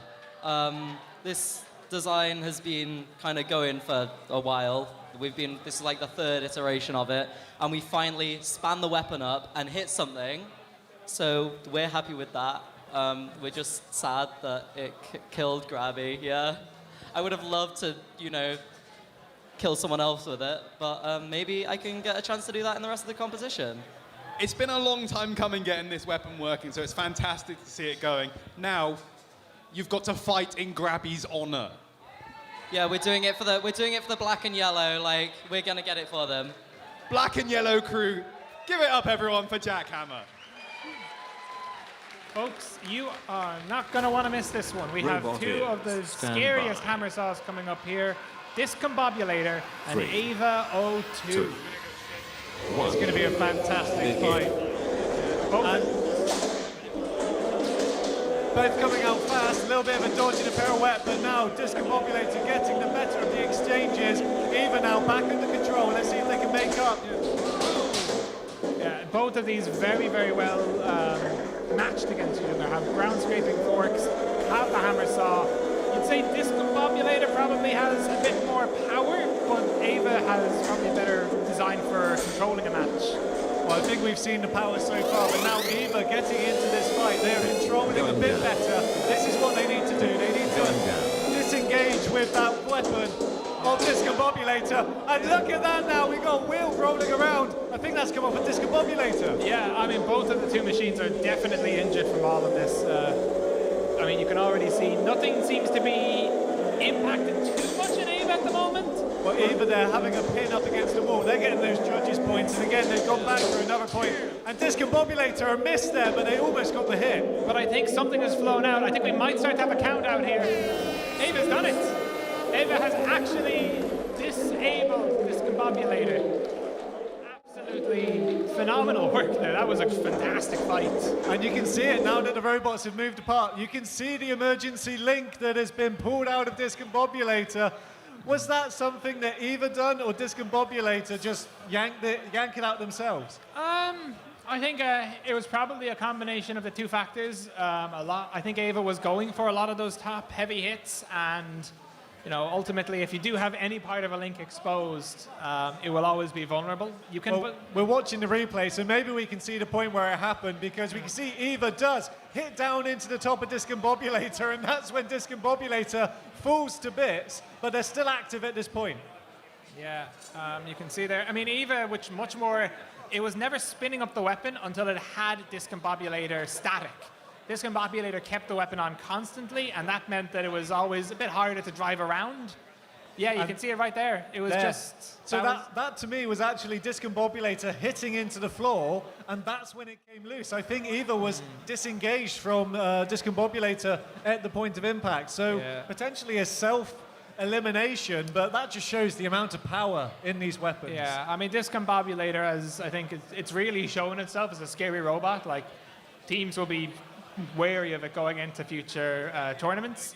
I mean, Eva is certainly, like, it's taken a lot of damage from that fight. It's due a rebuild, but it's able to go to the round of 16. I think it'll be very successful. So we do have another knockout elimination. Let's see if we can get them over to the interview booth, because we want to see the damage done on that robot. And now let's call some fights. Oh yeah, just some people to call up: Abracadabra, Burnout, Digestive and Paradigm Spin, and Bert the Vert and Schism. Over to Craig. Spicy. That was some spicy stuff. Was that a self-KO at the end? I don't think so. Considering the damage that we've got, we have 0 sides of drive currently working. The weapon still spins, but I don't think we would have lasted much longer if the link stayed in. So, yeah, can't complain, really. Some of those pins and hammers over the side of this were absolutely brutal, weren't they? They've done a bit of a number on you. Yeah, we just got stuck on those forks and we couldn't really get out, unfortunately. So that's just the danger of the hammer saw. The danger of the hammer saw, indeed. 2 of them, of course, in that fight. This is a vicious weapon. We saw it earlier. Everyone was worried about it. Didn't quite come to fruition. Got some good hits at the beginning. I can see some armor peeled off, but couldn't quite get the KO. I definitely saw some wibbly stuff on the side of that. So congratulations on managing that.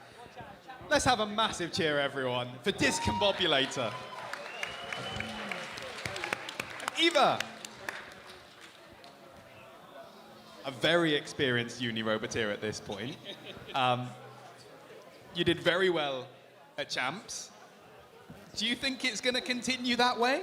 Well, in this state, probably not, but hopefully, fingers crossed, I have enough time to repair it. But yeah, I don't know. That was the toughest match, I think, for a while, so if I've done that, I'm feeling good for the rest of the day now. That thing has done a number on that armor. Let's get it down there and show everyone. Look at that, everyone. Ooh, give it a rotate. Absolutely. You can... I hope you don't mind me. No, I mean, I'm going to replace it anyway. Robot is stand We'll by. see Eva later on and see if they can continue that dominant run. 3, So, 2, here we have 1. Motherloader and Propane, round of 32. And straight away, Motherloader going up into the air from Propane's drum spinner, and this is just becoming a bit clinical for Motherloader now. Disengaging, they're regrouping. Let's see if they can actually get into this fight, but Propane giving them no opportunity. Yeah, Motherloader has shown itself to be a punching bag and how durable it is, but it will. Propane is able to deal a huge amount of damage. And we can see there the track of Motherloader is already off, so they are on to 1-track drive. Only the right-hand side has any drive. And Propane is going to be taking full advantage of that, but the axe is still in full operation. Yeah, I mean, Propane has no reason to go for the pit. It can just take its time with this one, picking apart piece by piece. It's pretty brutal. That is a tap out by Motherloader. Short work of Motherloader being done by Propane. That was clinical. Yeah, I mean, I think Propane has been definitely somewhat of a favorite of this tournament going in, and I mean, that was another fight where it just did really, really well, it has to be said. Round of 16, looking very scary. I mean, I was going to say, looking at Propane, it was incredible traction. It looks like it has great drive, brilliant control, and it has that powerful weapon. It seems to be the full package. Yeah, I mean, the big thing it has over many of the other vertical spinners is stability. Because it has magnets and because of that flywheel system it has, it's able to cancel out a lot of the gyro that is often the biggest weakness for these vertical spinners. There we go. So I'm looking behind me, Roboteers, just to make sure. Home Improvement versus Colt, Snakebite versus Toucan, Abracadabra versus Burnout, Digestive versus Paradigm Spin, Bert the Vert versus Schism. Please make your way up to the ready tables. And I've been counting down. That is 20 robots now eliminated from this tournament. Goodness me. Yeah, I think that's 30 left to go. Yeah, I mean, we'll see them drop a lot. I mean, we'll see 16 robots out in the round of 32. It's going to be really, really quite something.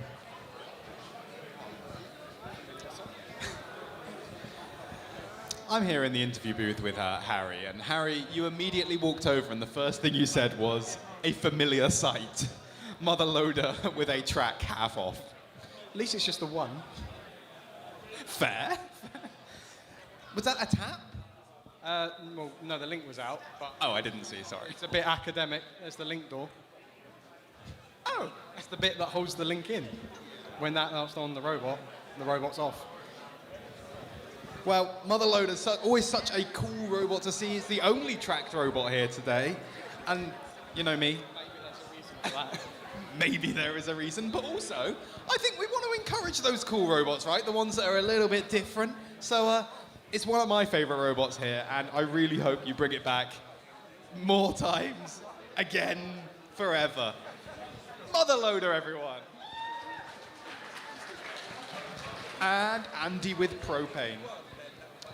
I always have a little bet with myself before tournaments, and I pick a few people I think are going to do really well. And I'm going to curse you now by putting that upon you. It was pretty dominant, right? Yeah, it worked quite well. It's a shame, because I love Mother Loader. It's a very cool robot.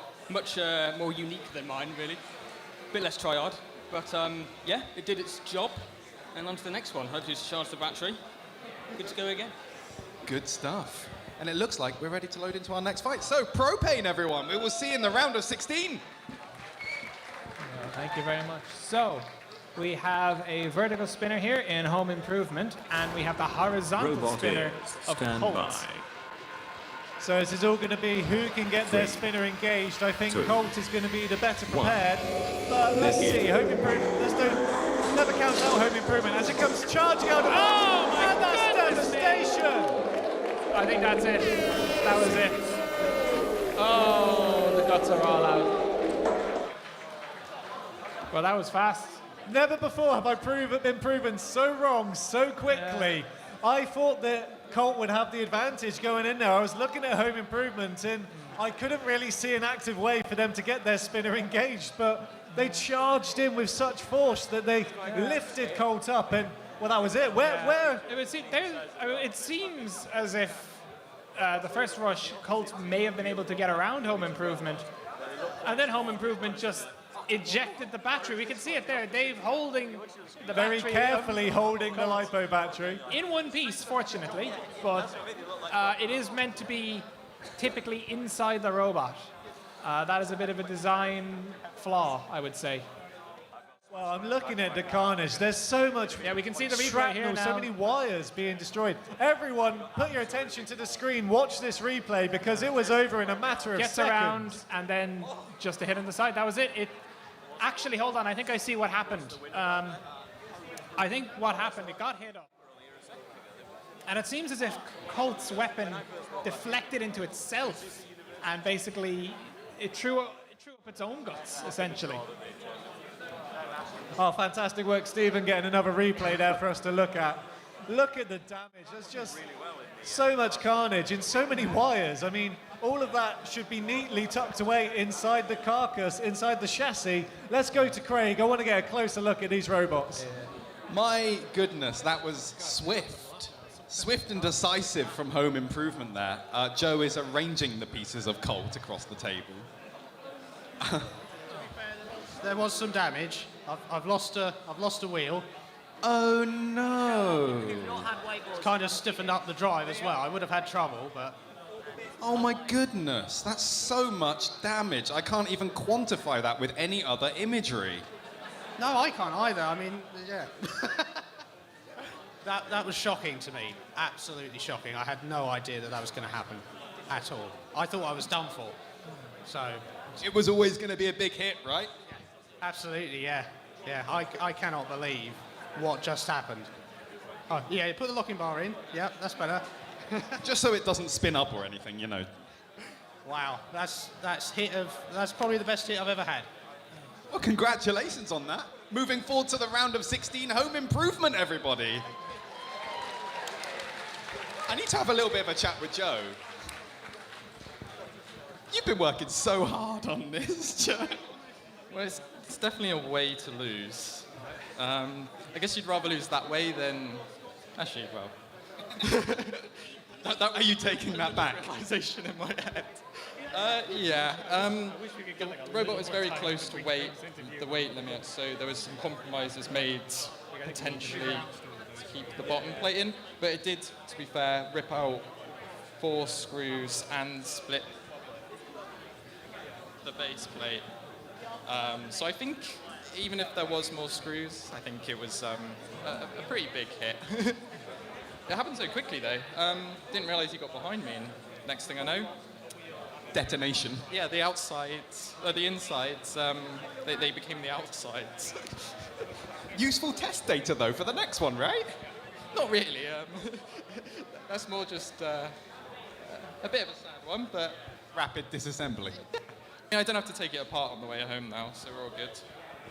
Well, let's have a massive cheer for the most destroyed robot so far today, Colt. Lovely. So vicious earlier. Fantastic. Can we just get Saw Loser, 2 Saw to lose, an Attitude Adjuster, Inertia B4, and Baby Dead Bod to the ready up table? In the blue corner, Snakebite 2, up against 1. Toucan in the red. Begin. So here we can see, I mean, both of them very much control bots at heart. I was going to say, Toucan actually controlled their acceleration out of the blocks, and as soon as Snakebite got past them, they seemed to accelerate out of nowhere. And now we're coming in for, I think we might be about to see a grab and a suplex. Yeah, I think a big advantage here is Snakebite is much more of a grabber. But Toucan has the ability to lift an opponent, which in an arena that you can throw opponents out of, really big advantage in a control match.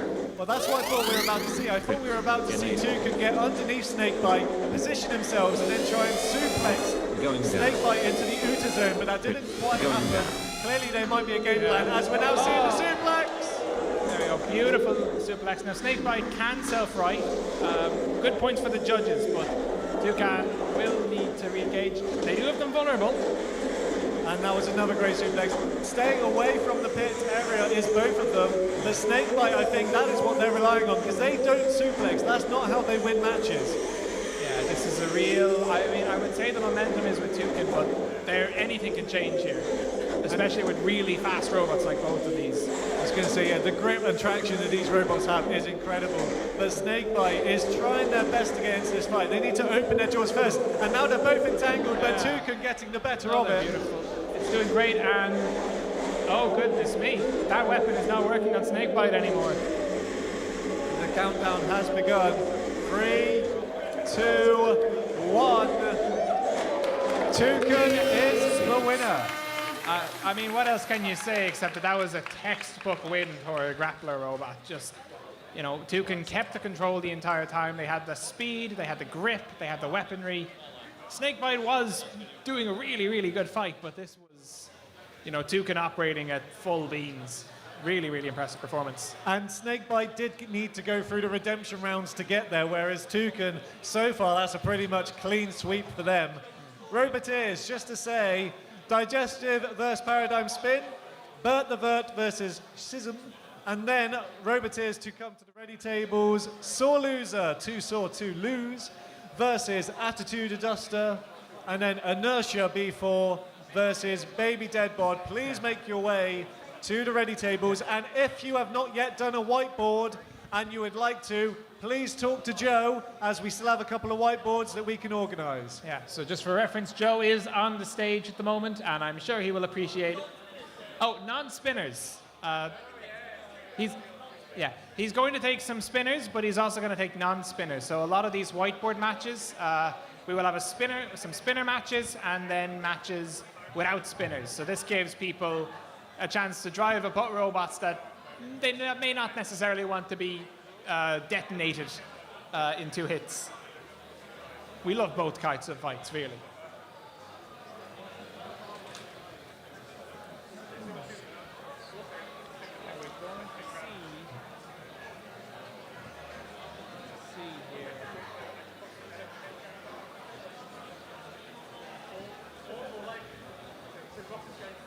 There you go. So just while we're waiting here, we might just ask, actually, we've talked about who are the robots we're seeing as favorites at the moment. Let's ask the stream chat for a little while. Who do you see as the favorite to win this tournament as it is at the moment? Or who do you think has got the best chance? I will monitor those responses as they come through. A lot of talk about Colts destroying itself and obviously Toucan being a very successful winner. And I just want to say that Abracadabra's got a little friend with them. Yes, indeed. Robot they have a here. mini-bot Stand coming by. up here, competing against Burnout. 3, Should be a fun 2, one. 1. Begin. So we can see here immediately Abracadabra getting the first lift. And Burnout now, we saw Burnout in the last match struggling to self-right. There wasn't enough momentum from that weapon, but there Did it goes that the time. self-right. So I think Jevon may have solved that issue. Maybe just moved something around. And the Well, might have robot- solved that issue, but they now need to be stuck against the arena wall. But Abracadabra, great sporting behaviour there, unsticking them against the arena wall. There seems to be a bit of a weakness for Burnout in the forks are really good at getting under something. But oftentimes that thing is the arena wall, which is a very big problem. And the hit has been enabled, and now it's coming down. Burnout in a very precarious position. Very good teamwork between a mini-bot there, proving to be the most effective nuisance you can possibly be. Held Burnout up and allowed Abracadabra to get into a position to put pressure on Burnout and ultimately get the pitting. So I know Jevon, he was desperate to win that last fight, and he was so excited to get through out of the redemptions, was just really hoping to get as far as possible. But Abracadabra, that's a well-experienced robot, and it's been putting in a great show so far this competition. Yeah, no, Grabra is one of those robots that has done a lot more events than I think anyone sort of recognizes at times. Like, it's just evolved slowly and subtly into a really, really good control bot, and you don't really notice it until you look at the top 16 bracket and go, oh, there's Zabra. And it's always a really nice to look at robot, obviously with the stars and the decorations on it. Yeah, Rebecca- It's a nicely decorated robot. Yeah. Please make your way over to the interview booth, and we'll get Craig to ask you some devilish questions. And can we also get Wedge Against the Machine, Kairos, EMP, and Evil Twin over to the ready table? I'm here with Jevon and Burnout. Your robot loves walls. It so loves walls. I seem to not be able to avoid driving into them. I just have a loving relationship with the wall, and I think we're going to get married. I'm so happy for you. Hey, I haven't popped the question yet, but we'll see, we'll see. Don't tell it. Don't tell him. It's a secret. How was that for you, otherwise? It's good. So in the last fight, I had the arm snap, so I managed to fix that in the very short window I had, and in the process somehow managed to fix self-righting, which was great. They bullied me perfectly, so I couldn't get back over for a while. So awesome driving from them. Massive kudos. I need to get better. Well, hopefully we'll see you in some whiteboards very soon, Jevon. Burnout is such a beautiful machine. Give it up, everyone, for Burnout. And Becca, and Kat. Kat, were you driving the minibot? It was all Becca. That was precision. You, like Jevon said, bullied it. I mean, it's really nice having the mini-bot in the arena, so just that teamwork, it's really good fun. And we're trying to make the mini-bot meta a thing rather than stupid long forks. So. Yes, let's get rid of the stupid long forks and bring in silly little robots. I like that meta. Yeah, definitely. But big up Jevon, that is a beautiful robot, and it was just really fun facing him. Yeah. Abracadabra deep run. Let's go. Abracadabra, everyone! Okay, So, audience, prepare yourselves. Stand This by. is going to be a fight of the ages. Digestive versus 3, Paradigm Spin. This 2, could have been the final, but here it is in the round of 32 knockouts. Yeah, both very fast, snappy robots. This might be over before we even realize it. And Digestive there with a very good shield, which is necessary against Paradigm Spin. The spark spinning already. Paradigm Spin up against the wall. Yeah, Digestive will hope to keep pressure on Paradigm, stop it getting up to speed. It has gotten up to speed now, and as soon as it does that, it becomes a lot more of an even fight. And we can see that they are really just navigating. That's Digestive. It's in the zone. You can see the delightment in the crowd. You can even see the delightment amongst Mark and Paradigm Spin, and actually even of Rob, because like Robert and Mark, they work together quite a lot in robots. Even Robert was happy that Paradigm Spin got to win. That's how much of a favourite it is amongst this crowd. So that was almost, you know, teammates up against teammates there, although there is no love lost between them.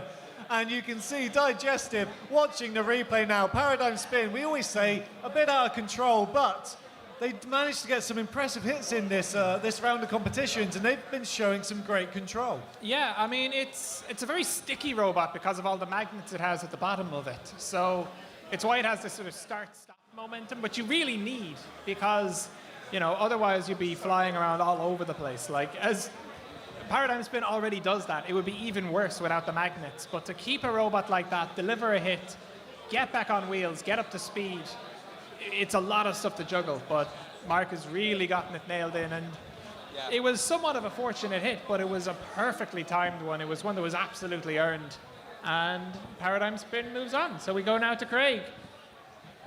I've been willing for a Digestive deep run for a long time, but I'm sorry. That was wonderful. Good. It was looking so good. I mean, of all the ways to go out, that's probably the best way, because I've taken almost no damage, and it was a wonderful fight with Mark. So yeah, I love that. Did it just like catch a corner and just threw it across the box? I think so. It happened so fast. Go ahead. But I mean, that's Paradigm Spin for you, right? It's literally chaos. It happens so fast. It is a chaotic lampshade. Fair enough. Digestive, everyone. Brutal machine, but unlucky this time. And Paradigm Spin. Mark! Round of 16! Woo! I'm so pleased. It's doing the thing. That was awesome.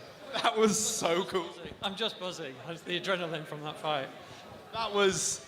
Everyone in the room loved that fight. Thank you both so much for such a great fight. How was it going up against your teammate? I said before, it's the one fight I didn't really want. I thought it was going to be tough because he's got a great wedge and a great weapon. I actually called it that it was going to finish with someone in the active arena, but I thought it'd be me. I thought he'd just do for me. So. I'll be honest, me too. But we will take it. We will take it. Paradigm Spin, everyone, in the top 16.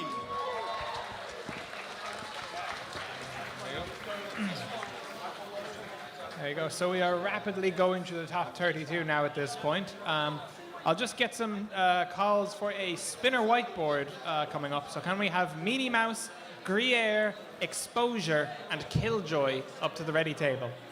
But in the meantime, we have some very, very nasty bots here in the form of Schism and Bert the Vert. So let me see. I mean, Schism had a pretty good fight originally, didn't it? Well, they won their original three-way Robotic bout, so they've had an easy standby. run to this point of the competition. Let's see if that continues. Yeah, Bert has been a bit bruised One. coming off his first fight. Begin. Had a great second match, and you can see Schism is taking no chances here. That was such rapid speed out to the blue corner, and they got Bert exactly where they want him, and already coming in with their weapon. Once again, back up against the wall for another pin. Yeah, a very scary time for Schism. It doesn't want to feed a time directly into the spinner of Bert the Vert, but it does need to use it at some point. Now is the time to use it. And that looked to be weapon on weapon damage there, almost Schism trying to disable Bert the Vert's Vert. Yeah, and you can see Schism can pivot from being a spinner to really a control bot. At this time, it's pinning Bert. Perhaps a little too well because the fight has been paused for an unstick. So the two robots appear to be fully tangled, so what is the procedure here? So generally the arena will be open. Well, first, both any transmitters are going to be put on the top of the arena, and then we will have our dedicated arena man here, Garrett, who will surgically find the location of intersection and gently separate the two entities. Which has been done so quite expertly, it has to be said. Yeah, no, I mean, that man has a doctorate, you know. He does indeed. So the arena wall has been closed, or the arena door's been closed, and well, the Roboteers are just checking out the ref, is just checking out the robots, making sure they're all happy. But Schism now with a clear advantage is Bert the Vert's, well, in the opposite direction to Schism, and they're a bit exposed in this position. I mean, it might be in my head, but it seems like Schism came down very close Bert the Vert. So Bert might just be dead on arrival when we restart. We'll have to see. Begin. No, they're both alive. They're both very much fully active in. Bert the Vert doing a fantastic job to maneuver themselves and rotate around Schism. The pit button has been enabled, and now the floor will fall as Schism is trying to navigate Bert the Vert into the pit. I mean, what else can you say? That was not an easy fight for Schism going in, but it made it look like one of the easiest fights of the entire tournament. I don't think it ever took a major hit to anything structural once. Well, as we said, it has an easy run so far to this point in the competition, winning the initial three-way fight. And I don't know, do you think Schism was successful in disabling Bert the Vert's Vert?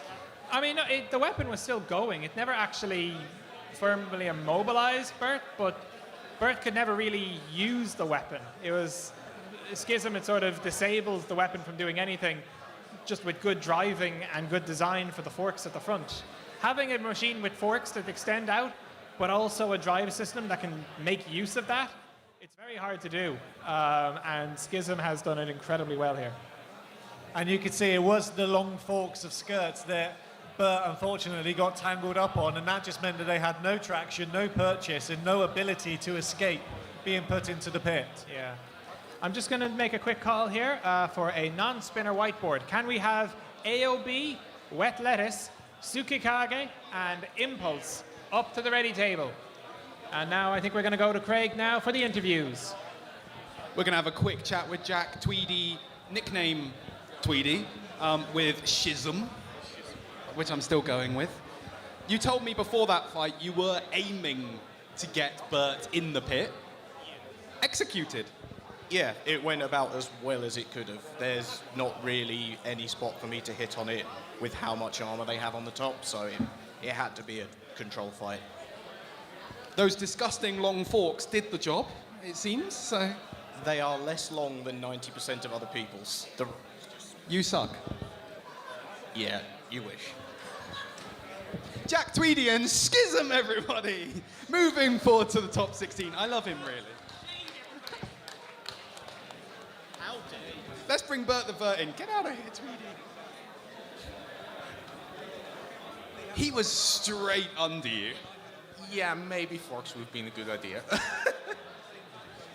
How come you decided not to run them? I thought did you have some earlier? I have them, but the issue with the last fight was I couldn't maneuver enough and get a hit in, so I was like, just put this on and see what happens. Oh, this is going to be a fun match. I mean, your top armor seemed to do the job in keeping him mostly at bay, but yeah, it would seem like the ground game is what really kind of screwed you up there. Yeah, next time, big forks. Even longer ones, just go to the other side of the room. Well, thank you so much for coming over. Bert the Vert, everybody. We will see, hopefully, in a whiteboard later on.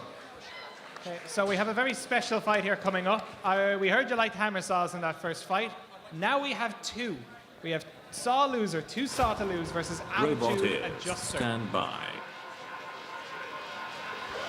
3, 2, 1, begin.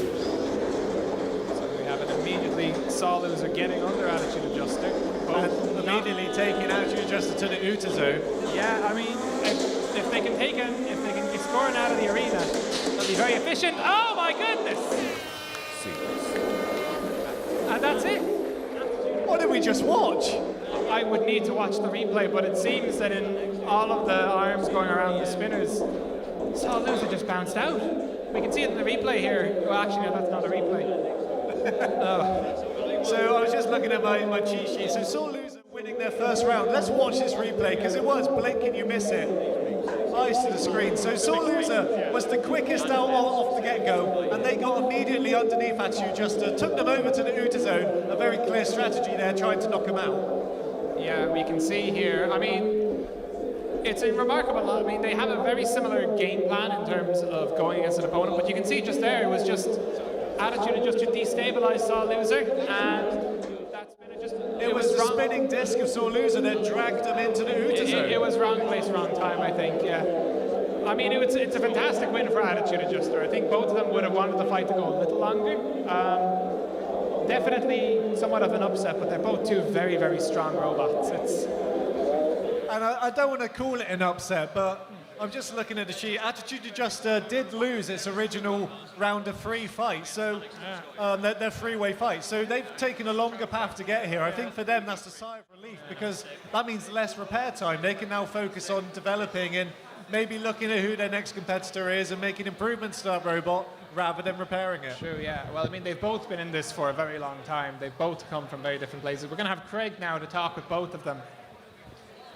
So I was just talking with Tony from ACU, bbb.gd/ACU, because I was a little bit confused about which one was which and who had actually won and lost. Correct me if I'm wrong, Scott, you won. Yeah, but it doesn't... doesn't count, apparently. I mean, it counts for him finding the new venue for Berg. Yeah, but it's not kind of how we would have wanted it to go. I think out the gate I had a few drive issues, so Alex got the better of me. But then I think I destabilized, saw loser, and then it just took itself out. So I'm not counting it. They're not counting it, but they also are counting it in terms of having to do lots of work now for a future event. Yeah, that's true. Both fantastic machines, and I'm so sad to see Saw loser go. It's done so many deep runs. It'd be wonderful to see you doing some whiteboards later, Alex. Thank you, will do. There you go. So, starting up here, now, as we can see, we have two Robot other really is heavy hitters stand coming by. on here. We have Inertia B4 and Baby Deadbot. 3. So Baby Deadbot is in the red zone, One. Inertia in the blue.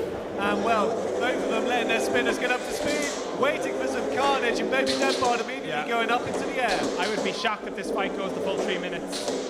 Already, the reach of Baby Deadbot having a larger surface area seems to be affecting Inertia a little more here. Well, you can see the side armor there of Inertia is completely destroyed, and I think that might be the end.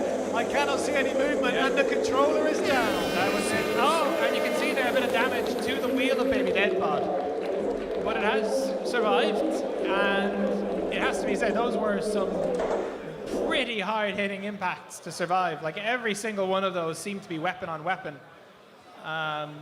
Yeah, you can see him. Thomas is very, very happy there. Look at him. Absolutely. Can't believe it, but yes, they are through, and they continue in this competition. Inertia, however, do you feel that's an upset? They're both really strong robots that have won events in the past. I think this was one of the higher profile matches. Like, this could have been a final, but I feel it was a relatively 50-50 fight. I mean, you could see the relief there on Thomas. Like, that's the relief you have when you know you're going into a hard fight and you've made it. Probably a decent amount of repair work, I imagine more than what's visible, but it is going to be going into the top 16. And speaking of which, can we get fission and reptile dysfunction to the table, as well as CDG and Guinness? Link's still in. So I think I understand. Baby Deadbot, again, having to go through the redemption rounds. That's why it meant so much to him. Let's get him over to the interview booth with Craig. Goodness me. I was talking to Andy here earlier, and I said I make bets about who I think is going to do well. Sorry. What a way to go out, though. I mean, that was a great fight. I mean, it could have been a one and done. We had a few good hits there. I don't know what happened. I mean, everything feels all right. I think it just lost power, so I'll have a little look, see what happened. Just lose connection. 28 seconds. That's better than I thought I'd do. I'm happy with that. So many jokes I will not make. Inertia B4, such a fantastic machine. Dealt out the damage earlier, but goodness, it looks a bit of a state now. Well, I mean, all the bits that look damaged are just disposable anyway, so I can change out the TPU bits, and if it still works, I'll have a go on a whiteboard later, if anyone will fight it. If anyone will fight it, consider that a challenge, Roboteers. Will and Inertia B4, everyone. Yeah, sorry. Thomas. Are we doing an In some ways, almost lucky it ended where it did, considering one of those wheels is not at the correct angle right now. Yeah, I don't know why it's done that, because it's actually dovetailed in. So the idea is it press fits in and shouldn't come out. I'm going to have to super glue it in now.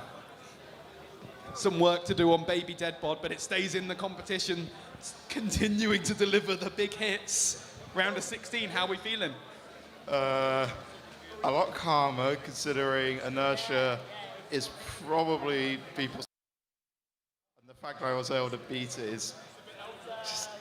I'm happy. Even if I lose next fight, I'm happy. Well, let's give it up, everyone, for Baby Deadbod. What a fantastic fight.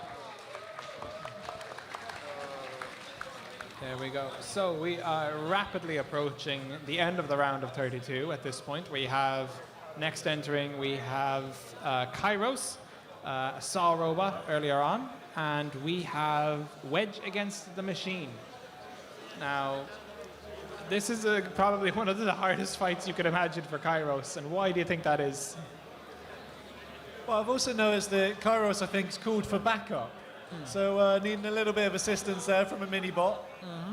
Well, we saw from an earlier fight there that a mini-bot can be incredibly effective in destabilizing an opponent, allowing a control bot to really be able to push around their competitors. So thumbs up from all involved, a nice little bit of competitive fist bumping, and the countdown has begun. So here we have one half of the Croatian Dream Team against, I believe, the last Saw robot in the competition. So battle stations and now Wedge making their way in and under, as you would expect, up against Kairos.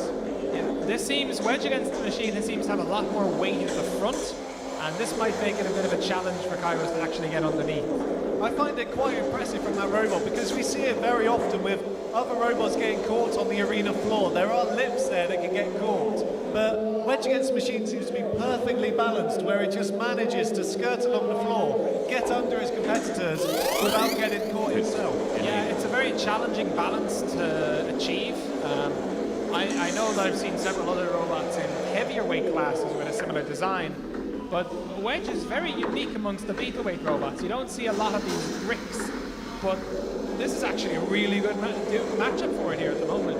And we see Kairos there trying to use their weapon to push off against the wall to get them away from that pin, but I think they didn't quite have the reach to be able to do that, and Wedge against Machine got another load of time there counted down, which is going to go in their favour. And now we're seeing that armour of Wedge being put to the test against the saw blade of Kairos. Yeah, Kairos, the only real solution is to try to go for a wheel and try to get something, but you know, Wedge against the Machine is, first of all, you need to get underneath it for the saw to be in any way effective. And Wedge is just not giving any openings here for Kairos. And now it's getting a little bit swarmed by the two robots as the saw blade comes down, but Wedge puts it, Kairos once again up against the wall. That metallic shield seems to be too impenetratable against the saw blade. Yeah, no, I mean, the saw blade robots, so many robots are plastic or 3D printed in Beetleweight, which saws love, but sometimes a metal robot just shows how hard life can be for a saw robot. Well, we're into the final 10 seconds, and now we're seeing Kairos finally getting some proper aggression in. Look at the amount of damage, the sparks flying in the final seconds. Getting some sparks, that's going to be good aggression, but I don't think it pierced through anything. We're going to go to the judges, but I don't think that fight went how we really expected it to go. I have to say, from watching what I saw, I don't think I could call a decision.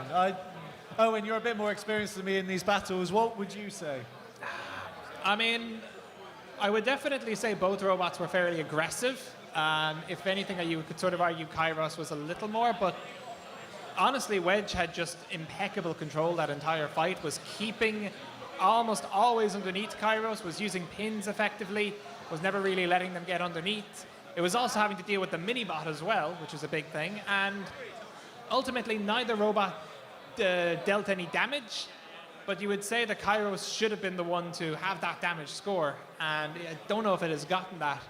Well, we always talk about how close these fights are. Roboteers, the judges will want to see your robots, so Gareth, please make sure those robots make their way over to the judges. Yeah, so this is very interesting. Occasionally, if a fight is very, very close, judges have the ability to call the competitors up and actually see them in a closer way.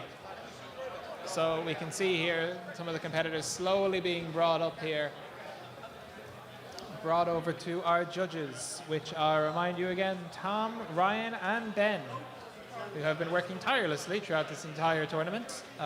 Maybe just a small clap for them. That was perfect. No, that's too much. That's too much. There we go. So we see them inspecting. Just while we're waiting for that, we have a fight currently loading up in the box. We have EMP, the flipping robot from Felix, and Evil Twin, which is pretty much the exact same robot as we have just seen. Yep. So Craig, what can they tell us about that fight? So I'm here with Kat from Kairos. You came over with shaky hands. How do you feel it went? How do you feel it's gonna go? Well, that's the first time I've used the metal saw. Yeah. So last time I actually sawed metal, it set fire to itself. That's meant to not make that happen, which it did. Didn't die that time. He was very hard to get under, very well driven, but I did manage to get a couple of saw drops or some nice sparks. So I'm happy that I saw the sparks. I'm simple. Weapon usage and weapon effectiveness is one of the judges' criteria, so do you reckon that will swing it for you? I tried to do my best. Like, he was pinning me very well, and when I could, I tried to use the arm to get off as well as use it offensively. So, I don't know, I wouldn't want to judge that fight. He drove very well. Well, it's going to be a close one, whichever way it goes. I'm not sure we have a judges yet, but it looks like we're ready to load in for the next fight. So, best of luck with the decision, Kat. Here we go. So straight after the fight we have had now, we have another flipper match. Well, we have the flipper of EMP against the lifter of Evil Twin. And Evil Twin does have a lifter. Both of the robots did have a lifter, but that wedge is the really impressive part of these robots. That would be very hard for EMP to counter. 3, 2, 1, begin. So we can see here cagey stuff from the beginning. We have a mini-bot in as well on the side of EMP. I was going to say, Evil Twin looked a little bit slow off the start there, but now they're getting into the aggression with a pin. Yeah, so we can see the mini-bot here, driven by Jack Franklin. Very much an equal in this fight, I would say, to EMP, if not more important, quite frankly. But we can see here EMP going aggressive. Oh, Evil Twin seems to have been distracted a bit by the mini-bot. Well, that is a self-stick, really. They are fighting each other. But EMP now coming in with a brilliant flip. That's the second one of the fight. Yeah, it has to be said, Evil Twin can self-right. And otherwise, if it was upside down, it would be completely disaffected. But that wedge might be working a bit too well. It's stuck in the pins. It has gotten away, but it is not in a good position at the moment. In a very precarious position, EMP just biding its time. And ever closer do they get. Here goes the mini-bot! And can we see Evil Twin into the pit? That was not how I expected the end of that fight to go. Felix, take a bow. That was a fantastic shot. Felix munting a child. Incredible. Let's not say that line again. Yeah. Jesus. So we can see here the replay. I mean, Evil Twin was fighting a 2-on-1 fight there, it has to be said. I mean, it's just the dynamic of the entire fight. You can see ultra-aggressive mini-bot, whereas EMP is just sort of more just sort of encouraging the mini-bot to I mean, if I was Evil Twin there, I would be panicking, because you could see EMP hitting the button whilst you're stuck on the arena floor. And what a fantastic flip before finally finishing the fight. There we go. I should just say we have a decision from the last combat, because, of course, the robots went to the judges and we didn't actually get conclusion. It was unanimous, and it went in favour of Wedge Against the Machine. And there we go. So we at least have one of the Croatian bots going through and one of them leaving the tournament. So I think we have some robots nearby Craig at the moment, or have they arrived there quite yet? Also, I will say we are going to be loading in for some whiteboards now. So we have the first of the spinner whiteboards coming up. Meanie Mouse, Gruyere, Exposure, and Killjoy. We're going to cut to Craig now to talk with our competitors. Here with Felix Townsend, who produced what I'm going to argue is the shot of the event so far. It was pretty good. I feel bad about it, but it didn't impact the fight too badly, so it was all right. And it seemed to be getting the flips in on Evil Twin there, like it was turning it over pretty well. Yeah, I was a bit nervous about its ground clearance. It's really low at the front, and this is the lip actually sits just a touch above the ground. which is why Jack was such a big help, because there are a few points where I was struggling with stuff getting stuck to the magnets, and he was able to keep Evil Twin at bay whilst I tried to sort myself out. So, yeah, but it worked really well. I was very happy with it. And it was just enough to keep turning it over. Just give me a bit of time. Yeah, Jack was a massive part of that fight. Jack, of course, winner of BBB Champs 2023 with his robot Luchador. Not competing today, but here with this wheel and fork situation that's helped Felix Townsend out quite a lot. I did what he asked me to do, which was wedge under it every time I could, and it was super low to the ground, so it suited it well, and that gave Felix the space to do what he needed to do. Team up of the day, team up of the day. Congratulations to EMP making it through to the round of 16.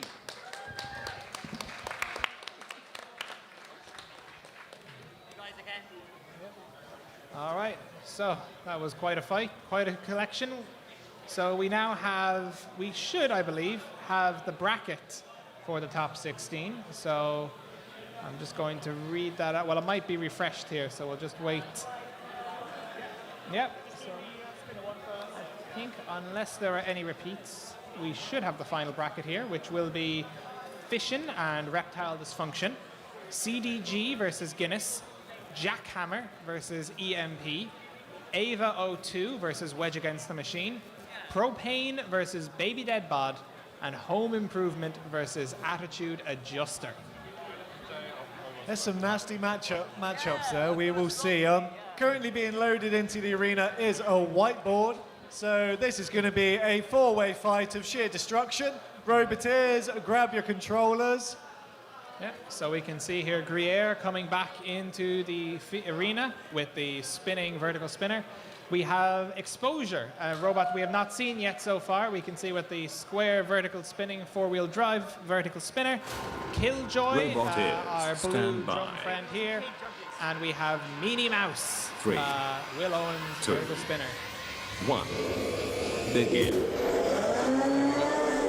So a battle of four spinners. This is going to be destruction and carnage. And Killjoy having a fight with the arena floor. Yeah, so we can see here Killjoy struggling. It's up. Meanie Mouse taking no prisoners, showing it deserves to go further in the competition. Going after Exposure, who is not able to compete in the main tournament, but is here now and is willing to show, it can do what it wants. It can show off. And, it's gone in with the Sharks, basically. It's gone in with a lot of other vertical spinners. Very good job going in. Oh, up into the roof goes Killjoy. I was going to say Killjoy was unsettling Meanie Mouse, and I think Meanie Mouse now just getting some payback. I think Killjoy has lost the belt on its drums, so Meanie Mouse looking very aggressive at the moment, taking a wheel off of Exposure, and landing another hit on Gruyere. This is all Meanie Mouse at the moment. Sending another robot up into the air. Let's see if they can send them over to the Outer Zone. I think that is a disengaged robot, actually. Yeah. Only Killjoy now looking mobile. Yeah, the other wheel of Exposure has been taken off, so there's more. Yeah, that was it. I sort of didn't even catch what happened at the very end there, but that was a victory for Meanie Mouse, not even close, I think I have to say. Like a house of cards, as soon as one fell, the rest just put their controllers on the roof. They knew it was over. Yeah. And Meanie Mouse, some good redemption there, actually, because obviously Meanie Mouse out of the competition, hence being in the whiteboard, but they're proving their worth. That is a very good robot when it gets the opportunity to do the damage. Yeah, I mean, with the way Robot Combat works, you will sometimes, every competition has that one or two robots who are really, really strong in their day that just for whatever way the bracket goes around, they just lose twice. And that was Meanie Mouse today, unfortunately, but it is showing it's still really, really scary. Like getting the roof on Killjoy, sniping both of the wheels off of Exposure, and just, I mean, if Gruyere didn't already have plenty of holes in it, it has even more now. And you can see the carnage that's on the arena floor. We are going to see the broom once again, and maybe even the Roomba, potentially. Yeah, exactly, I don't know. Yeah. I don't believe the stream has actually seen the Roomba yet. I was considering that. Is there a name for the Roomba? I'm not aware. I'll Where's have to Joe? ask. Is there? Do we have a name for the Roomba? We are taking suggestions. Yeah, we'll take Up suggestions. until the point where we realise that there is an actual name for it. Greg, we have here from Hoppin. I'm sure we can do better than Greg. Yeah, I'm going to veto Greg.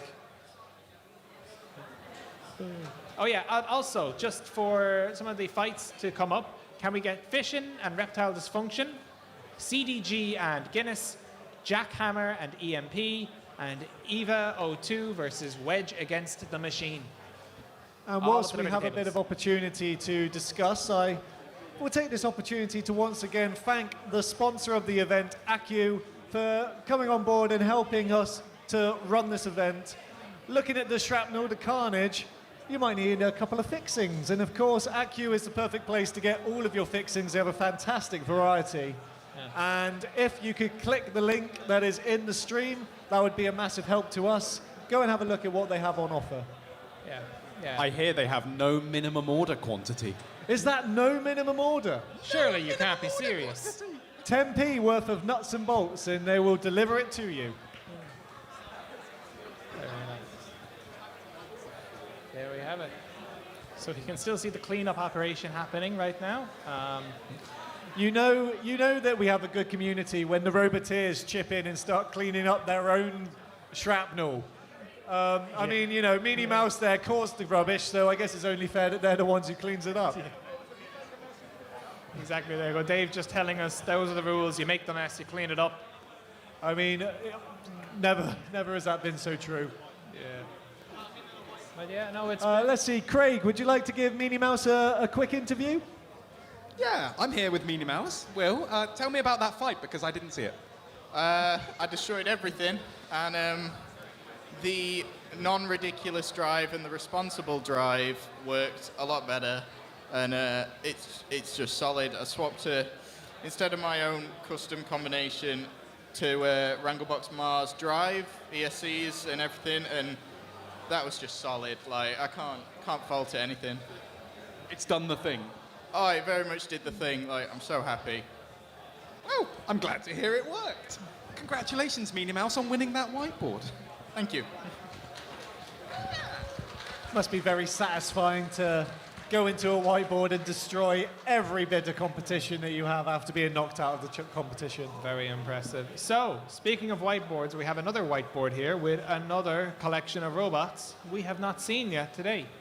So, in the arena at the moment, we have Impulse, which is one of my favorite robots to come from last year. This thing is just gorgeous. Really, really nice looking. What we would call a sewer snake style of lifter. So it has the forks that can lift up and down, but also can act as a front hinged flipper, tossing machines forward. We're also going to see a return of AOB, which is great to see them after the amount of damage and carnage that was unloaded onto their robot. They are back once again to deliver, hopefully, a little bit more damage. And the robot, which I got told off for mispronunciation, Tsukikage, I believe. Hopefully I can get a... Tsukika is what I got told on the chat. Tsukikage, yes. They phonetically spelt it out for me so that I have no excuse anymore, but I may still get it wrong. Very lovely. That's good to hear. Tsukikage. So we can see it there. We can see AOB. We haven't really seen the weapon on AOB use yet, which I think is just more of a victim of circumstance. This should be the time to finally see it going. And we have one more robot to throw in, Wet Lettuce. Now, I was talking to the builder of this before. Wet Lettuce was going to be a full-body spinner robot, a student entry. Unfortunately, the robot had many, many issues getting to the actual event. And around Wednesday, the machine just would not spin. So the designers of Wet Lettuce, on Wednesday, decided to start designing another robot from scratch, printing it out, getting everything here.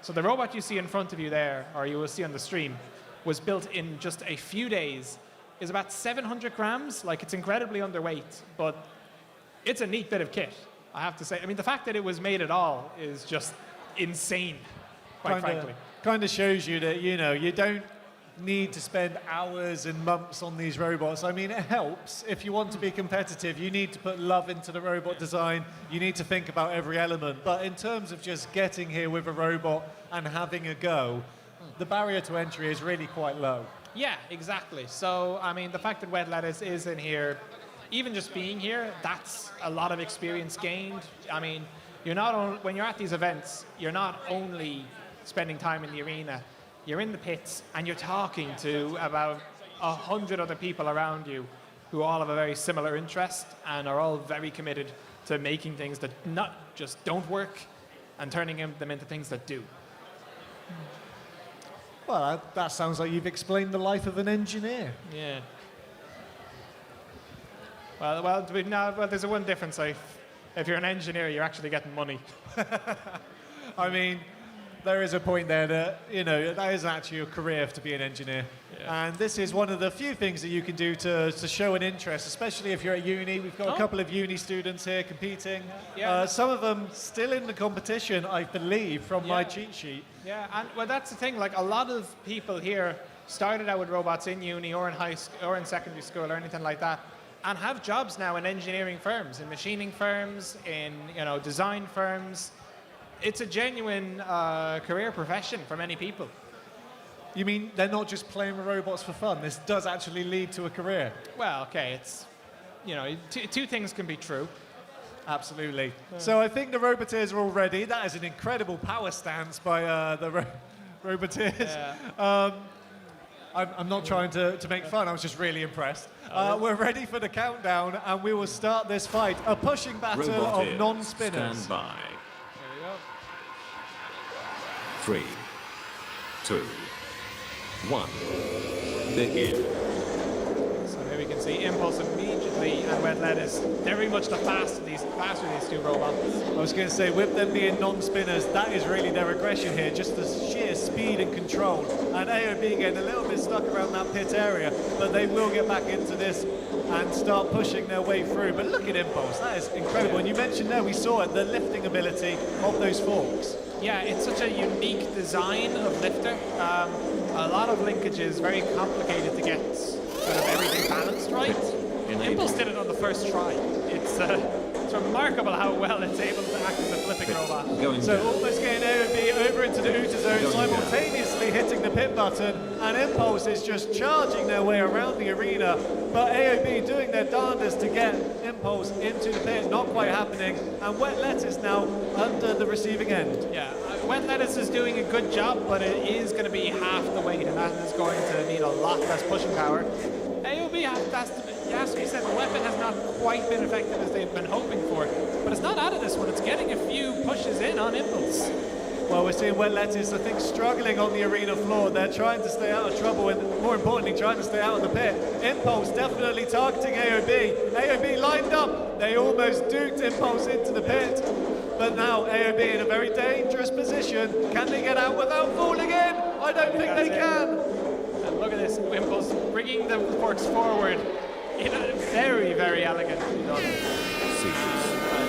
Wet Lettuce has unfortunately met its end as well. Well, that was quite a remarkable, I mean, yeah, one thing I will clarify as well for the stream as well is that for the events, for the Bristol Bot Builders Brawl, these the placements are decided via a lottery system. So it's completely fair. Everyone has an equal chance of getting in. I think one of the sad parts of it is that you end up with machines like Impulse who sign up for the event and just don't make it into the main bracket, which is no mark on them at all. Fights like these have shown why Impulse is great, and I'm sure that we will see it at future events where if it puts anything of a performance like that, has to go down as somewhat of a favorite. I think you make an incredible point that, there is a great number of robots all vying for a position in the competitions. This is a thriving community of many different robots, and there is an element of luck who actually gets to compete. Yeah, I mean, the sign-ups for these events, they will fill up in minutes. There have been changes to the system, and it is quite fair now. So the way it works is instead of being the fastest to sign up, there will be a sign-up window of 1 hour that will be given ahead of time everyone can enter their sign in that hour, at which point teams are basically drawn randomly, contacted and told you have a set amount of time to pay the entry fee. If you do that, you're in. And I will say, if you're feeling discouraged about trying to sign up and not getting accepted, even if you're not immediately accepted, you will be made a reserve. And a lot of machines will not be able to actually compete on the day for whatever reason or another. So I believe there were some reserves, people in the competition this year, this tournament, who were reserves, who have made it in. So it is definitely worth being there, being available, and being in a good place. So, just looking at the robots that are due to take battle, Fission against Reptile Dysfunction. And again, we're going to have two spinners up against each other, a horizontal against a vertical. That being said, I need to double check what Reptile Dysfunction has on there. It is a horizontal. So they've kept with the horizontal setup. It seems to have worked well for them so far. Very quickly, can we get Propane and Baby Deadbod up to the ready table? Fantastic. So yeah, I mean, both of these robots have had a very interesting path up to this point. I mean, Fission has struggled with the wheels, but seems to have sorted that out now at this point. And the weapon, the vertical spinner and the lifter. You don't see the lifter config that they have used too often, but this is one of my favorite parts of the student bracket. So many things are done so similarly in some of the main tournaments among Roboteers that you can miss the forest for the trees, if that makes sense. You can sort of not see an idea that might actually be really interesting and try it. And, you know, these two robots are incredible examples of that idea in practice. Both of them are having to fight their way through the competition. They both lost their original round, their original freeway fight. So this is really going to be a redemption for either one of them. Yeah. They won their redemption rounds. This is now the knockouts, but it hasn't been easy for them. As you said, Fission, their wheels fell off in the very first fight. And you actually mentioned that going through the redemption gives you extra tinker time to work out what isn't working on your robot. Yeah, I mean, some robots will be battered. I think these two are working at the best they have all tournament. So let's see, Fission is first out of the box, but now Reptile Dysfunction making their way, slivering their way around the arena, trying to position themselves so that they can get some damage on the back of Fission, but Fission definitely the more mobile. I mean, Fission will be aiming for those wires to power the steering system on Reptile Dysfunction, but Reptile just needs to get one or two good hits onto that 3D printed body of Fission and hopefully try to split something. We can see there that the pits there is kind of hindering Fission's forks from making more progress. And I think that was Reptile Dysfunction getting a good little hit, but then a death roll by Reptile Dysfunction after a hit from Fission. Yeah, knocked over. Invertible in this configuration, it has to be said. The vertical spinner isn't, so a good choice of setup for Reptile Dysfunction here. And now the pit has fallen down, so let's see if that comes into play. But Fission there, charging around the arena, getting a lot of momentum, and is that Reptile Dysfunction wiggling the way into the pit? And it's down! There we have it. Well, and there you can see the lifter. Really, really interesting. I have to say, that was a... Oh, apologies, yes. I want to make a clarification. Fission is not a 3D printed body. It is a billet of HDPE. So is that machined on a mill, I can only assume? They've walked away now, we don't know. Yeah, so I can only assume. It basically means that it is just an absolute brick. 5 axes? Ooh, 5 axes. Showing off. So, a very sturdy robot. I mean, the wheels stayed on. That was their biggest problem. And, I mean, Reptile Dysfunction slivering back into the hole from whence it came. It didn't want any more of that fight. Yeah, it has to be said. I mean, the thing that really struck me there with Fission is that drive on it is very fast and very powerful. We haven't really been able to appreciate that yet. But, I mean, this was a fight where, you know, Reptile's biggest problem is sort of maneuverability. It had some matchups where being able to slither was really effective, but against a robot like Fission, it just could not get around. And yeah, that fight looked, I think that was the most impressive Fission has looked the entire tournament. By the way, can we just get Home Improvement and Attitude Adjuster and Toucan and Schism up to the ready table? I can see Schism making their way over. In the meantime, let's cut to Craig for some interviews. Here with Vision after that fight. You destroyed or took out my favourite robot. Oh, well. Hate to disappoint you. This is clearly a better robot. It's very cool though. That lifter is so awesome. Have we used it against someone yet? I've seen the vert going. I've not seen the lifter. No, I haven't had the opportunity, I don't think, to sort of lift it mid-fight, but I'm certainly looking for when I'm pinning someone to try to use it.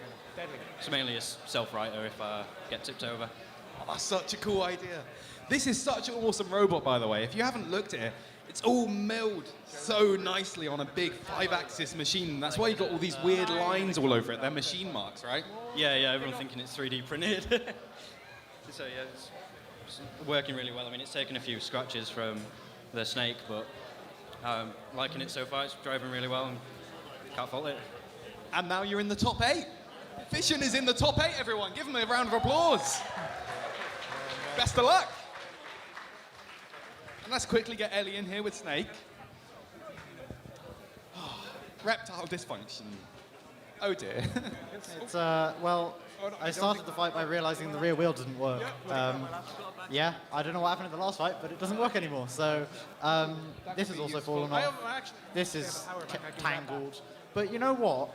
It's in one piece, and it's done really good today, and I'm very happy. So there are 48 robots in this competition, and this is in the top 16. Yeah, I managed to get a snake in the top 16. Snake 16! Let's have a massive round of applause for the weirdest robot here, Reptile Dysfunction. Oh, it's a USB-C. There we go. Very, very impressive. So we have the next fight loading in. Another one from our student bracket. So we have CDG and Guinness. So a lifter and a horizontal spinner. I think these are two other robots that have gotten better as the tournament has gone on. I mean, CDG still has the weapon, the wheels are doing a bit better, and Guinness has recovered from its fight against, I believe, Whirlpool, and I don't know how to call this one. Impartially. That's how we'll call it. We'll call it impartially, and whoever is the victor deserves to win. Robot is Fair enough. stand Can't by. dispute that too much. 3, 2, 1. Begin. We have a start here. CDG getting up to speed. We can see a different config on Guinness this time round as well. And now CGG working on the back end of Guinness, but Guinness somehow managing to pivot themselves around 180 and getting the forks back into CGG. It's going to be a challenging match for Guinness to keep those wheels in one piece, because an undercutter is designed to slowly grind away at wheels and take more and more off them. And I'm quite surprised actually that both of these robots seems to be really equal in terms of a pushing match, but now we're seeing Guinness getting a pin up against, or are they stuck? No, there was a good pin there by Guinness. No, running down the clock, always a good idea for Guinness. Of course, now the pin is available, which could potentially be an issue for one of these robots if they struggle with any kind of traction or drive. And I'm trying to look at the front two wheels of Guinness. They really do seem to be shredded. So that spinner there of CDG has done exactly what it needed to. It got underneath, or maybe over the top, and it has done a lot of damage to the body of Guinness. It's done the damage to the front wheels. It has enough in the back wheels to keep going. But CDG, despite not driving perfectly, does seem to have a bit of an advantage going forward here. Well, saying not spinning perfectly, they've now 180 themselves, so that spinner is now on the top. They've got a higher level spinner, and now that's doing more damage to Guinness. Look at that front end of the chassis. It looks to be falling apart. Yeah, I mean, it's falling apart. It seems relatively structural, but I think Guinness has lost any real pushing power. It's hoping for some kind of a pitting, but And we're into the final 15 seconds, and we're getting ever closer to the pit, but this is a pure pushing power between Guinness and CGD. Yeah, I mean, neither of these robots want to go in at this late stage. They're very much playing for, and there's absolutely nothing left on the line here, nothing to And lose. we're getting closer! Into the pit goes Guinness!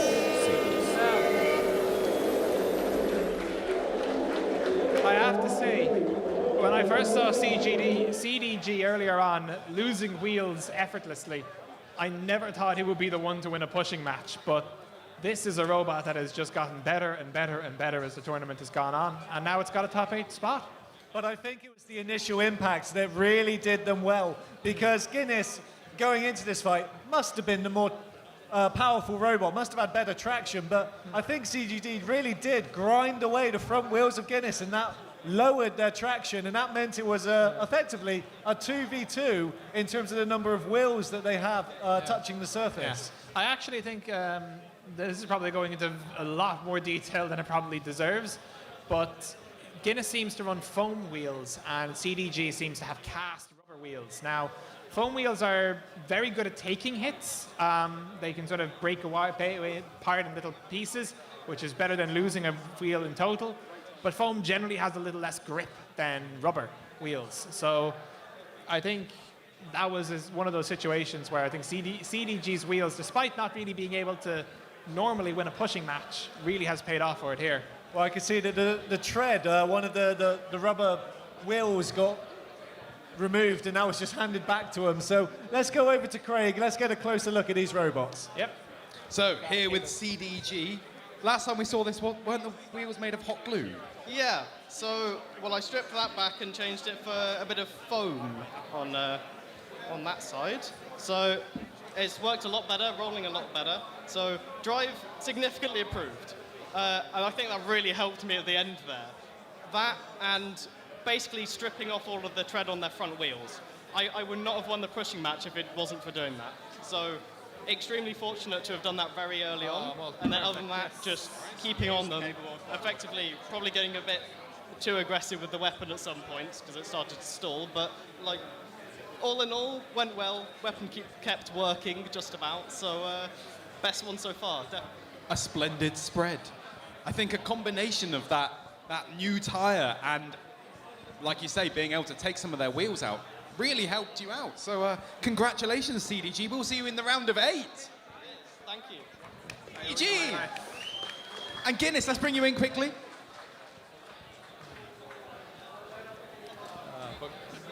Oh wow. That's in, the front end is a little bit different to how it was. It's very much, this is very bent, and this is very bent as well. A lot of it is broken, so, but it put up so well until now, so we're happy we lost to another Love robot, if anything. Hopefully Gabriel can get to top 2 now, so yeah, good luck to him. Yeah, managing to get to the top 16, are you pretty happy with that performance? Yeah, it's the first Beetle I've made. Learned a lot, and there's a lot of stuff I'm going to change, I reckon. Of course, experience with other robots, but not so much Beetleweights. How do you find the Beetleweight scene? Yeah, it's good. It's different. I like being able to carry it. It's nice. It's wonderful, right? Well, give it up for Guinness, everyone. Okay, sorry. Fantastic. So, can we just get also Toucan and Schism and Abracadabra and Paradigm Spin to the ready table? Now. So, carrying on for Grabby, it is Jackhammer, I believe. Yes. Carrying on the Spirit, the black and yellow team. And then in the red corner is EMP. Yeah, we have Jack Franklin's Antweight and his Macrobot EMP. Yeah. Robot ears, stand by. 3, 2, 1. Begin. A very interesting challenge because Jackhammer has a damaging weapon, but it's also pretty decent with control as well, it has to be said. And I think that is what they're going to need, but immediately getting in with a flip is EMP. Jackhammer hasn't seemed too aggressive at the start of this fight. No, I think it's just trying to make sure it doesn't get outflanked, which is a big problem when dealing with such an aggressive mini-bot here as being driven for EMP. Genuinely the star of the show in this fight, absolutely more than 50% of the work. Truly special. So Jackhammer there relying on that hammer saw to get into EMP, but so far not really making much contact. They're really struggling, I think, to maneuver themselves around. And EMP taking Jackhammer to the pit, and goes to Minibot, but Jackhammer is still alive, and they are pushing themselves out now, doing some damage. but Jackhammer goes in the pit. Yeah, that could have gone very, very wrong for EMP, but it kept its nerve, it held together. You know, I would say the big difference in that fight was Jackhammer getting distracted by the mini pop going into the pit. I think that was key. I genuinely believe that. But as you said, Jackhammer might have got distracted, but EMP itself did not. They remained focused, and more importantly, they didn't overdrive into the pit, because that was so easy there for them to have gone underneath Jackhammer and for them to have been the one who fell down. I think nearly everybody who has driven a robot has been in that situation at some point. If you compete long enough, you will drive into the pit at one point. And we saw it there on the live stream, on the replay. It was so close. Jackhammer was on top of EMP, and EMP so close to going in, but not quite. And in that situation, if they both were to fall in, it's whoever touches the floor first. Yeah. But EMP, well controlled, reversed when they needed to, and Jackhammer, well, that's the spirit of Grabby. That's come to a close. Yeah, I mean, very, very well controlled performance there, has to be said. Very reserved. But EMP has made it to the top 8 of this tournament, and I would say very deservingly so. Each of its fights have been really, really strong. It's 3-0 at the moment. Can it go further? So, Roboteers, from that fight, please make your way over to Craig for an interview. And, well, we're going to talk to Jackhammer, who tried to carry on the flag for Grabby, but unfortunately couldn't do it justice. Black and yellow, hello. Hello. Sorry, Team B. We didn't beat them. They were better than us. Yeah, they just controlled us the whole fight. We had a little bit where we were like, we had a shot maybe a few millimeters from the lipo when we were right by the pit, so they could have gone toast, but yeah, they just pushed us in. It was an incredibly close fight, and against such a veteran roboteer as Felix Townsend, you must be pretty happy with the performance you put up. Yeah, absolutely. I mean, you'd like the skill of the driving. When you're facing something like that, it's like insane. I mean, I'm just there like panicking, like and I'm oversteering. And it's just like so cool and just like, it's like precise, that's the word I'm looking for. Just, yeah, absolute clinical stuff.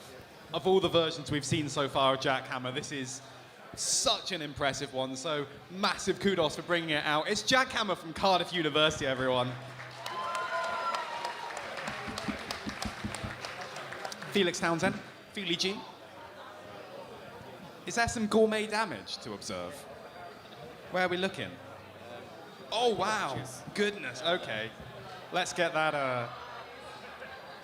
This might be a little bit tricky to see, but there's a little nick in a panel just over there, and you can see under it is the battery. Was that a little bit of a worry? I didn't realize till the end, so no, but yeah, yes. Can I just say, you're driving. When he was about to swing the arm over, straight into you, and you just reverse out of the way every time. It was amazing. Well done. Top 8, Felix Townsend. Sorry, we've got to move on. Thank you very much, Craig. So, making its way to the red zone is Wedge against the Machine. And then in the blue zone, Davis distracted me. In the blue zone is, who is it? Ava 02. 3, 2, Hammersaw versus Wedge. begin. So, Wedge Against Machine has survived some damage from a saw up against the armor of them, doing a fantastic job. There is a lovely shine where it's been polished by a saw blade, and now we're seeing Eva come down with their hammer saw. Maybe this will be more impactful and can make some more dents in that armor. Yeah, it's already landed 2 hits now. Let's see if the third impact does anything. Really, we might actually have a disablement here. Well, no, it's... I think one of the wheels is stuck, whereas the opposite is still moving. The flipper is still active. The countdown is getting ever closer. I think that's it. I think Ava has done this incredibly efficiently. Broken through the field of Wedge Against the Machine. So the one advantage that Hammersaw had, sorry Owen, Oh, yeah. the one advantage that Hammersaw had is that it was able to come down on top of Wedge Against Machine, and David shouted out that they're aiming for the wheels. They're trying to hit the wheels, and maybe that's what they did. Maybe they were able to just maybe misalign a motor, misalign a gear, and maybe that's what stops the drive to that opposite wheel. Yeah, I think it was a very similar strategy Kairos tried to use in the round of 32 fight. But the main advantage that Ava had here was simply just the fact, I think it was less of a cutting motion and more of a, visceral spinner hitting motion. Wedge is a really strong robot, but a big problem with a really strong, stiff robot is, okay, it's very hard to break anything, but if anything does misalign, oftentimes that'll disable the entire thing. And, I mean, it's a minimal robot, isn't it? It is a wedge with 2 wheels. There's not much going on there. It's a very compact, very sturdy and strong base. But as you said, if you can do some internal damage, that is the end of that robot. And they are limited as well in terms of their aggression, in terms of what they can do in the arena. They're having a look at it now. The Roboteers are trying to understand what went wrong. Yeah, I mean, this was full credit to Wedge Against the Machine and Evil Twin. Like, these are 2 robots that, it's their first time in the UK, and they have proven a remarkable match for a lot of very different weapons in this tournament. I mean, Ava is not a bad robot to have lost to in the slightest. And again, Ava, it has to be said, last year, it had a great drive system, but the weapon was never quite that powerful. It's had a jump in weapon power, and that was the key here, I reckon. So let's see if we can get an interview from Wedge Against the Machine. Let's see if we can go over to Craig. And just very quickly, for some whiteboards, can we have Bite, Doorstop, John Fear, and Electromechanical Combat Device, as well as Bop, Percussive Maintenance XL, Impulse, and Happy Camper. Fabulous. I'm here with Wedge Against the Machine. What happened to it? Well, there is a weak spot on the top, and he got right to it. And, well, yeah. I was afraid of those forks because they immobilize me, and they're really low, so you can't really avoid getting under them. So, yeah. Nothing has touched these robots all day, and then... No, there are some marks here, yeah. There are some slight polishes to the shell of Wedge Against the Machine. It was rough before, now it's nice and shiny. They've done you a favor. But yeah, thank you. But the wheels are destroyed, so yeah, that's it. Well, thank you so much for coming over. Wedge Against the Machine and Evil Twin, all the way from Croatia. Thank you so much for being here, guys. Yes, thank you to the nice guy who gave me his link that I lost on the first fight. Whoever he is. We do have to say goodbye to an international competitor, but there is fantastic international competition. 3. We now turn our attention 2, back into the arena. Begin. Propane and Baby Deadbot, 2 very hard-hitting robots. Baby Deadbot does not want this fight to go on any longer than it has to. You can see here. But that looks to be the end of Baby Deadbot. I cannot see any moving. The controller's down. That's it. Baby Deadbot is out of the competition. Goodness me, that was... They charged in with such firm aggression. They got their spinning disc up to speed. They did a fantastic impact onto Propane, but don't know what happened. Unfortunately, they just came skidding to the side, rested against the arena wall, and...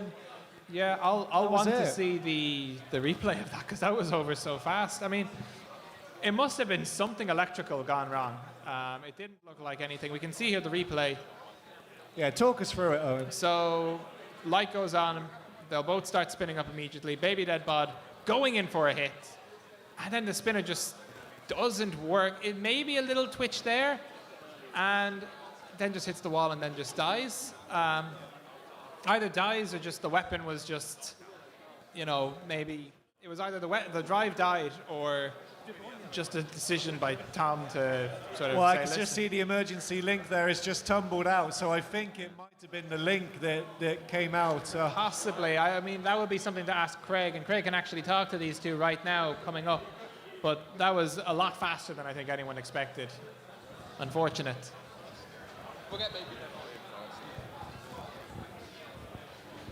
Thomas, what happened to it? Dodgy connection.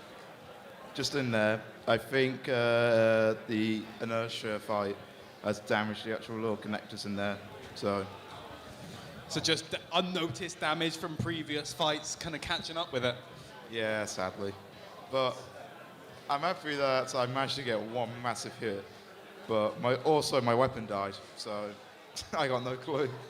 Well, it's been delivering the massive hits all day, and it's been so fantastic to watch. So thank you for bringing it out. Baby Deadbot, everybody.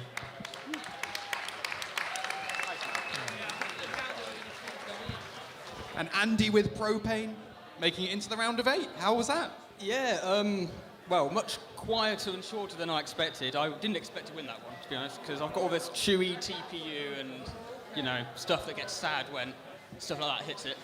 And that thing's sketchy. It's big. Yeah, it's a scary one.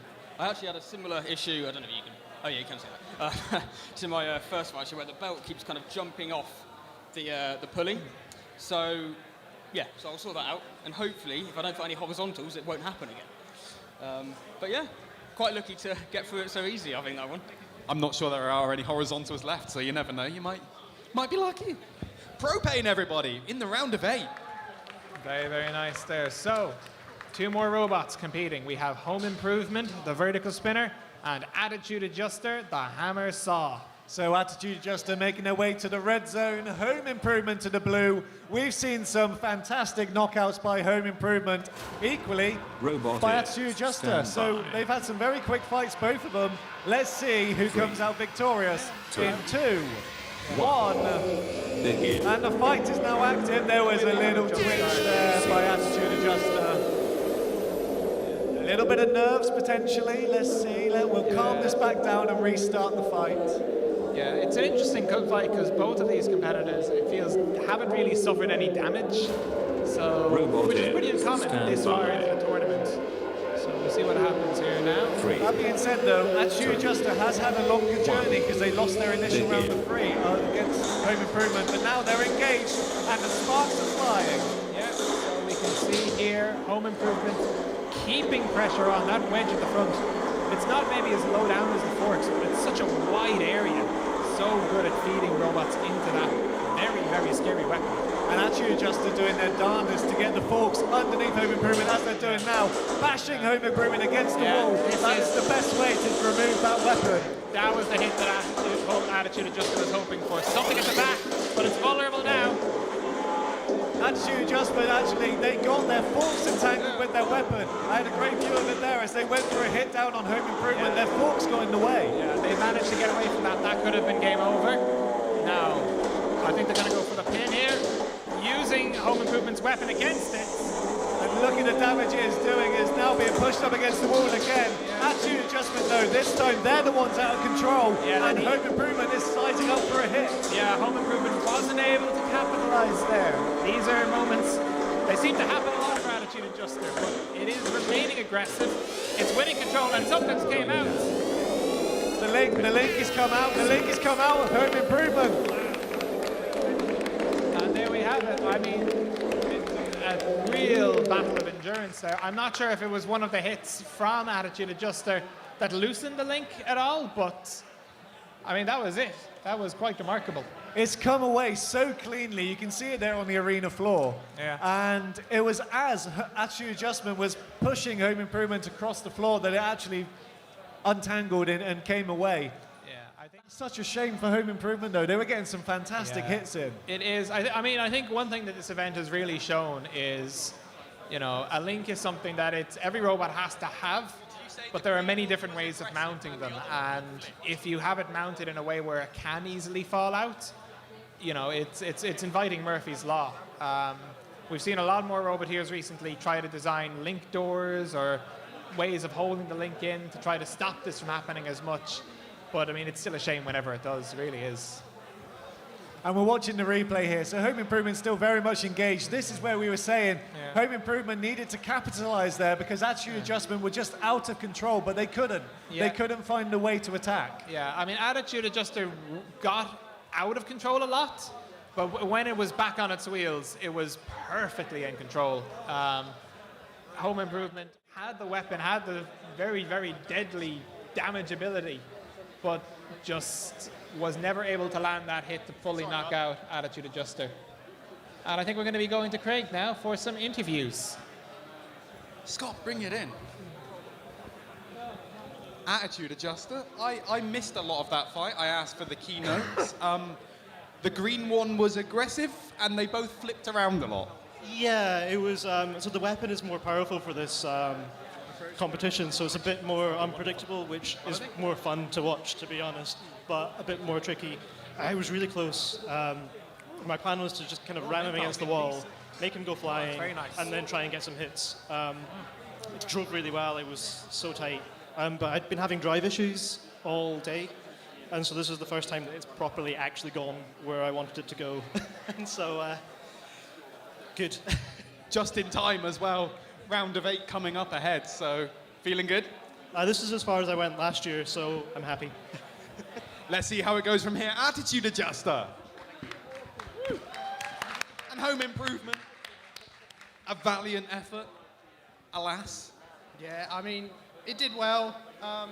He very nearly got my weapon motor. There's a bit of a scar on the motor, but basically it's just the HTP and the titanium that took the hits. It's all still fully working, but it just lost the link. I think it's just a vibration. Like, it got hit so hard, it just popped out. Link door. Put a link door on it. I think that's the next step, yes. Fantastic. Well, it's such a cool robot, such an amazingly shaped blade. Thank you for bringing it. Home improvement, everybody. Woo! And just going back to the live stream chat, Owen, there's been some lovely praise there from Lucky Animal Robotics. They're saying that's very nice. They're enjoying the commentary team. Yeah, so very much. Thank you very much. Thanks for that kind comment. That's great. And I hope you're all enjoying the action. Are you enjoying the fighting here in St. Michael's Centre? They're enjoying the battles. We are still in the round of 16. Yeah, but not too many more fights. 2 more, and one of them being here Toucan, the grab and lift robot, and Schism, the hammer saw. 2 fan favorites, I would say, in this match. Well, Toucan was actually being credited by the live stream as one of the ones they think will go far in this competition. This is going to be their toughest battle yet, potentially, and straight out of the blocks they go and engaging their forks. Yeah, these are 2 robots that are very fast, very maneuverable, very hard to hold down, which both of them want to do to use their weapon to their most effective. And I think Skizzer, so far, they're actually having the most difficulty with their forks getting caught on that arena wall.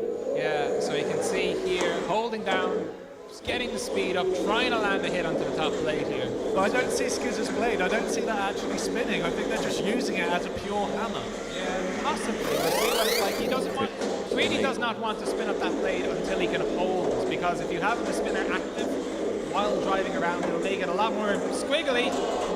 That was very close. So Toucan there with a very, very close grab and lift, almost to the Uta zone, and the pit button was hit as a result. And that was very close for Toucan, as they were right where they didn't want to be. Yeah. Both of these robots very clearly fishing for that pitting if they can get it, but neither of them wanting to make themselves vulnerable. Well, the audience are getting into this. They're chanting in the pit. We'll see if they make it. 1 minute left in this match, and Toucan currently being lifted up a little bit. Yeah, anything can change here so fast. We can see another hold of the spinner getting up to speed, going down again. It's been a very cagey match, neither going for their signature attack for fear of missing and being vulnerable. And now neither of them really want to give either way, but Skizzer once again getting the better again underneath Toucan, and Toucan now looks a little bit stuck, and into the pit goes Toucan! Yeah, very, very effective fight. I mean, both of them driven incredibly well. I think Schism found a way of getting Toucan up onto itself and just able to move it close enough to the pit that, Toucan did ultimately back in, but I think the push would have come a second later. Well, they backed in an attempt to try and get free, and I think they were trying a last-minute turn, but they just couldn't do it. And Schism was so close to going into the pit themselves. Yeah. So let's watch this replay. Yeah, just and like in that. They go. Yeah, and maybe a bit of a premature, well, not a premature celebration. He's won, but very, very good performance. Schism is now in the top 8. Toucan, has to be said, has been very, very impressive this tournament so far. I think it could have beaten a few other robots in this tournament. That is an unfortunate. It's such a small lapse in judgment. simply a split-second mistake where you go back on the joystick rather than forward and you're in the pit. They've been such a well-controlled robot. It's been a joy watching Toucan. Toucan, if you can get over to the interview booth, we want to talk to you before we say goodbye. And I don't know if there's anyone over there to give an interview, so I'll run over myself. Goodness me. Okay. And he is running down very fast. Look at that. As if by movie magic. Hello, come on in, come on in. So nice to see you again. Brilliantly well controlled. You've done fantastic to get here. What was your thoughts going into the fight? Tweedy's been doing this for a long time. He's a great person to fight, so I was really looking forward to just getting into the arena and having a good time with him. And it was a great fight. I felt he had me up against the ropes for most of that, but it was good times. You know? I was going to say, I think Schism opted for a more controlled style fight as well. They didn't seem to be using their weapon to great effect. A hole in the top here, but I think he realised fairly quickly that it wasn't going to do a huge amount. So he just went for the control battle rather than trying to. If he got stuck in me, I tipped him into the corner. It could have been terrible. So I see. So you think they actually played a tactical decision not to play that game, and well, clearly it proved to be the right call. Let's call it that. Yeah. Let's call it that. So you're unfortunately out of the competition, but hopefully you've enjoyed it. What's next for your robot? Going up to Sheffield in a couple of weeks. Going to be taking this, then going up to Liverpool in a couple of weeks later. So this year we're going to be. Hopefully you'll be seeing a lot more of it. That is exciting to hear. And you're going to be practicing at home as well? Yeah, chase my kid around, chase my cat around, that kind of stuff. So I'll try and maybe make a hole in the floor and practice not driving into that, because that gets me every time. I was going to say, the pit seems to be your downfall. Well, everyone, let's give it up for Toucan. Very, very good performance from the two robots. So we are now going to be going on to our final fight of the round of 16. Remember, we do have a non-spinner whiteboard and a spinner whiteboard coming up. Non-spinners are BOP, Percussive Maintenance XL, Impulse, and Happy Camper. The spinners are Bite, Doorstop, John Fear, and Electromechanical Combat Device. I don't want to be negative, but I feel Abracadabra is going to need a little bit of magic to survive this fight with Paradigm Spin. Yeah, it's going to be a tough fight for sure. Very heavy-hitting robot. So Abracadabra moving straight in, but it's too late. Yeah, Paradigm Spin is now up to speed. Abra is leaving the lifter up so that, first of all, the spinner doesn't hit it, but also it can lead with its wedge underneath. And maybe use the spinner as a sort of keep-away stick. Very, very clever design here. There's clearly some good tactics there. Ducking and diving each other at the moment, but Paradigm Spin, I think you're right, that shield of Abracadabra, that's doing a fantastic job to deflect the hits from Paradigm Spin. Yeah, Paradigm hasn't really been able to get up to full spinning speed yet. And now I think we're seeing the handle of Paradigm Spin getting stuck on the grabs of Abracadabra. Exactly, yeah, Becca doing a great job here with the control. And it just does not seem to be able to spin up to the deadly speeds we saw earlier on, Paradigm. It seems a lot more sluggish. And it seems to be almost powering down there, just staying stationary, but we can still see the light is on, so there is some power to be had. Yeah, this is a robot not to be underestimated, even at this stage of the fight. Going down. I mean, Abracadabra trying to position themselves so that they can push Paradigm Spin into the pit. Less than a minute of the fight to go, trying to go for a lift here. And is that Paradigm Spin out of the fight? They're not moving anywhere. They're definitely not moving. Well, no, they are now. It seems to have a very stop-start style of move in Paradigm Spin, like a child that's eaten too many sweets. So the final 30 seconds of the fight, and I have to say, a little bit of an upset so far. Abracadabra potentially getting the better of it, but can they finish it in the pits? Let's see if Paradigm Spin is able to get back. They have the grab now. Pit, there we go. There you go, finish it off nice and cleanly. Abracadabra is true to the top 8 of BBB Brawl 2024. Never have I seen a bigger sigh of relief from Abracadabra. That was fantastic maneuverability, but Paradigm Spin, I'm going to call it an upset. It feels a bit harsh, sorry Abracadabra, but they just said beat them last time, so I mean, fantastic fight, and Abracadabra securing the pit by diving in themselves. Watching the replay now. Yeah, they could have sat back. They could have played it safe. They wanted to finish it. It seemed like Paradigm Spin was okay at the beginning and just slowly got weaker and weaker as the fight went on. But it is to Grabra's credit that it was on Paradigm Spin the entire fight, and that's what ultimately led to the win. So I will just very quickly announce, I believe we have the top 8 bracket here. I believe there will be some whiteboards before the top 8, but just so everyone knows and the competitors can be prepared, it will be Fission versus Propane, CDG versus Attitude Adjuster, EMP versus Schism, and Eva 02 versus Abracadabra. Sounds like a good one. So please head on over, and we have a lovely guest appearance from Felix in the interview booth. So, yes. So if we can just have some of our recent competitors over there. Hello. So we've got Paradigm Spin here. What were your thoughts on that fight? It looked to be, it was still mobile, it was still spinning around at the end, but there were a few points where you kind of stopped, it was spinning, but maybe it wasn't moving at the same time, or one or the other was going, but never quite at the same time. I don't know what happened there. In previous events, it sometimes struggled to spin up, and I always thought it was the belt slipping. On weapon. This time it's got timing toothed pulleys on both sides, so it's not that. Yet it didn't spin up. So I don't know. It was such a shame because, to say, Paradigm Spin's been doing really good all day, massive hits, and normally it's absolutely mental on the spinner. But it's just a real shame. A lot of control in that fight, and sadly no no wedges or forks or anything like that. All offense, but absolutely amazing run. And can we get a big round of applause for Paradigm Spin?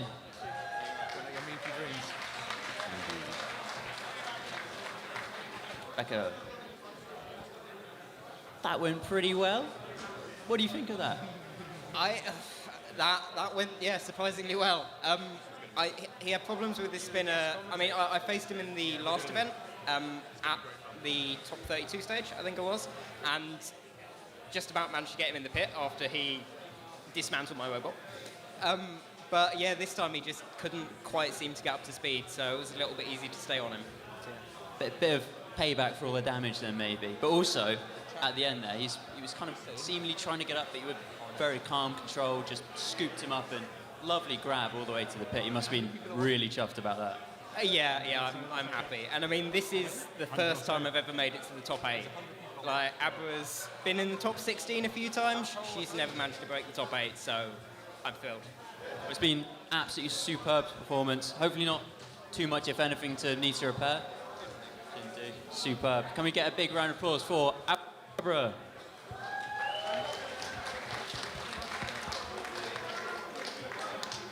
So here we go. Whiteboard. For some reason, someone gave me and Roy the microphones. I don't know why they do that. I have no idea. Welcome to this whiteboard that we've got here. Get ready for the weirdest Seems commentary. To be mostly Hammerbots. I reckon the Hammer's going to win. We've got Bop and other robots. I'm voting for Bop here. I do love a bit of Bop. Bop is already upside down. Oh, come on, Bop. Good start. Go on, someone unbop Bop. Give him a Bop, come on. There Almost. Serious hammer action going here, mainly. I just love the wooden mallet, like. Oh no, indeed, Craig. Oh no, indeed. The belt is off, apparently. It's fine, that belt wasn't needed. It's It's aesthetic. In the meantime, we haven't quite the tussle in the corner. Custom maintenance is doing things. Oh, I don't see the wooden mallet moving anymore. Oh, his link has fallen out. Oh dear. A classic blunder. Going down. You all need to duct tape your links better. This keeps happening. There you go. That's a top tip from Rory Mangles off the telly. Duct tape in your links. Also turn off safe start. Wait, sorry, are you guys off the telly? Oh, I love the way this one moves. Sorry, the guys on microphones right now are off the telly. Have you guys seen Robot Wars before? Sorry, have anyone here seen Robot Wars before? What about BattleBots? Anyone know BattleBots? That's what I thought. So, oh my goodness, it's the Joe Brown. It's Joe BBB or BBB. So I wasn't on the BBB, don't television. stop. However, Anyway, there is a fight going on as well, everybody. yeah, let's talk about this one. There's a fight. Unfortunately, Bob is out, so I lost it. No, I like this is great. I love the way that this one moves with the 3 wheels. It's fantastic. Yeah. love it.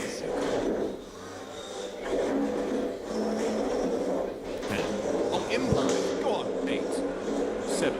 Oh, it's a close one. Oh, custom maintenance. That's a good hit there. 3. Well, I'm skirting around the pin. 1. Excellent stuff. I have to say I'm glad I'm not judging Very this good. one, mainly because I wasn't paying that much attention. We'll go to the But- judges, and we have no judges. Okay, so I think we should ask the audience, Rory. Yeah. I can't call this one. So do we think that Bop won? Bop, You are correct. I think Bop might have been counted out, unfortunately. But Yeah, sadly. So it's between Attitude Adjuster and Not Attitude Adjuster. no. Look at the thing. Okay, it's between Impulse and Happy Camper. So, okay, steady. Hang on. Impulse and Happy Camper. They were really watching that fight Okay. closely, guys. I was watching the fight, I just don't know what the robots are called. Rory, take it away. Do you think the four-wheel drive robot won? Do you think the other robot won? It's the other robot! Do you think they're the best commentators of the day? Yes! No! We should probably retire now. But yeah, I just want to give a big shout out to our celebrities here. So Rory of Team Nuts from Robot Wars, remember Nuts? Big Nuts Nut. 2? Nuts. Third place in the final series of Robot Wars. And then Tom Brewster that made that really bad robot Tauron. But then more importantly, Team Monsoon on BattleBots who are absolutely repping. So big up to those guys. Thanks for being so incredible. Joe Brown. for saving this section. Joe Brown from BBB. We love you. Right, back to the robots. Bye, guys. Round of 8, everybody. Round of 8.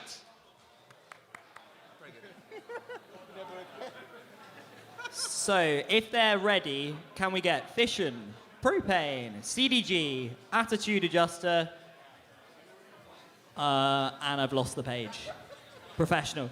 EMP, Schism, EVA 2, and someone else. Any of them who are ready, please head to the ready table. Thank you. See you there, Schism.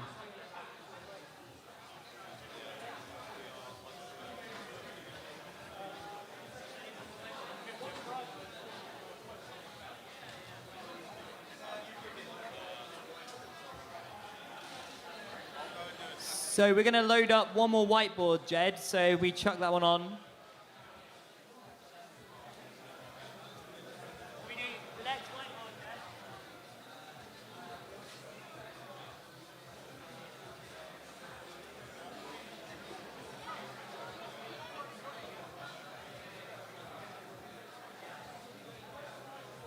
So if we could do the whiteboard that is the Chili Daddy, Bad Daddy, Discombobulator, and Ogre Baked, if you guys want to come up. But you're now called Ogre Daddy and Discom Daddy as well. So we've got the daddy fight. So all of those daddies, if you can make your way to the ready table. Thank you very much. Oh. Did I hear you talk about Robot Wars? Yeah. Aren't you a champion? Didn't you win I'm Edinburgh? a Edinburgh Scottish champion. Edinburgh champ over here? But the national champion is here, Jack Franklin. He won the national BBB champs. Where's he ran off to? He's hiding. So we He talk was right about behind that. us, wasn't he? I think he scurried away because he's going to do a whiteboard with the Chili Daddy, Bad Daddy, Discom Daddy, and Ogre Daddy. If anyone ever wondered why they're called whiteboards, it is literally because it's written on a whiteboard. It's a weird sort of nickname, but we mean like self-organized fight, like chaos fights, like meaningless. What do they call it in other sports? You know sports, Gab. Supplementary for fun, friendly. Friendly. Like a friendly match. Friendlies. Does that make sense, people? Friendlies. We're doing friendlies. A friendly But fight. they're not very friendly because they're normally very destructive. So what do you call a very unfriendly friendly? A dispute. A dispute. Yeah. So disputes. The current dispute in the arena will be two of my Bristol University teams and some very scary other robots. So that's going to be excellent. So talk to me, Joe, about the universities, because we've seen more and more join this competition. Yeah, so we started doing inter-uni competitions about 2 years ago. This is the third event of these. each year we've had an increase of competitors and more universities involved. So we've got 10 different universities here today, which is lovely to see. And they all have their own robot combat society at their uni where they fight smaller robots and they'll come here and fight the bigger robots, which I think is awesome. And today we're going to crown the best university. Also, I want to give a shout out to UE who did not enter today. And we're just round the corner from UE. So here's some UE shade for you. UE, we used to compete. We want you to come back. There you go. There's some shade. Nice little shout out and a nice little bit of shade. But yeah, the door has been shut for this very spicy looking whiteboard. So is this the spinner? This is the spinner whiteboard. Indeed, it is a full... Well, we've got one wedgie lifter thing and 3 spinners in this one. Robot ears, stand by. 3. Nice to see the return of John Fair. Hopefully they do not power out in this fight. And very slow as everyone gets decided who they want to fight up against. But Doorstop, they've gone straight in for some damage. Oh my goodness, I think they've just knocked out Yam in 1 hit. That is pretty amazing because Yam is normally a bit of a tank. So props to them. Go my boys at Bristol. And now here comes the Doorstop in the back to try and do some flipping. That is their ultimate ability there. Well, they're getting flipped by other robots for sure. I'm not sure about themselves. But it's good to see. Doing some showboating, and John Fear looks to be a little bit static in the arena there. Again, suffering from what they were during the competition rounds. Absolutely. So we've got another student here with Bite that's just visited for this whiteboard, and it's great to see other students getting involved and destroying the current students, it looks like. So looks like one of the forks of electromechanical is up in the air. That's either a salute to all of its competitors, or maybe it's just stuck and needs a bit of grease. That is, yeah, that's going to cause some issues with trying to engage, but we've still got 3 robots sort of moving in the arena. Still the opportunity for some carnage to be done, especially when you get that spinner on spinner. That's when the high impact can take place. You've got 2 very fast moving tips. There is a maximum tip speed, and Doorstop turning themselves into a spinner. Incredible. I think John Deere has just been counted out because they are no longer mobile. So we've got 2 robots left in the fight, 1 from Bristol and 1 from a local school. So let's see if the schoolboys can take down the uni students. Well, I think Doorstop has just become a little bit wedged themselves up against the arena wall. Is that them out? I think so. It is. I'm very disappointed in my students. Go back and study harder, please. Thank you. But a big win there for one of Will's students. So well done, Will. You're a better teacher than me. Or is it just one of your robots? I can't tell. Now, Joe. Now. Claws away. Put the gloves back on. We're very hyper competitive in the education system. Anyway, thank you very much for that whiteboard. Well done, everyone. Well done, Bristol, for sending your robots to oblivion. That's the way it's done. And we're going to do a 3rd whiteboard now before the round of 8. So we're going to get in there all the daddies, please. So we can get the daddies down. Just the one, actually. It's the Chili Daddy versus... Yam. I think we've all got a bit mixed up. Okay. Ogre Baked is due to be competing against Discombobulator. Nice to see Discombobulator return. Yeah, absolutely super impressed by Discombobulator, terrifying robot. And the fact that this is their 2nd uni event and they've evolved to such terrifying and beautiful looking designs is lovely to see. Right, over to Rory Mangles, professional critique for this fight. And big fan of dads. Right, your teammate became a dad last couple of weeks, last month. Sam Elliott, congratulations. I like how it's very much a one-sided conversation because Joe has a mic and you did not. Yes, I feel I was somewhat mute there. But yes, big up Sam for becoming Daddy Sam. And to everyone else from my generation who suddenly seems becoming dads, it's kind of horrifying. Well, the next generation of roboteers, I'm sure they're going to catch the bug. Indeed. I mean, I know little Sam already has a tiny Mingo jacket. It's very sweet. Yes, there. It's exciting. It's exciting. So it's great to see Ogre Baked return, and they haven't removed their clothes either, despite being knocked out of the competition. They've stayed in character. Well, of course. I mean, it's so glorious, such a glorious outfit. I mean, who doesn't want slightly mysterious, slightly sexy Shrek? I do have to ask, do you genuinely wear that apron at home, or is it just for robotic events? Did you say that's a secret? That's a secret. And So to be certainly honest, not being worn in the kitchen, that's for sure. to be honest, I'm quite happy for it to remain a secret. I don't want to know. So we're loading in more and more robots, and for those, again, just to say, the whiteboards are an opportunity to have a bit of fun, but one of the real elements we do this is so that those who are still in the round of 8 can repair and fix any damage to their robots. That is not an easy thing to do, and if you are in the arena here today in St. Michael's Centre, you can see all of the Roboteers on their tables, and some of the Roboteers are quite organised, they have their tools all nicely laid out, and others are scattered chaos. I always find that difference to be interesting. Yeah, I mean, it gets to this point in the competition, damage is really starting to kick up, and you kind of just need any time you can get, really. But if they were going to repair their robots, maybe they should visit accu.co.uk, who is sponsoring this event. So please visit their link. Thank you very much, Accu. So I was just doing some...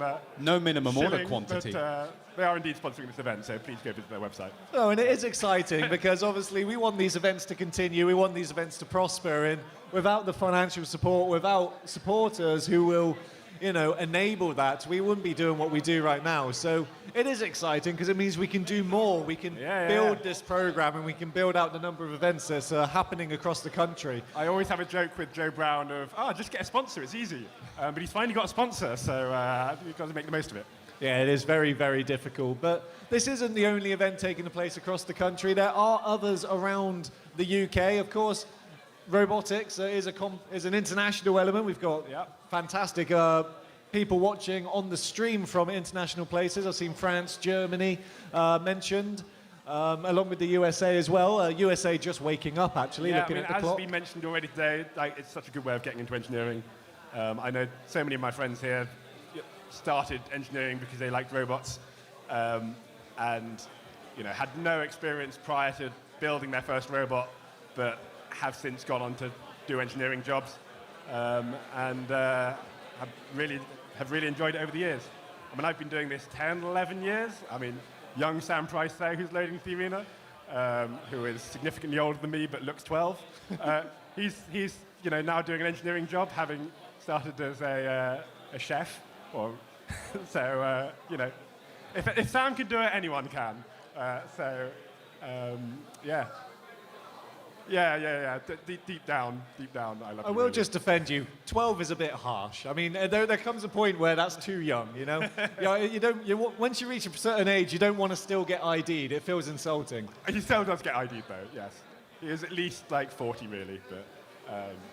Okay, well, let's see if we can make sense of what robots are entering into the arena. Talk me through what all the robots are named. I kind of know these ones, but talk me through it just in case. Well, we've got our cheesy. So, Discombobulator is on the pit. Then we have Ogre Baked in the blue zone.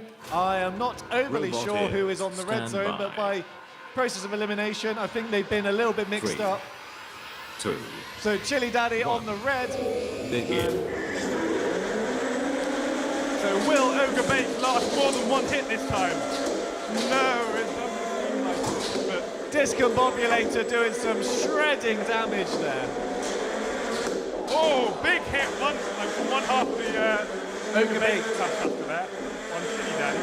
So Ogre Baked's finally getting into the competition because they didn't do much during the competitive rounds, but now they are showing their true power. And it's a one-on-one now with half of Ogre Baked and Chili Daddy, but straight into the wall. Well, the weight difference there really did not go in Ogre Baked's favour, and I think that is the end, everybody. Big Daddy's new weapon setup seems to be really working in its favour this fight. It seemed to really struggle in the rest of the in the actual tournament itself, but now they've got it dialed in a bit. It seems to be back to where it should be. Well, it's a bit of a shame for Ogre Baked. I was hoping for some real It was an impressive stuff. showing, nonetheless. To go head on head with such a big egg beater. But that's what I mean, though. They this is a whiteboard. If they showed that aggression during the actual competitive rounds, that would have been really I fantastic. mean, it still clearly didn't help them, but it was certainly an impressive showing. Yeah, Sam's had a bit of a rough day of it with having quite some, about as nasty a opponents as he could really have drawn with his first time doing this cluster bot. Yeah, there's only I've so always much said you can that do. A vertical spinner cluster bot could be really good. You just need a little bit of luck in this scenario, but I think it's got potential. I think, you know, given a bit of dialing in and given less flexible weapon motors, that seems to be a common thing, it could do really well. And it was starting to show it there, where it's, had a bit of durability, Sam. It was good. Yeah, I think that's fair. I think Sam was just saying, I think Baghdadi landed on top of Sam, which is, there's only so much you can do when that really happens. Yeah, it was quite short but chaotic, I think. Very much so. So, let's call out the rounds for the Roboteers. Please make your way to the ready tables. EMP versus Schism. CDG versus Attitude Adjuster. Fission versus Propane. And then Eva 02 versus Abracadabra. We will then go into a whiteboard, a spinner whiteboard of Wheelie Big Lad versus Slot Machine versus Burnout, which is not a spinner, versus Jeremy, also not a spinner. So I'm not sure why that's a spinner whiteboard. It is a mixed It's a whiteboard. whiteboard with spinners in, I guess. I guess so. Who's willing to have their robot destroyed? Yeah. Burnout and Jeremy. They're willing to go in. Yeah.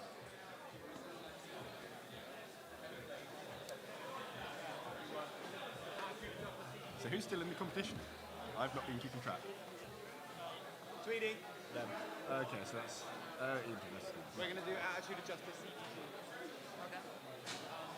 Like that, yeah.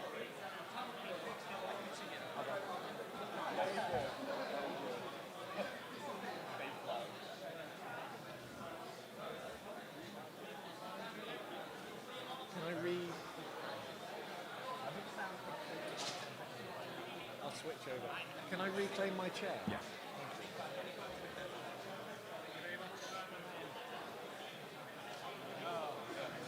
I've gotten used to this seat now. It's too cozy. Very slowly. It's a bit of an angled whiteboard, isn't it? Well, not to So I feel like a nice little lull. It's approaching 5 o'clock for your 5 o'clock news. Owen, what's going on so far today? What's happened here? Well, the main thing is robots have been fought. We have seen a huge field of, I believe, 48 machines brought down to 8 competitors and various different whiteboards. I suppose now's a good time as any to run through all of the remaining machines that we have. So some of the student bots we have still in the competition. We have Fission, which has been a very interesting vertical lifter robot, which is, it seems like it's gotten more power. And that lifter element, I think, was hidden. A lot of people weren't aware that that is a spinner-lifter combo. Yeah, I think it hasn't really used it to much of an effect in the fights, but it has been there. It has been an effective tool to be able to be used. And it's just been a solid platform, it has to be said. The other really impressive student bot has been Ava 02, I think. I mean, I'm just trying to remember exactly the fight that it had in the top 16. It was against Wedge against the Machine. Very, very impressive KO, has to be said. That's been a slow evolution. Outside of that, the final student bot still in the competition is CDG. Which Well, and they're now being loaded into the arena, going up against Attitude Adjustment. So, flying the flag for the uni teams. Yeah, it has to be said. I mean, Attitude Adjuster has shown itself to be a pretty impressive competitor at this point. And it's been a really, really impressive climb as well, I would say, from Scott. Like, Scott originally started, many, many years ago as pretty much exclusively a hammer builder. And hammers have always been hard to do in Beetles, but he kept on at it. He kept working away for ages, and then slowly transitioned Attitude Adjuster to a hammer saw. And originally, the blade wasn't doing as much damage, but the control has continued to get better. The weapon has continued to get better, and it's just been this sort of lineage of the Attitude Adjusters. And it has to be said, now it's one of the scariest robots in the field at this point. Well, both of these robots having to redeem themselves through the redemption round, so they've both had the full length of the competition. 4 fights they've done today. This will be the 5th, and we're going to say goodbye to one of them. Attitude Adjustment has made them way to the red zone. Yeah, CDG in the blue. Interestingly, Attitude Adjustment running the forks, not the wedge, against the horizontal. But it'll be interesting to see if that is a good decision or not. Well, I think they're purely just trying to keep CGG away, but Attitude Adjuster going straight in as you would expect, stopping CGG from getting up to speed, and down comes the hammer. Yeah, exactly the kind of situation Attitude Adjuster has been using. Hit an opponent, keep him steady, get the weapon up to speed, bring the hammer down. And now it is a positioning battle. It's really all they're trying to do is size up each other and see what is the better way. But CGG, their wheels, they're rumbling across the arena floor. And that was a large impact by Attitude Adjustment, but it missed. So CGG getting away from that fight. Yeah, CGG seems to be struggling with its drive somewhat. Another nasty hit from Attitude Adjuster coming down onto the top of the panel. It's definitely, there we go. That is the link, the emergency link, tactically removed from CDG. Yeah, Attitude Adjuster, it saw a target on the top of CDG, and after a few hits, it finally managed it. So, yeah, pretty simple, pretty efficient, but Attitude Adjuster has made it to another top 4 in a tournament. Fantastic stuff for them. Really, really interesting. You mentioned the forks, and I think that really helped them to lift up CGG and just maintain control so that Attitude Adjustment couldn't run away. We'll watch the replay now, and again, look how quickly Attitude Adjustment comes out of that block, and they're pinning immediately, hitting down on top of CDG. Yeah, you can see it really felt like CDG never got going at all in this fight. It had the weapon, but I never saw it spin up after those first 10 seconds. I got my laptop on. And there is a little bit of seesawing motion. Of course, that maneuverability, as we mentioned, they were struggling to get around the arena, but that was where Attitude Adjustment missed the impact, and they probably did more damage to themselves. Yeah, well, I mean, missing with a hammer saw like that can cause issues. That's what took out Saw Loser, it has to be said. But again, Attitude Adjuster has shown, even when it does flap around, it's able to recover very quickly. And I think that's really what's made it deadly. It's not invincible. Hello. We have interviews now. New interviewer here. So we got Scott. Look, Scott, you won. Snipe the link. Snipe the link. Look, he's a horizontal, plays the ground game. How do you go about fighting that? What's kind of your thought on that? Yeah, so he's a horizontals, which you would normally use the wedge for because you can kind of deflect them and corral them around and all that sort of stuff. But he's also got the forks, so it makes it really tricky. So I just thought, YOLO, forks. And so I went for the kind of, I didn't go for the full box rush, but I wanted to kind of just pin him against the wall and then smack him. Well, you shut him down quite quickly early on, and I think that was it, really. Next fight, I don't know who you're fighting, but how you feeling? I don't know. This is the furthest I've ever been at Bristol, so anything's good here. Do you think you can go all the way? No, probably not. Oh, But come on, Scott. You know you can. It was a really good opponent that I was fighting. It was very scary with that big blade, so I think there's a lot of improvement to come from that one. Nice. All right, we'll see you next round, Scott. Gabriel, come here, buddy. Come here. Yeah, get out of there, Scott. It did not spin very well. What happened? Well, after that first hit he got on me, I think he sniped the ESC. So, spinning up fine, and then nothing. So, well, very well done from me. He got it immediately. But, so yeah, no chance to fight back. He had better drive, very well played. And a very good snipe as well. But I see no damage on the link, and it's still come out. So, he's precision. Do you think you could do with more top armor next time? Because having made that sucks. Yeah, I mean, I could do with some more. I would like to add some more stuff, but yeah, the top armor surprisingly held up better than I thought it would. Not that it actually completely held up, but yeah, very good. And just to add, he basically split the bottom plate in two as well, which is even weaker than the top armor. But hey, it's something to do that with and just split it in two. So yeah, look, you did great. Top 8.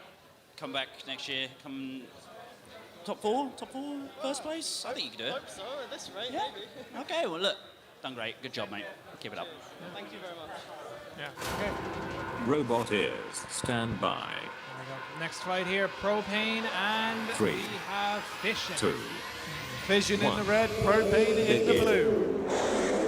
Spinning up, waiting to see who lands the first hit. It's going to be Propane. Right, now we get to see if that flipper of Fission does actually activate and work, but they seem to be able to maneuver, and Propane going back in for another hit. I will say that lift did seem to stop Fission from doing the thing, but it's gotten stuck on a part of itself, I believe. Yeah, Fission is able to spin up the weapon, and the wheel is moving, but they're just not going anywhere. Oh, you got beached. That's all that happens in that fight. That has to be... Oh, that is a sad way for the fight to end at that point. Very impressive runs from both of these machines, but that was it for Fission. I mean, very, very efficient by Propane. They have proven time and time again that they are a very solid foundation of a robot, and they are going to go far. I think they might make it to the final round. I think so. I think Propane has to be among the favorites now at this point. I mean, Andy, he's a good builder. He knows how to build a robot that can do very well in these tournaments. He has won big tournaments in the past, in multiple weight classes, it has to be said. And I believe we saw Propane for the first time last year.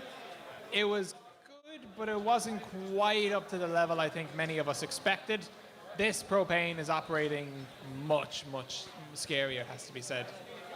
And it's worth saying Propane currently undefeated in today's round of competitions, so they are making quick work of their run through. Yeah. Let's get Fission over for an interview. Fantastic. I might have missed that fight because I looked over to that table and then came back and it was done. What happened? First hit, my flipper mechanism broke and basically got me beached, so... And my drive was playing up a bit, so... Yeah. Oh, well. Did all right. Did good. Yeah. Changes for next time? Probably better drive system, go full Wrangle box Mars system, and definitely change the flipper mechanism so it doesn't break like that. Other than that, I'm pretty happy with it. Yeah. You done great. Yeah. You done great. Look forward to see you back. Any plans for next events or whatever? Not really. It's first event, so first robot, so yeah. Well, look, I don't know if they're going to hear me, but they should definitely give you a round of applause, if I'm being honest. Yeah, see, there you go. Round of applause. Come on, everyone. That's good. Right. Good job, mate. Keep it up. Andy. What? I mean, like I said to him, I looked away and then came back and fight was done and whatever. It was quite easy. Well, it was a very short one again. I got quite lucky again. Got a look on my side at the moment. Feel like I've run out soon. But yeah, it was very short. I think it was like 1 or 2 hits, and I think he like a gear break or something, and yeah, that was it. But it's working still, so I don't have to really touch it, which is quite nice. Yeah. I'm going to ask the same question I asked Scott. Can you go all the way? I will try. Maybe not. I don't know who you're fighting next, but if it is Scott, That'll be interesting. that'd be interesting. Yeah. Cool. But yeah, I'll give you time to prepare. So go ahead, go do that, and everybody give a round of applause for Propane. Another fight done there. We are just going to call up some whiteboard matches here. Can we have Wheelie Big Lad, Slot Machine, Burnout, and Jeremy up to the ready table, as well as Saw Loser, 2 Saw to Lose, Carbonated Beverage, Bert the Vert, and Evil Twin. Exciting times. But first, another fight here coming up. I think one of the more highly anticipated fights of the tournament so far. Now, it's interesting with EMP because the very first fight they participated in, they didn't have the mini-bot alongside them. It's only since that first round have they decided to introduce it. And it has proven to be a supporting act. Granted, it's not winning the fight for them, but it is benefiting and it is helping and them. one thing that is very spicy is that that very mini-bot was originally planned to be a mini-bot for Schism. So... so a bit of a traitor. Jack Are you Franklin, saying a traitor Jack now? Franklin, double crosser. Yeah, he seems. We know which corner he's put his money into at the moment. Well, EMP in the red zone, Schism in the blue. In 3, 2, 1. Begin. And immediately there, you see EMP and Minibot diverting away from each other, and Schism left going into the middle, and now sandwiched in between the two. EMP can very easily be caught in those forks, but it is not going to make it easy for Schism to get underneath it here.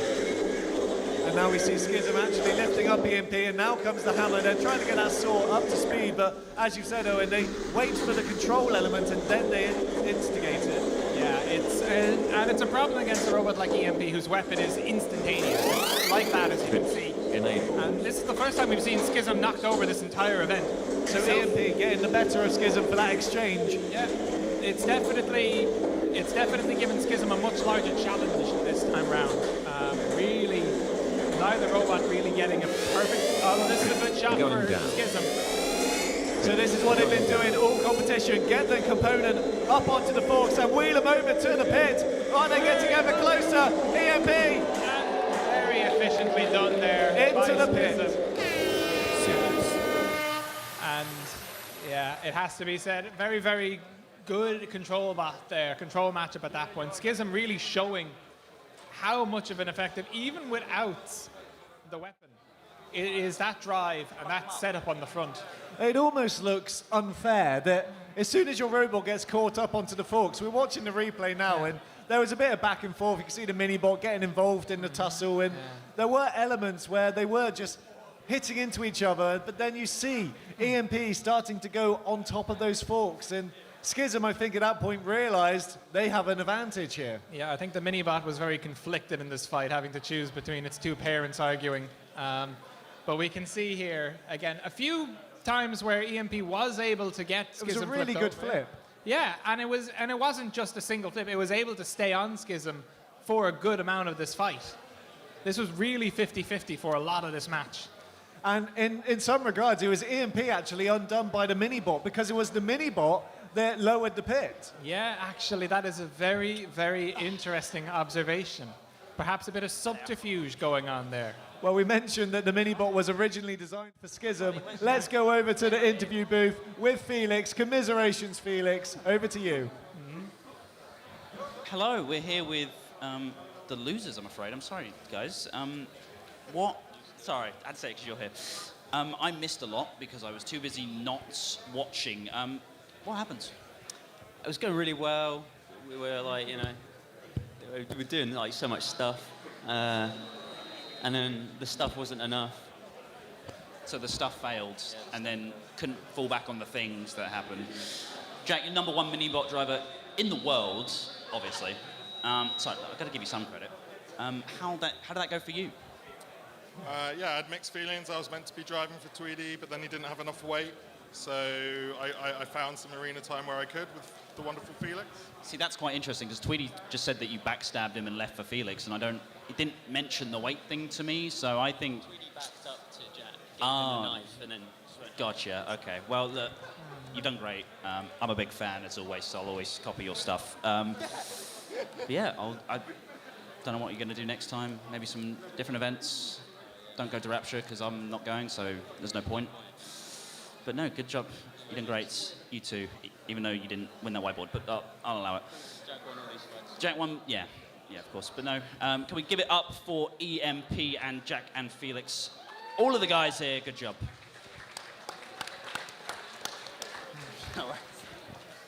Love you too, Tweedy. There we go. We all love Tweedy. So, as we can see, readying up for the final fight here, we have Abracadabra and we have Ava 02. Is this the final round of 8? This is indeed. So we will have our final 4 after this match. Wow, this is getting, well, nail-biting actually, because Abracadabra doing a fantastic job to get to this stage, but they have got some fierce competition in Eva 02.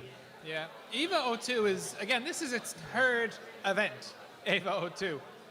It has been top 4 in the previous 2 events. I said it in the morning. I thought this machine could make it to top 8 or top 4. Well, just reading the chat, if Eva beats Abracadabra, that will mean there's 3 hammer saws in the round of 4. That is incredible. But let's talk about this fight now. Abracadabra getting in there, but Eva, I think, getting the better of the exchange, and now underneath Abracadabra. Yeah, certainly the forks seem to be doing better against the wedge of Abra and a head-to-head run. Abra will have to get around Eva to get any kind of control control. See the mini-bot now doing its job. Yep, so that is now lifted up Eva, so Eva can't even disengage if they wanted to, but the hammer saw now coming down, and Abracadabra getting some grip, getting some purchase, and trying to pin Eva themselves. I mean, it's a challenging fight for Grabra, but again, any kind of a grab coming, we can see her. But this is a nice lift. Flipped over. Eva's self-riding very, very quickly. So Abracadabra managed to get one of the forks into Eva and lifting them up, but Eva very unthankful of that and now pinning. And that's the saw blade coming off! But this is a shock, so Eva's weapon has disabled itself. So Abracadabra now, they are pretty much back into this fight. This is coming down to a pushing match. Who can get onto the forks? 1 minute left of the fight. Yeah, Eva has 60 seconds remaining to win this fight. And I think they're trying to go for a lift here, but they can't quite do it. Abra is pulling on the cable of the spinner motor on Eva. The robot is... What? No, I think they were going to do an Okay, so that was a separation. They got counted down by the referee. Of course, the entanglement there by Abracadabra on the cable of Eva. The countdown was started, but we are just going to resume from where they were because they untangled themselves. But only a couple of minutes, well, less than a minute of this fight. Let's see what Abracadabra can do. We're back in again. Abra straight after a move of pulling an exposed nerve on a robot. It has been enabled here. But Abracadabra is the wrong side. We're waiting now, and Eva now getting underneath Abracadabra once again. But they're getting ever closer. I think they're trying to shuffle their way to the pit. We've lost our timer, so I don't know how long is left. Yeah, it's a hard match. Eva, I think, has to go for the pitting here. Otherwise, this is a very close judge's decision. But Eva's doing a fantastic job. Ever closer to the pit we come. And Abracadabra, you have to say, struggling in this match. The final countdown has begun. 5 seconds left. Very close. 1. Abracadabra getting tangled there once again on Eva. And the fight will go to the judges, who I think I speak for both of us. We do not envy them. Absolutely not. I mean, I would say in the early stages of the fight, it definitely, to me, was Eva's control, Eva's aggression. But as soon as that weapon became destroyed, I don't know really what happened there. But Abracadabra, you know, getting in there, entangling with the cables, that lift that we saw, that's going to be very important, very influential to the judges. We're going to watch the replay now, I think, and this is the restart. Here, yeah. I mean, it was... For Eva, the big issue is that weapon breaking off was very much self-inflicted, but even once it lost that, you could tell Abra was able to use that as a mechanism for gaining control. Eva still remaining underneath Abra for a lot of that fight, pushing them around, and of course the mini-bot really proving a nuisance ultimately for Eva. I was going to say, the mini-bot consistently, as we see now, getting underneath Eva. So does the mini-bot's aggression come into the judge's decision? I think it has to in some degree. I don't think I think it's strongest when an opponent, when the main robot uses an opportunity the mini-bot presents itself. But this was a very, very effective duo of these two. And as you can see there at the end of that fight, once again getting entangled on the cables that was exposed. Is that the drive belt or is it actually cables? It does look like it's wires. What those cables are, I believe, those are the cables that power the spinning motor on the end of Eva's arm. So it just seems like you can see the connectors themselves, they just pulled apart from the rest of the motor. And that was just something that Eva could grab. Well, Eva's gone straight back to the table because I think they are well aware they have some repair work to do just in case they go through. But we are waiting on the judge's decision. Abracadabra, if we could encourage you over to the interview box. Yeah, look at Hop and waving. Look at him, he's so happy. He's just waving so happily. Hello, everyone. Come in. Wow. That is close. We were watching from the monitor, and I did not know. I don't want to be in their shoes. How do you think that went? That was a hell of a fight. I mean, he's so low, and that's quite a nasty hammer saw. But then it fell off halfway through. So I was going to say it wasn't a hammer saw. I won't. For half of it, it was a hammer saw, and then it wasn't. But yeah, Cat drove the mini-bot amazingly, like constantly wedging underneath.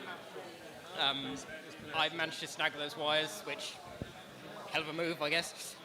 But yeah, all credit to him if he wins. Yeah, it's a hell of a robot, and he's a hell of a driver. Me personally, I would have disqualified him based on the entanglement rules because I'm a terrible person. Come on. Number 1 mini-bot driver in the world. Sorry, Jack, you just got overtaken. How do you think? You did great. I don't want to steal any of Becca's thunder, but yeah, it's fun driving minibot. I just tried to run interference, get under Eva, stop pushing, obviously, Abra around, and be a nuisance. Yeah, but you still Jack Franklin's thunder though, because now you're number 1 and he's number 2. Anyway. But yeah, no, great job, guys. I hope I'm a little bit biased, but I hope you win the decision. I'm sorry, Josh. I know where you're somewhere. But yeah, can we give it up for Abracadabra? They've done great, regardless of the result.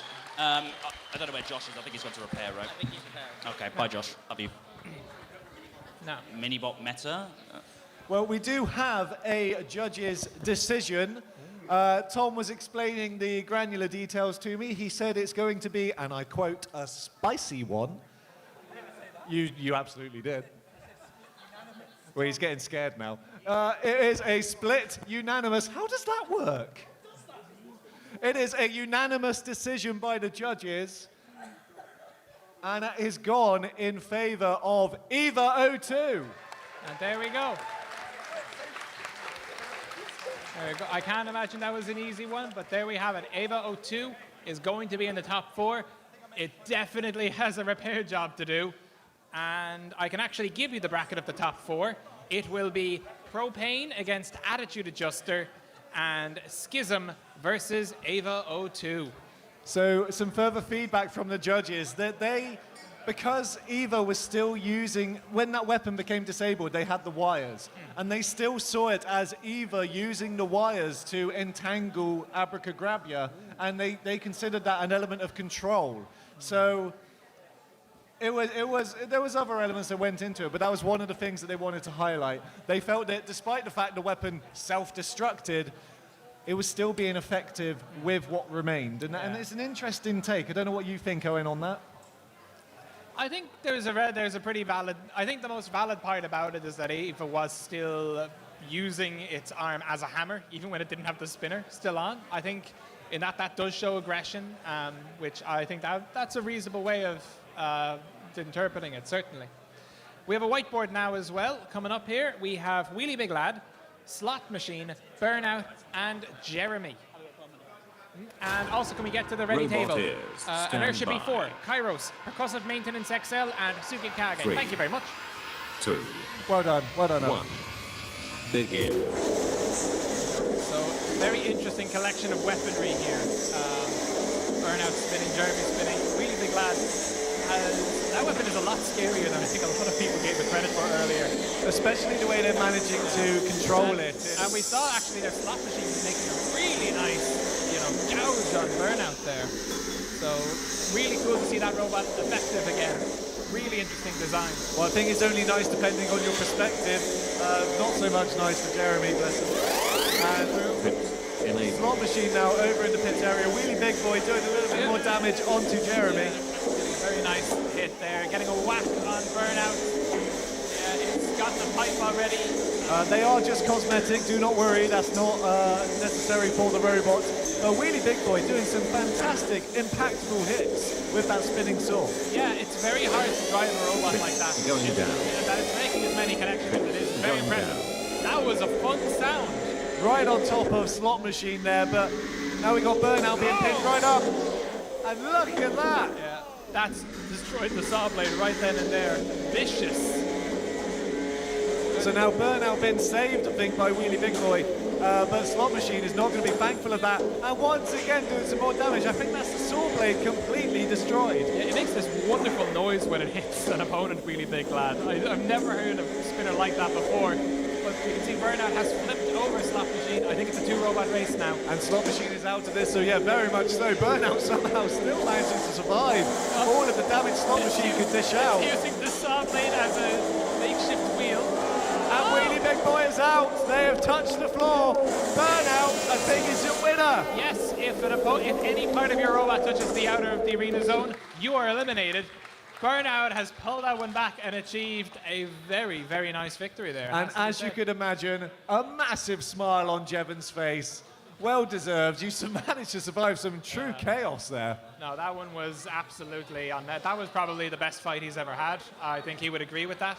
And I was just watching their Wheelie Big Boy trying to self-maneuver themselves out of the OOTA zone. Given the size of their wheels and the weight of the robot, there is a chance because the weight is distributed more on the head of the bot. I think it could drive out, but it's one of those situations where we've always had this rule to stop vertical spinners from bouncing out. And a lot of the big-wheeled robots have sort of become a bit of a victim of this because it's so easy for them to basically have their wheels drive off. So yeah, I mean, Wheelie Big Lad, it's happened to before. I'm sure there's a few others in the crowd who this brings up some painful memories for. You're making solid eye contact with Tom. Not looking at anyone in particular. I remember commentating on that epic fight. Oh, there we go. Yep. I mean, that's the one thing you have to say about Tom's fight. They are always epic. Can we get some people, by the way, up to the interview booth here? Jevon, send him over. Send him over. Jevon. Oh, sorry, the fight's not over. Well, no, the bots are still being collected, as is the carnage. David is doing his best to systematically collect all of the robots together, putting the safety links, and then they can be retrieved out by the roboteers. True, yeah, indeed. So we can see here almost everything collected. Very good performance from all of the competitors there. The slot machine is such an interesting design. I mean, I don't think I've ever seen a Sawbot done quite the same way. And I mean, for everything about it, and we never will again. Hello. He says, okay. It's you. Right, well, there, God, I don't know. There goes my inspirational speech. Well, over to the interview booth we go. What up? Yeah, we are. Look, we're on. Thanks, guys.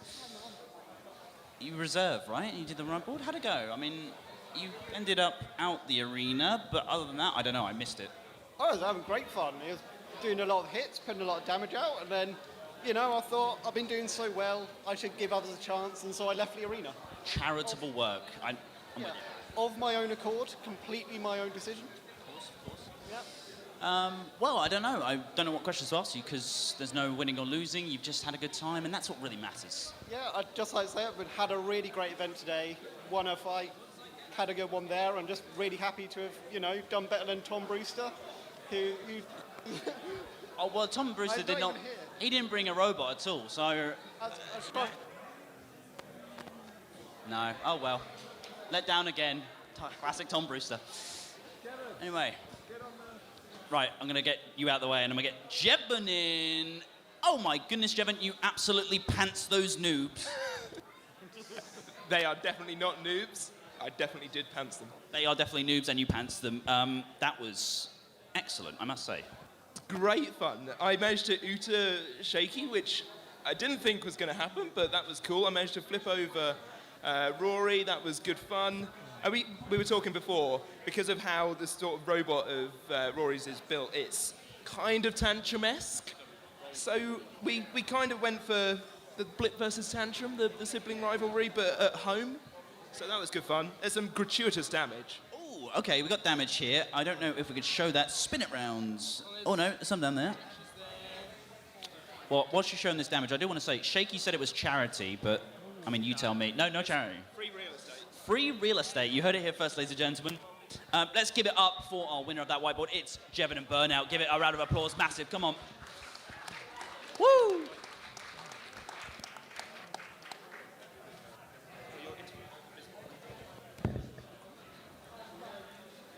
So I think we are about to load in the semi-finals.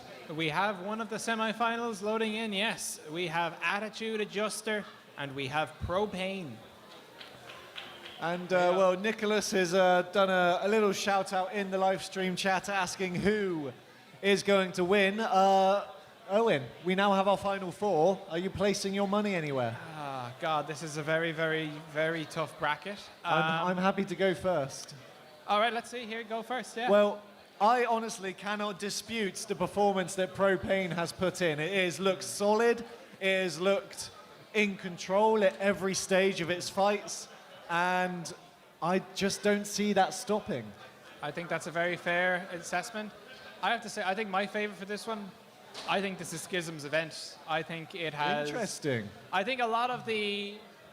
It's taken a huge amount of... There's only one other spinner, really, in the tournament. Like proper spinner, which is Propane. But stand by. I would not count out Attitude Adjuster at all here, though. Attitude Adjustment in the red, Propane in the blue. This is our semi-finals. Immediately now, it's going to be very critical. We can see already, Propane's spinner is not getting under Attitude Adjuster as much as they would hope. No, but I think the spinner of Propane is actually hitting into the forks of Attitude Adjustment, so that's going to be doing some damage, and now we're getting a great pin here. Yeah, he's going to be building up that speed on the hammer. Not spinning up at the moment, but it's fine, and we'll have other opportunities. Yeah, the hammer not doing too much damage, and now Attitude Adjustment being very careful not to go into the Uta zone. That was a little bit tedious for them. Again, we can see vulnerable for a moment, but right back into this tournament. And now we're seeing once again Propane pinned up against the wall. Attitude Adjustment getting control. Will we see that hammer saw come down? No, not quite. Just wasn't quite there. Oh, very, very close. And it's gone. Propane knocking Attitude Adjustment out of the fight. Yeah. Very controlled, but it was back and forth. That made it to a minute.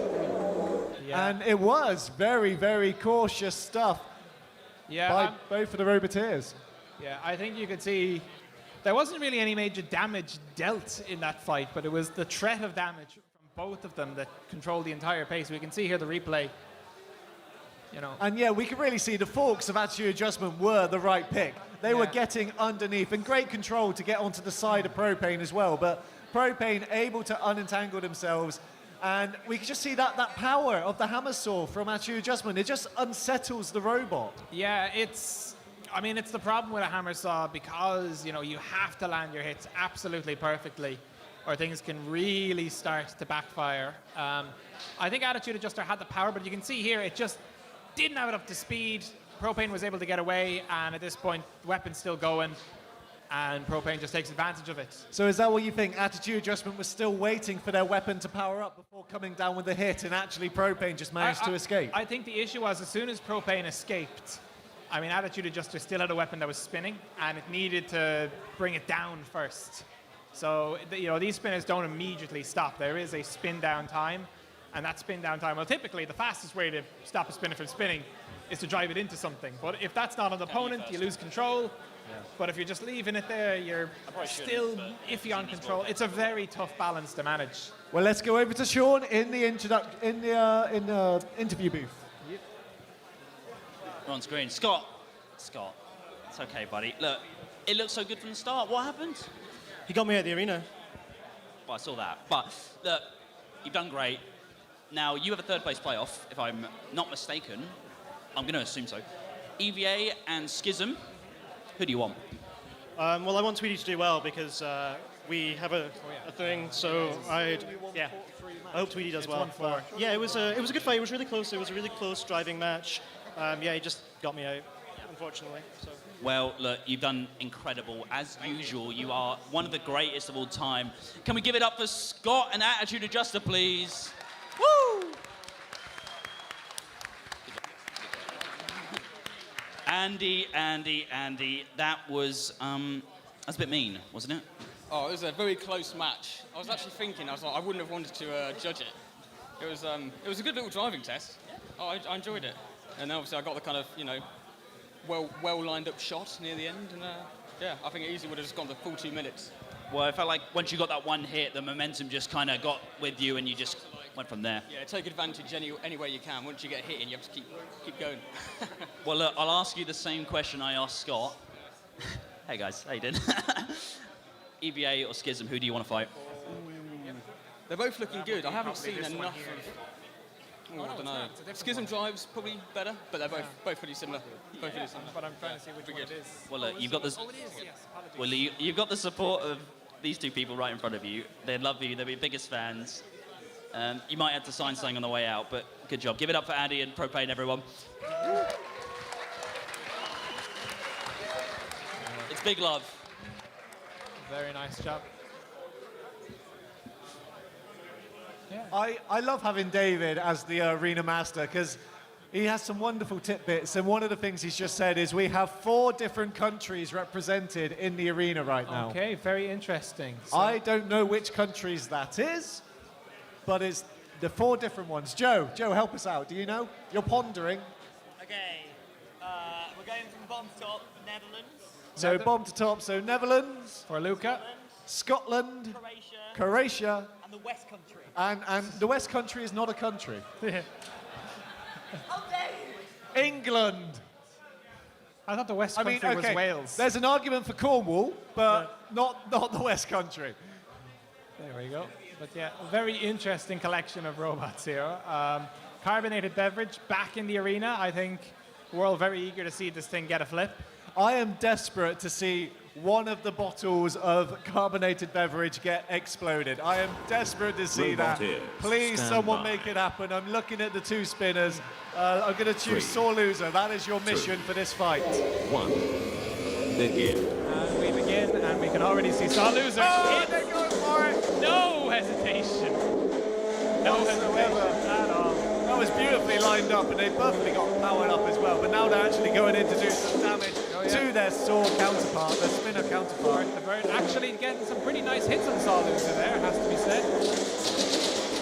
Knocking them over, putting the pressure on, while unfortunately it seems like Evil Twin is stuck on the pit. And you can hear the spinners rubbing against the plastic bottles, but they're just not having enough impact to really blow them up. I think both of the non-spinners are going to be out here now.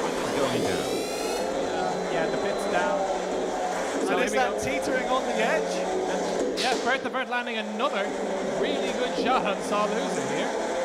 I don't think Saw Loser's really gotten a good hit on Bert the Bird here yet. This is quite a surprise. Ooh, that was a good one though.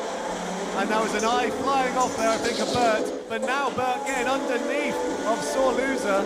And now they are actually getting some damage in on this fight. Yeah, we can see here. Ooh. Using it more as a vertical spinner now. And oh no! Is that the thing? Is that the thing? That is indeed the thing. And it's the question now, will Saw Loser free them down, or will that be it? I think that's it. Oh, they're trying to get back into the fight. This isn't going to end. 30 seconds left, but is Bert actually able to engage? Saw Loser has freed Bert the Vert. Okay, so the fight is going to continue. 20 more seconds of carnage. Incredible sportsmanship. Oh, incredibly. Yeah, that's it. Yeah, there we go. That was a flex from Saw Loser. It has to be fine.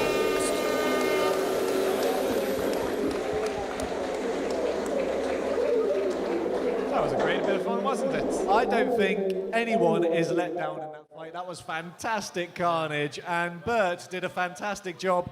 Always exciting to see the thing. Yeah, no, Bert the Vert genuinely was, I would say, had the advantage for a huge amount of that fight, was remaining aggressive, remaining strong. It was just, just hitting a seam on the arena, it seems, and I think that was rather unfortunate.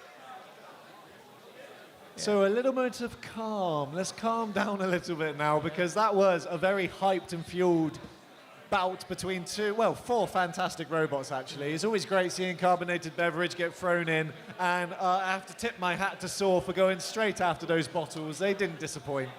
Yeah, really, really good stuff. So we'll be disarming these robots, we'll be having a small interview, and then we will be going straight on with our semi-final fight. I can see both of the robots ready to jump into the arena at a moment's notice. It's nice to say that they're actually just casually relaxed and talking to each other. This isn't a fierce rivalry between the two. They are having what looks to be a pleasant conversation from the outside. Yeah, I think they're just very happy that, I think one of the weapon types that has really come along so much in the past year or two has been the hammer saw.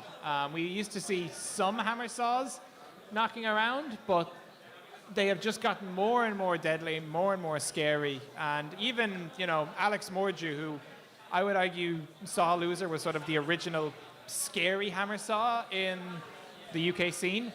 There's a lot of robots now that have really come to challenge it now at this point. I mean, even in the uni bracket, we have Jackhammer and we have Discombobulator. Well, I was going to say, we have 2 hammer saws here. There's definitely going to be a hammer saw in the final. Up against Propane. So it's going to be interesting. Of course, the winner of the champs had no spinning artillery whatsoever. It was just a pure grabber, luchador. Yep, that is correct. You might need to correct me if I'm wrong, but I don't believe we have yet had a hammer saw victor at a large event. So this would be another weapon type to add to that list. Goodness me, look at this robot. This is destroyed. Right, let's see if we can get in. Oh, I'm going to send you to the interview booth, actually, because that camera can focus much better. So over to Sean, please. And we'll get a much better look at that. There is some major gouges. Oh my... Alex, what have you done to this? Is this you? Evil man. Luca, come on. What? It did the thing, it hit, it ruined the bits, and then he got hit. And then, yeah, everything is off. Well, look, I don't really know what to say, because that is the worst I've seen a Beetleweight, so congratulations. Did you have fun? That was the most fun I've had. It did its thing. I'm happy, and it's fine. It's just a light, and that's it. It's lighter for configuration. There you go. No, but congratulations, mate. Good job. You killed it. Oh, come on, do the proper hand five. Right, I'll leave it to you. Everybody, give it up for Bert the Vert. Round of applause. Come on. Woo! Give it up for Bert the Right. Vert. Oh, there's more of you. There's more. Okay, who wants to come next? I'll take one of you. Come on, Scott Anderson, number 2. Or what? Actually, no, 0.5. He copied you. Why are you so mean? I thought you were the nice Robot Wars man. You didn't build the spinner. You bought the front hinge, and now you're bringing this. Yeah, I had to have a bit of fun at the end, going out early to Scott, letting him go through and, fulfill his dreams. Of third place. Oh, yeah. It's all a man can dream for. Well, look, did you have fun? Have a good time? Yeah. Yeah? You coming to anything else, any other events that Bristol or any other event organisers may run? Yeah. Probably some more Bristol events this year. It's got me excited again to run more robots. May I interest you in MITE April 15th? It's in Norwich. It's a great time, and me, Jevon, and David were running. I recommend it. Where's Norwich, and can I fly there? Probably not. It's like southeast. But no, look, you had fun, and that's what matters. So can we give it up for sore loser? And sorry, it's been a long day, man. Let's give it up for sore loser, please. Round of applause. Sorry, I completely just... One more. Oh my goodness, what happened to you? I got hit with spinners. Yeah, okay, fair enough. Actually, no, you're right on that one. Do you want to comment? Any damage, major, or is it all good? It's all good. Still works. The flipper is broken, but that's an easy fix. I'm really glad I put the steel plates on, because they've both got... Oh, you got... Yeah. You got mangled there. Some nice sparks out of that. It was good. Well, did you have fun? I had lots of fun. Can we see you back? Absolutely. Any other events? Awesome. Can we give it up? Carbonated beverage. Sorry, I'm blanking today. Let's go. Round of applause. We all love carbonated Something beverage. robot. Such a unique way of having the bottles mounted onto the robot. I mean, arguably, I wouldn't even say they're mounted. They just flail and are attached by the pneumatic hose. Yes, and yet they never come off of the pneumatic hose. They're fastened incredibly well. And actually, I think if they had it held rigidly, that would make it easier for saw blades to go in and destroy them. The fact that they are flailing around means that they can deflect in, it is an interesting design. It shows the power of fasteners. You know who else has a fascination with fasteners? I couldn't imagine. Well, let me tell you. Accu, the sponsor of the BBB Brawl Livestream 2024. Look at that. Look at these cards. They have a QR code in them.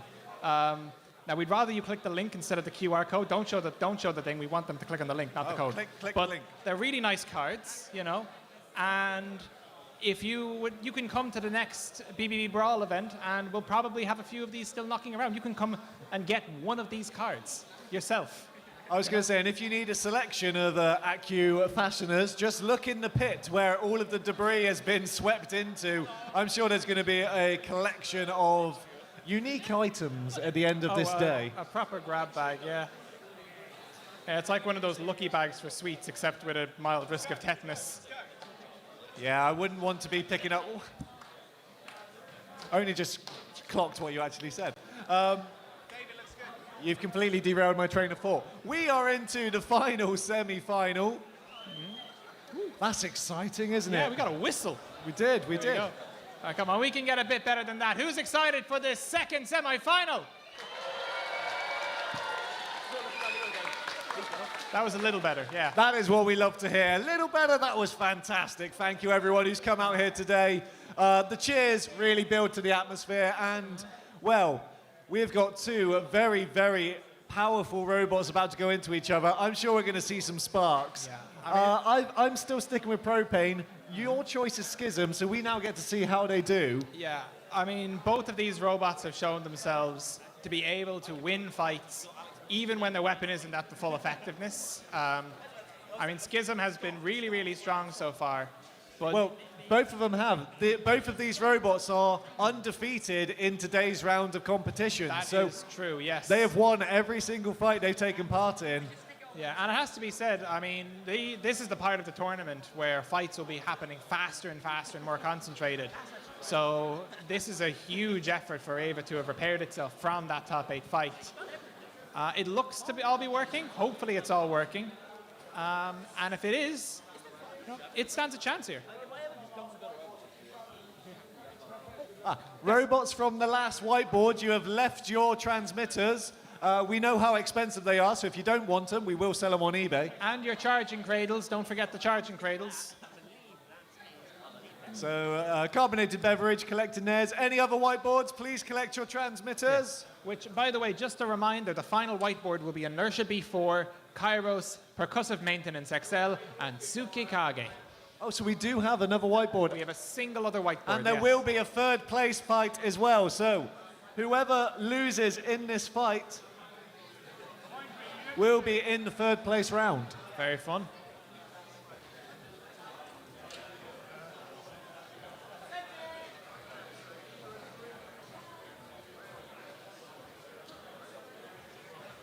So, St. Michael Centre, are you ready? Robot is. Stand by. Okay, in 3, not too early, 2, 1, begin. Activate. There we go. Immediately Schism right underneath Ava. And Eva there coming down with a hammer saw. They thought they had the opportunity. Both of these using those long forks to keep an arm's distance, but we will see someone start to crack. And it looks like they're once again head-to-head against each other, both trying to position themselves to get the forks under the other, as Schism is now done. Yeah, very much a case of locking horns with these longer forks. You're waiting for that one opportunity where you can catch the opponent off guard. As Ava has gotten there against Schism, Schism has gotten away. But as Eva lifted their arm, they pushed Schism off of their forks. Yeah. So that was actually quite lucky for Schism. Yeah, you need the right geometry to be able to land that weapon in an effective manner for both of these opponents. And once again, look at them locking horns. They've lifted each other up. I'm interested to see if one of them wants to throw down the axe, but not quite. And now Schism once again getting the better of the exchange. I haven't seen either of them have an advantage in pushing power per se, so it's a really evenly matched fight. There's a locking of horns, and look at this. Both of them being really cautious with their spinning hammer disc. I mean, they've seen what's happened to Saw Loser, to Attitude Adjuster, to Discombobulator. They're playing this one safe. They really are, but now we're seeing Eva right up against the wall, Schism pushing them ever closer to the pit. We have less than a minute less to go. Very cagey there, nearly in.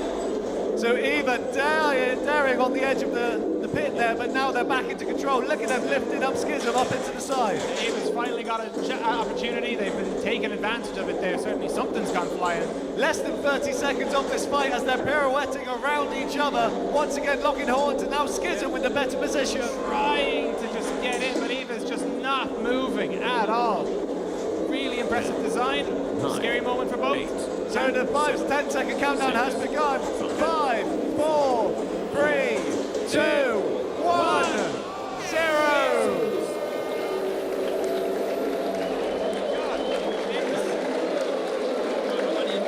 That is going to be a very hard fight to call.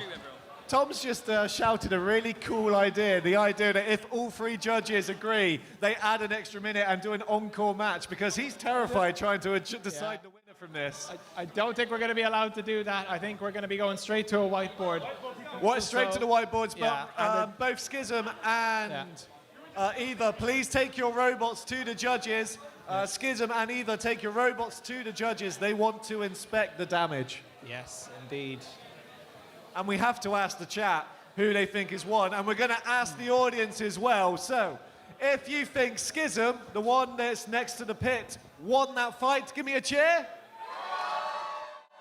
Pretty good, pretty And good. if you think Ava 02 won that fight, give us a cheer. That's really close. That's close. I think the crowd are cheering louder for Eva. By a hair. By a hair, but we'll see. Oh, we get some extra cheers to try and change that. But we're going to get the whiteboard straight in here whilst the judges deliberate. No opportunity to rest. Yeah. But we will try and get some of the Roboteers over to Sean, because look at Sean politely waving he's to waving. us. Oh, he says he's lonely. I'm lonely. Oh. He's got nobody. No, they don't. There we go. Please, We'll get someone. screw your screws faster from .com, .co.uk. There you go. Yeah, and I'm not looking behind me, am I, Joe? All right, come on. Aku.co.uk, please buy screws. They need it. Yeah, whatever Henry said. Do you want to go talk to Sean? Go to Norwich. I mean, you don't have to. I think they're both making their case to the judges, to be fair. Well, they have the robots. Do you want to come and talk to me, Josh? Josh. I don't really care about the robots, so I'll talk about how you felt through that fight. Knife's edge all the way, I must say. Yeah. So hopefully we are... I'm not going to blame you because he did the same. Wherever he's gone, Twitty's did the same thing.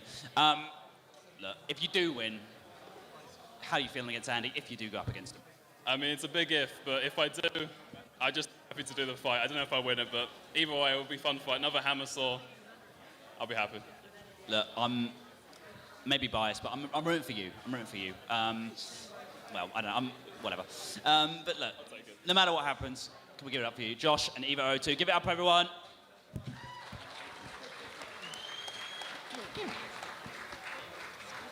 I think Schism's a little bit nervous. They're waiting the judge's decision. Tweedy, you hammer-sawing little man. That was really tense, wasn't it?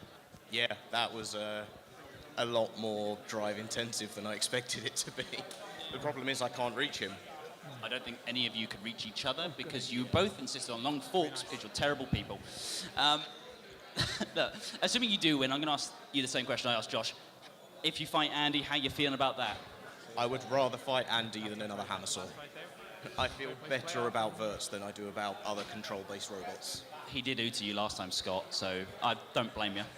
But look, no matter what happens, good luck. You've done great. Can we give it up for Schism and Tweedy, please? Round of applause, massive one. I've looked over to the judges, and Ryan very politely said, not yet. There you go. This is one of the longer judges' decisions we've had all day, folks. But anyway, while we are waiting on that, we have some fights coming up now, don't we?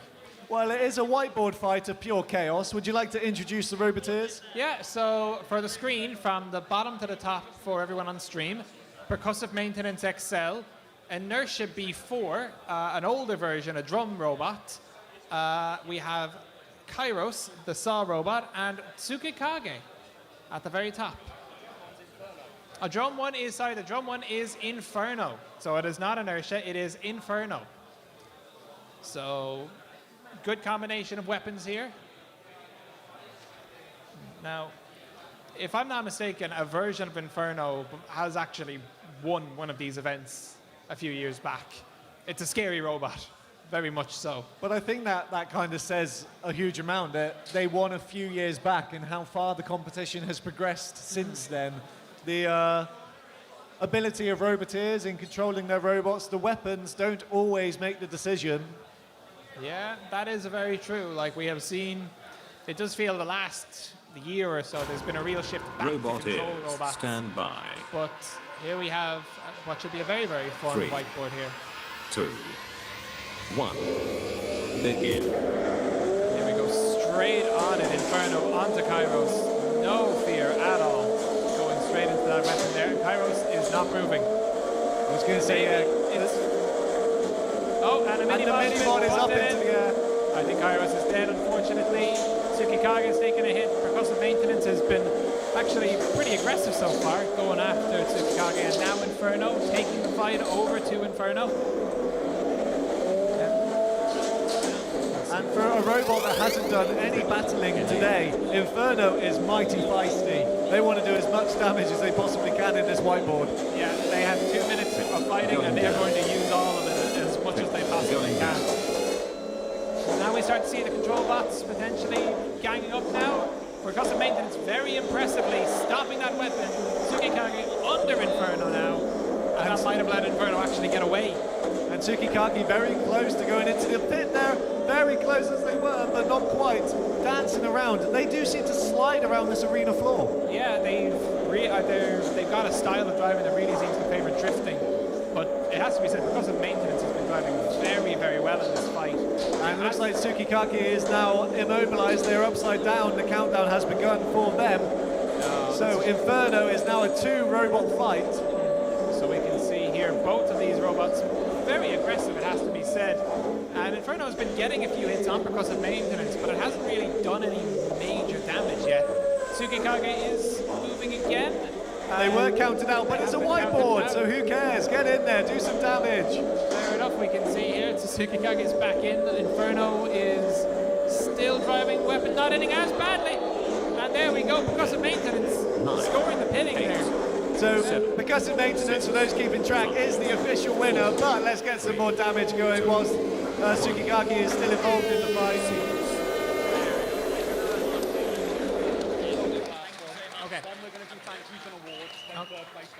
Okay, so as the Roboteers are arming out, we have a decision from the judges.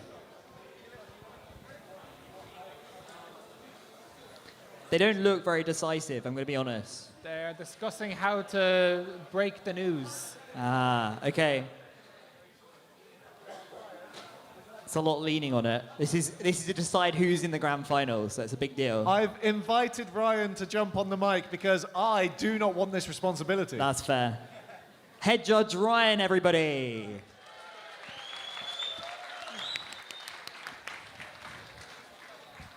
We have made a decision. I think it's some of the most discussion I've ever had around a decision. It is split. It is split on the basis of aggression and control. Weapon effectiveness for the 2 robots was about as identical as it comes, as far as we could see. And on the basis predominantly of aggression, we have given the win to Eva. And there we have it. Eva 02 is your finalist.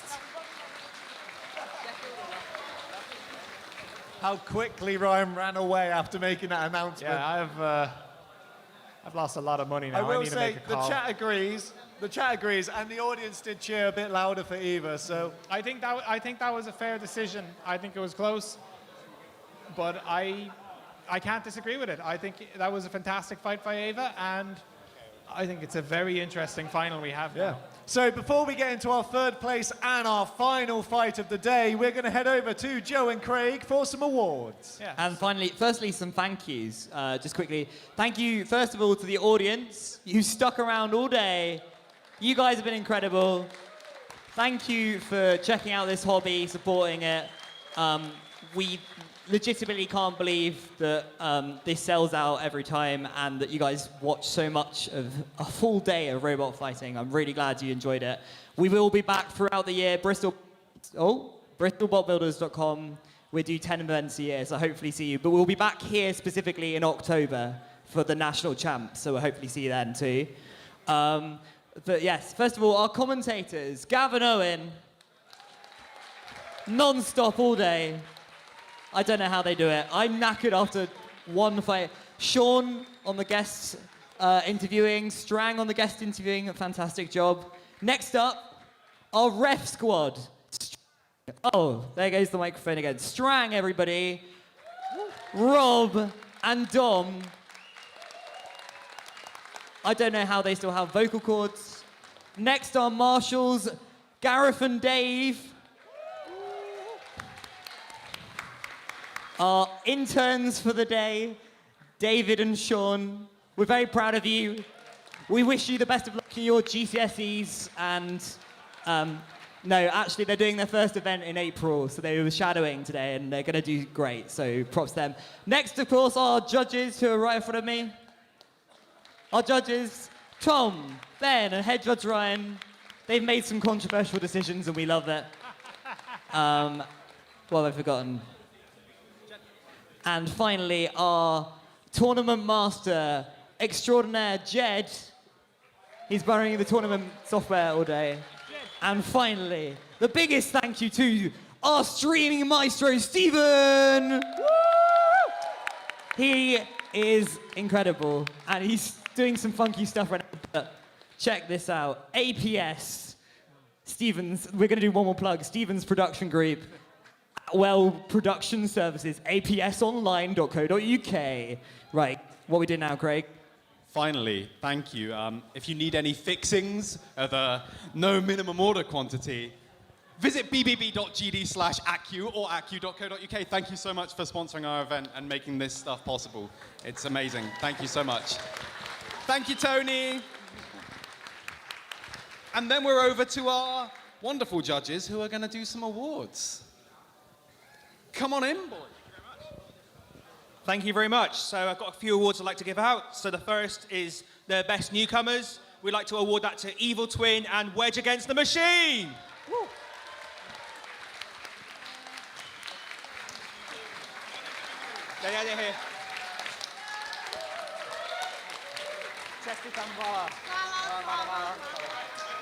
Yeah.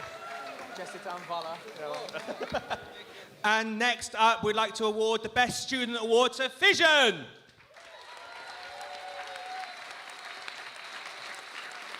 done, congrats, thank you.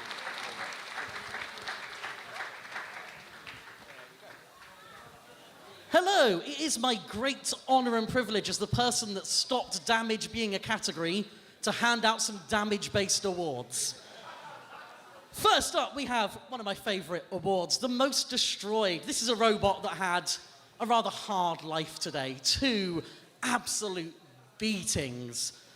It is, of course, the Mangler. He's gone home. Everybody, please accept this award on their behalf. Next up, the opposite, the Most Destructive. Now, there were 2 robots that destroyed the Mangler. We had to go with one of them. But there was another who, especially in their first fight, delivered a real beatdown to both of their opponents, and that was Digestive.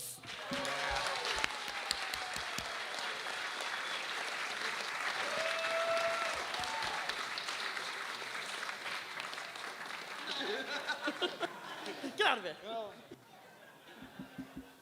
Our final award, however, is a little bit special. This is the Tony from Accu Award. We thought our illustrious sponsors today should have the opportunity to give out an award. And when we offered them the chance, I think it's fair to say they needed no thought whatsoever.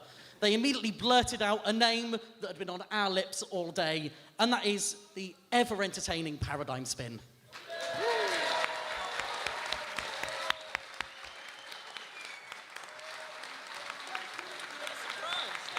You would have had Most Destructive either way, so you didn't.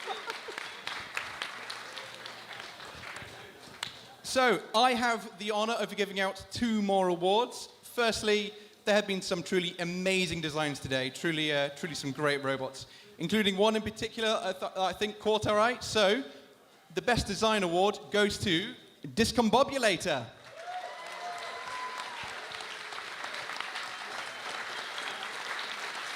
They're running over.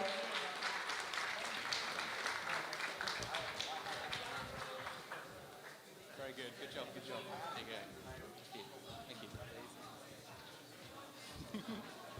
So, our final award of the day goes to our crowd favourite. And really, I think there can be only one, and they've got the one of the biggest fan bases over there making the best noise of the day. So, our crowd favourite goes to Grabby.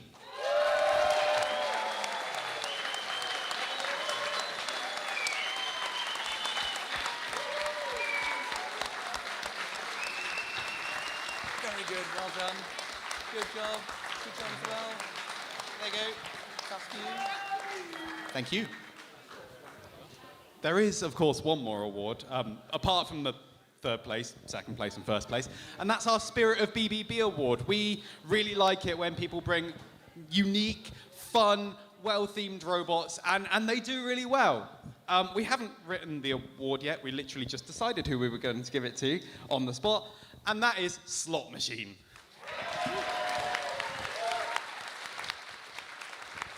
Come up here, Rory. I'm going to hand you this imaginary award that you will have when I've written it.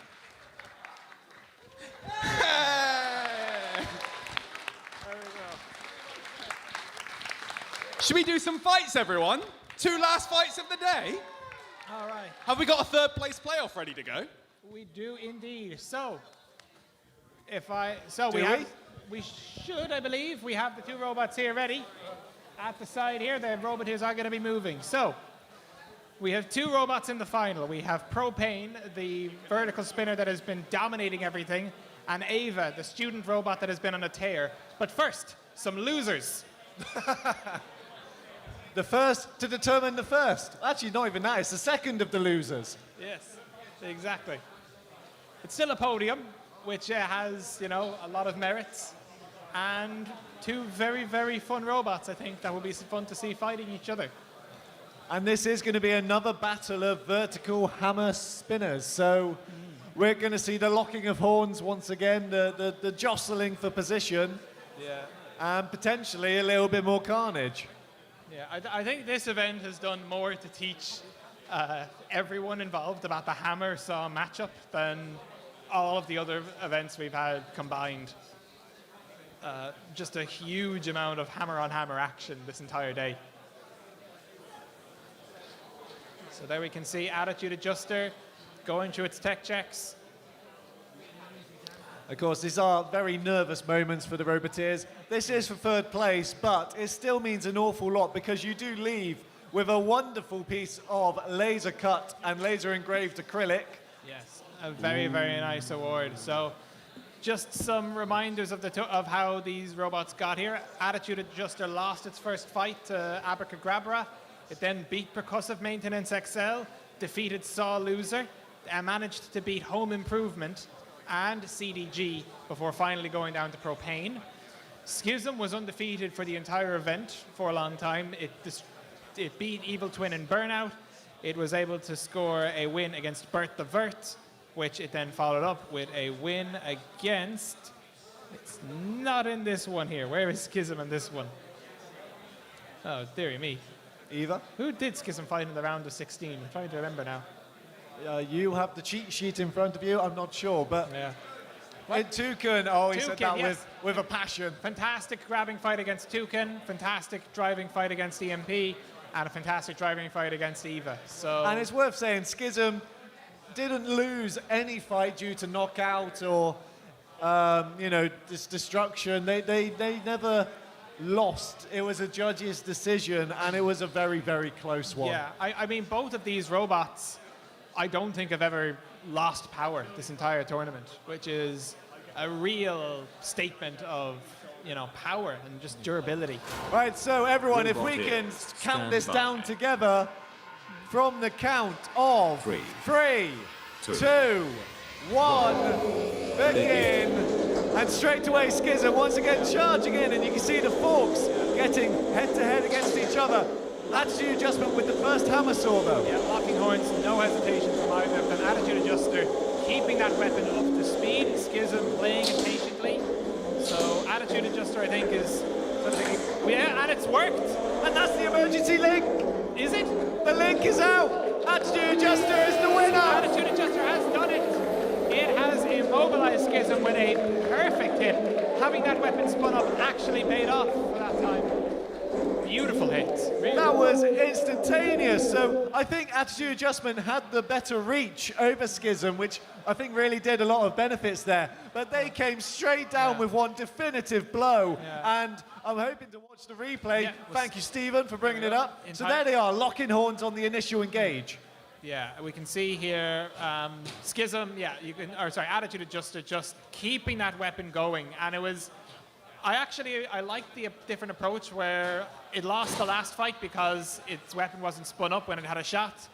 There we go, at a single second, hits that vulnerable part of the plate on Schism, and it gets to decide where the link is. And, you know, I think that's not a link falling out. That is very much, I think, yeah, even if that was a switch, that would have been a KO.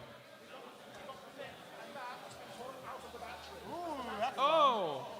Actually, I'm sure that'll be very good to show in the interview booth, but we also can see not only was the link removed, the wire of the battery was ripped out. So for those in the audience, the robot has been taken care of, and the only way to take care of it is to put it in a box and take that box outside and hope it doesn't catch fire. Yes, indeed. We're professionals.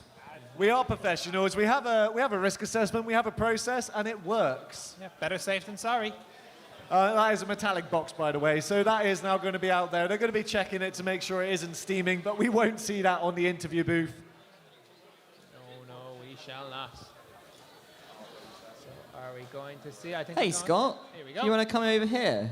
I've got a piece of acrylic for you. How do you feel your final third place playoff fight went? About as well as it could have, to be honest. I had 3 goals coming here. 1, win 1 fight. 2, get a link. 3, get a battery.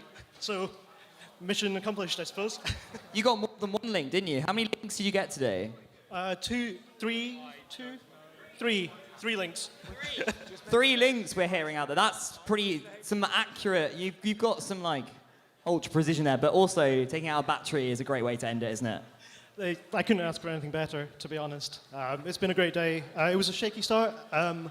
The robot wasn't driving in a straight line, so it was really tough the first kind of 3 fights, I think. But then I got it dialed in, and yeah, it's better than I could have hoped for. Amazing job. Well, I have the absolute pleasure of giving you this third place piece of acrylic for Scotland, Attitude Adjuster.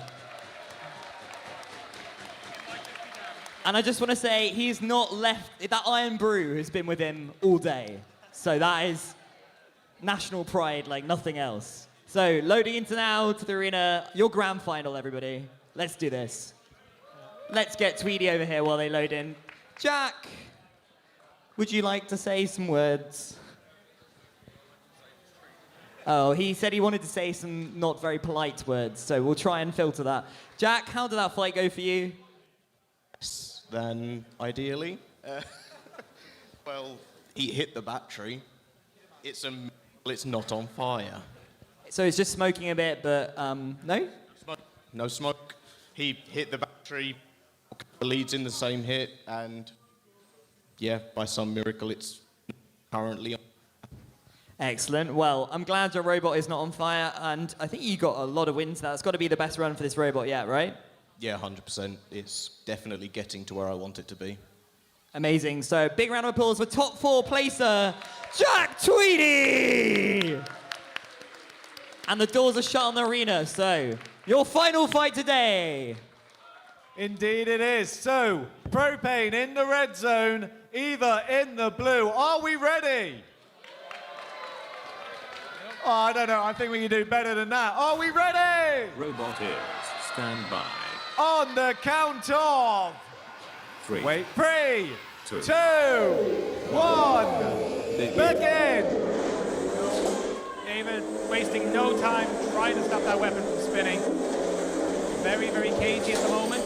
And now we're seeing the difference here. Whereas the saw hammers were locking up with their forks, that is not the same for Propane. They are wanting to get close to the body. They want to get underneath and close. And so far, I think they're being the better of the maneuverers. Yeah, Ava's trying not to go head-to-head. You can see there one head-to-head moment there. Everything still pretty cagey, I would say.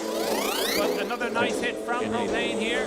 I think Eva's just a little bit cautious. They just need to calm their nerves, get back into control, because Propane is so far finding that side edge, which is what they need to be able to lift up Eva and do some damage. I think Eva might be struggling with drive on one side, which is not going to help things at all. And we can hear now the grinding of Propane as they destroy the underside of Eva. Now locking pawns as they do their pirouette, pushing towards the pit button, not quite touching it. And is that arm working on Ava 02? And are we seeing an immobilization? I'm watching the Roboteer. They're moving their controller. Eva appears to be out. I think it has all come tumbling down, tumbling down. Propane is your BBB Brawl 2024 champion.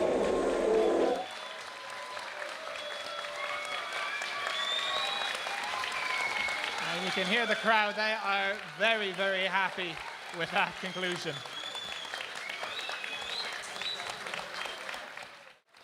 Yeah, has to be said, Ava did not go down without a fight, but it just never managed to get the hit that it needed, did it? Not one bit. So that is the end of the day. That is our last fight. Everyone who has joined us in St. Michael's Centre, thank you so much for coming. Once again, another round of applause for all of the competitors. A big cheer.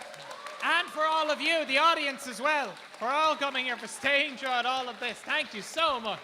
Thank you for joining us on the live stream. Couldn't have done it without every single one of us here today. And that, I think, Owen, is the end. Any last words, Owen? Not really. It's been a joy to be here. This has been a fantastic competition. We may have a final interview. Do we have a final?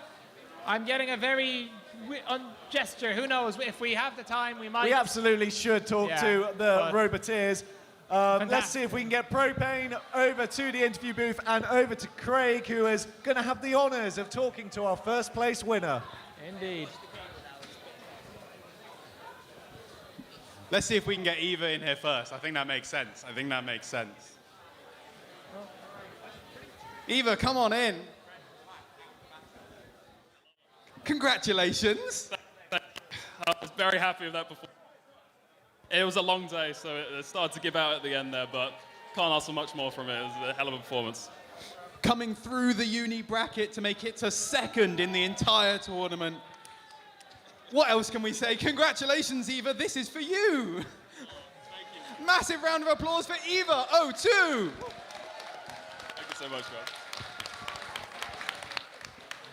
And a certain Andy Russell, I think, needs to come in here, get that robot up on there, and I'm going to give you this, Andy. Thank you very much, mate. Woo! Woo! Second place at Beetle Brawl last year, right? Finally made it this year. All it took was Ellis not being here. Yeah. No, it feels good, actually, because I've done Beetleweights for almost 10 years. I don't think I've ever actually won a competition in Beetleweight, so there we go. Well, congratulations, Andy. Hey, Propane, our winner! Thank you so much. We've been BBB. Let's all go home and have a... Yeah, safe journey home, everyone. See you at the next one. Stephen, please close down the stream. And bye, Accu. And thanks, Tony.